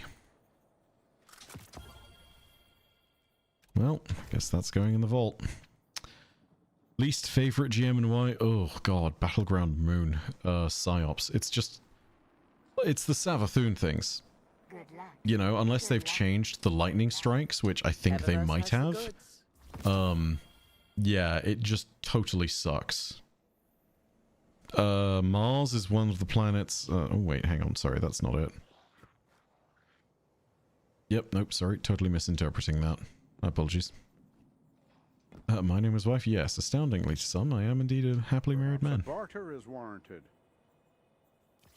Yeah, hell is lovely. Do you have something for me, Guardian? I've been trying to find a good exotic for Lightning Surge for a while now. I thought the best way to GI would have been Synthoceps Inmost, but now opinions changed, lol. Yeah, so that is absolutely the other way to go. Solipsism with Inmost, and I don't have it on my character, but Solipsism with Syntho Inmost, and then just running it just as you would with Consecration. Yeah, 100%. That was a lot less viable until Heresy came along and changed the way the season, or sorry, the way that the bond works. And that's predominantly because Lightning Surge this season got a 30% damage buff too. And it now generates Bolt Charge. So you're doing a lot more for your stuff. Plus, they buffed Amplified this season because now it gives an extra 15% DR and enemies are less accurate against you. So like the build subtly got a lot of buffs. It also is very encounter dependent, right? So when you're looking at, say, Salvation's Edge, Encounter 1, Encounter 3, and probably Encounter 4, you have enough ad density there with small ads that it makes a huge difference. When it comes to, say, Sundered Doctrine, Encounter 2 with the Zoetic Lock set, I think you do want to go with the stronger damage you get from Synthos and Inmost. And I think that's predominantly because of the fact that you are running a build there against enemies that are just tankier, right? The minute the ogres are there, they rock your shit. They're not blindable. They can be weakened, but like you need to kill them fast. You can't just stun them to death. The presence of a lot of small enemies versus one boss tier enemy, it changes the entire dynamic of that fight. And it means that Synthos is kind of the way. In all other instances where you can blind things, yeah, I would definitely go with Fellwinters. It is not the higher damage choice, but you don't always need it to be higher damage. It is also much better for team support because blinding a room of enemies means that you can still keep your teammates alive when normally you wouldn't be able to chug through them with damage. So yeah, that's just my thought process for it. Also, if they're running things like Repulsor Brace, they can also proc it off of your weaken. And providing 30% weaken to your teammates across an entire room of things is awesome. Oh yeah, and here's another thing. Lightning Surge in Fellwinters has a really cool interaction. You know how Jolt from Lightning Surge reaches out across the room? If the, like, jolting bolt of lightning that reaches across the room kills something, the Weaken and, like, Disorient from Fellwinters has a really interesting behavior that I like to call Riding the Lightning, where it will extend the radius of the blind and weaken effect. So you have the potential, if you Lightning Surge and kill a wide area worth of enemies, it will blind an even wider range outside that. So conceivably, you can get like a 30-meter radius or a like 60-meter diameter worth of enemies that are all just either dead or blinded. It's amazing. Like, I can't believe how well it works. Everyone was using fucking Stasis Turret way back when Final Shape launched. I was on my Fellwinter shit. Like, I've played this easily 100 times more than I've played with my damn Stasis Turret build. I barely bother with this thing. Fellwinters, though, I've been rocking this shit since Final Shape. Can we get a dim link in the next video for this build? Fuck, I don't know how to do a dim link, but I'll figure it out. Yeah, sure. I run Chromatic Fire, Stasis Super, with Outbreak Perfected, and it clears and controls the room. Is that slow that it does?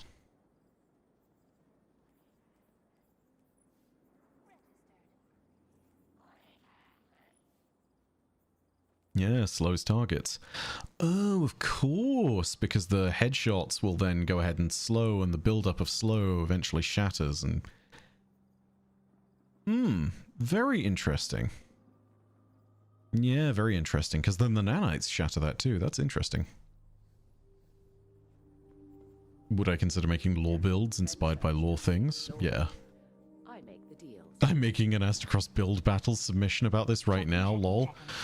Yeah, good luck if he pulls it through a Nightfall, though. Like, this is not necessarily going to be worthy of a solo Nightfall, because... yeah, the moment you run into a boss enemy, you need to crouch on whatever your heavy is. Has the goods.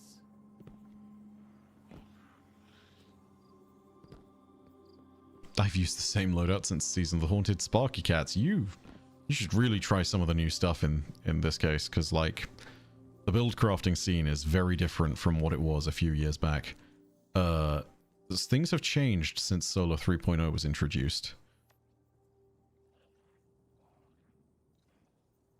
Do I have anything else I'm going to do? Probably just going to go ahead and turn some things in. I have been streaming for quite a while now. How long have I been streaming?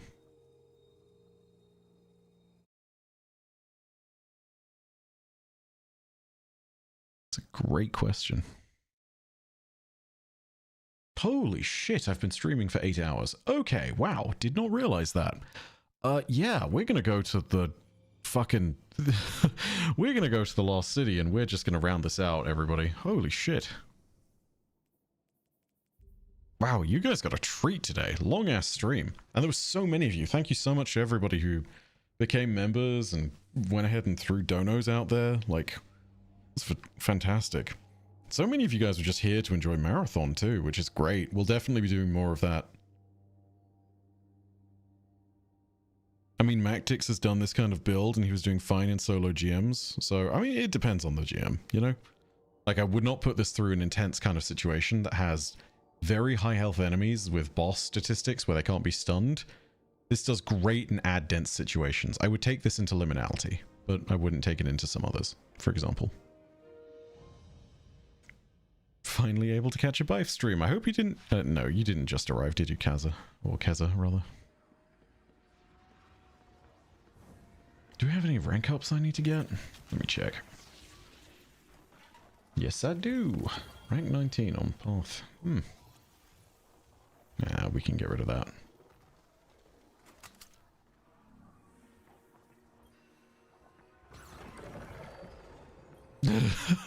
To be honest, I always thought that you were on the more casual side when it comes to a lot of complicated stuff. Now I realize I am the casual one. Yeah, dude, people don't realize sometimes that I may be the lore nerd, but I do... I mean, dude, I'm rank 11, man. I try and go hard in this game. Like, I'm gonna do my Conqueror node at some point one of these weeks, and then I'm gonna renew it, but like, I've done my solo Vespers, I've done my solo Flawless Sundered. I still need to finish solo Flawless Vespered. Like, I've done my fair share of stuff, you know? Lord Daddy raids, I've always known. Yeah, absolutely. Thank you so much for the explanation of how Cade could play the harmonica. It's been haunting me since D2 challenge run video I saw brought it up. Yeah, there is an answer to that. I still remember you running Crimson Days with Controverse and Thorn. Oh, goodness. When Barb and I were still very much playing Destiny together. It's fine. I'll tune in next stream. Really quickly, I'm going to answer that last question. Do you think you'll make Warframe content? If it bites me, yeah, absolutely. I just need to, like, I really want to feel inspired about the content that I make nowadays. Like, I really wanted to make a big Dragon Age video way back when, a few months back, and so I did. It took months, but we made a, like, 3-hour odd recap of everything. From, like, the first 3 Dragon Age games and all the lore of the universe that came before that. And, like, really, really pleased on that one. It just needs to, like, entice me. It needs to bite. And, I've heard amazing things about 1999. Unfortunately, the last time I jumped into it was the New War. Yeah, it's just not bitten me. It's not to say that it's bad either, because I know it's good. But yeah, it just requires time. Right now, though, I'm riding the hype that people have been seeing for Marathon stuff. So, you definitely expect more Marathon videos. But yeah. Would you ever give Hunt Showdown lore a shot? It's surprisingly deep. I don't know, man. Again, if it bites me, then I'll pick it up, but I don't know. Let me see. Yeah, I think I'm just going to go ahead and call it there, everyone. Streaming for 8 hours. It's been a ton of fun today. It's been a really, really good day. But yeah, thank you so much, and yeah, I will see you all Starside. Oh, thank you for the very, very, very good time. Oh, really quickly before I log off. Famous, thank you for the 20 bucks. Loving these live reactions to the lore stuff, Bife. Do you think the Dreadnought will still stay in Saturn's orbit, or possibly the Lord of Every Nothing will take control? I mean, if there is an epilogue, we'll find out. Because if they take control, who knows what they're doing. Other than that, yeah, I think it's likely that it just stays where it is. It's gonna forever be a blemish, and it may eventually decay into nothing, but who knows. Either way, thank you so much, everybody. I will catch you all very soon. Ad Astra.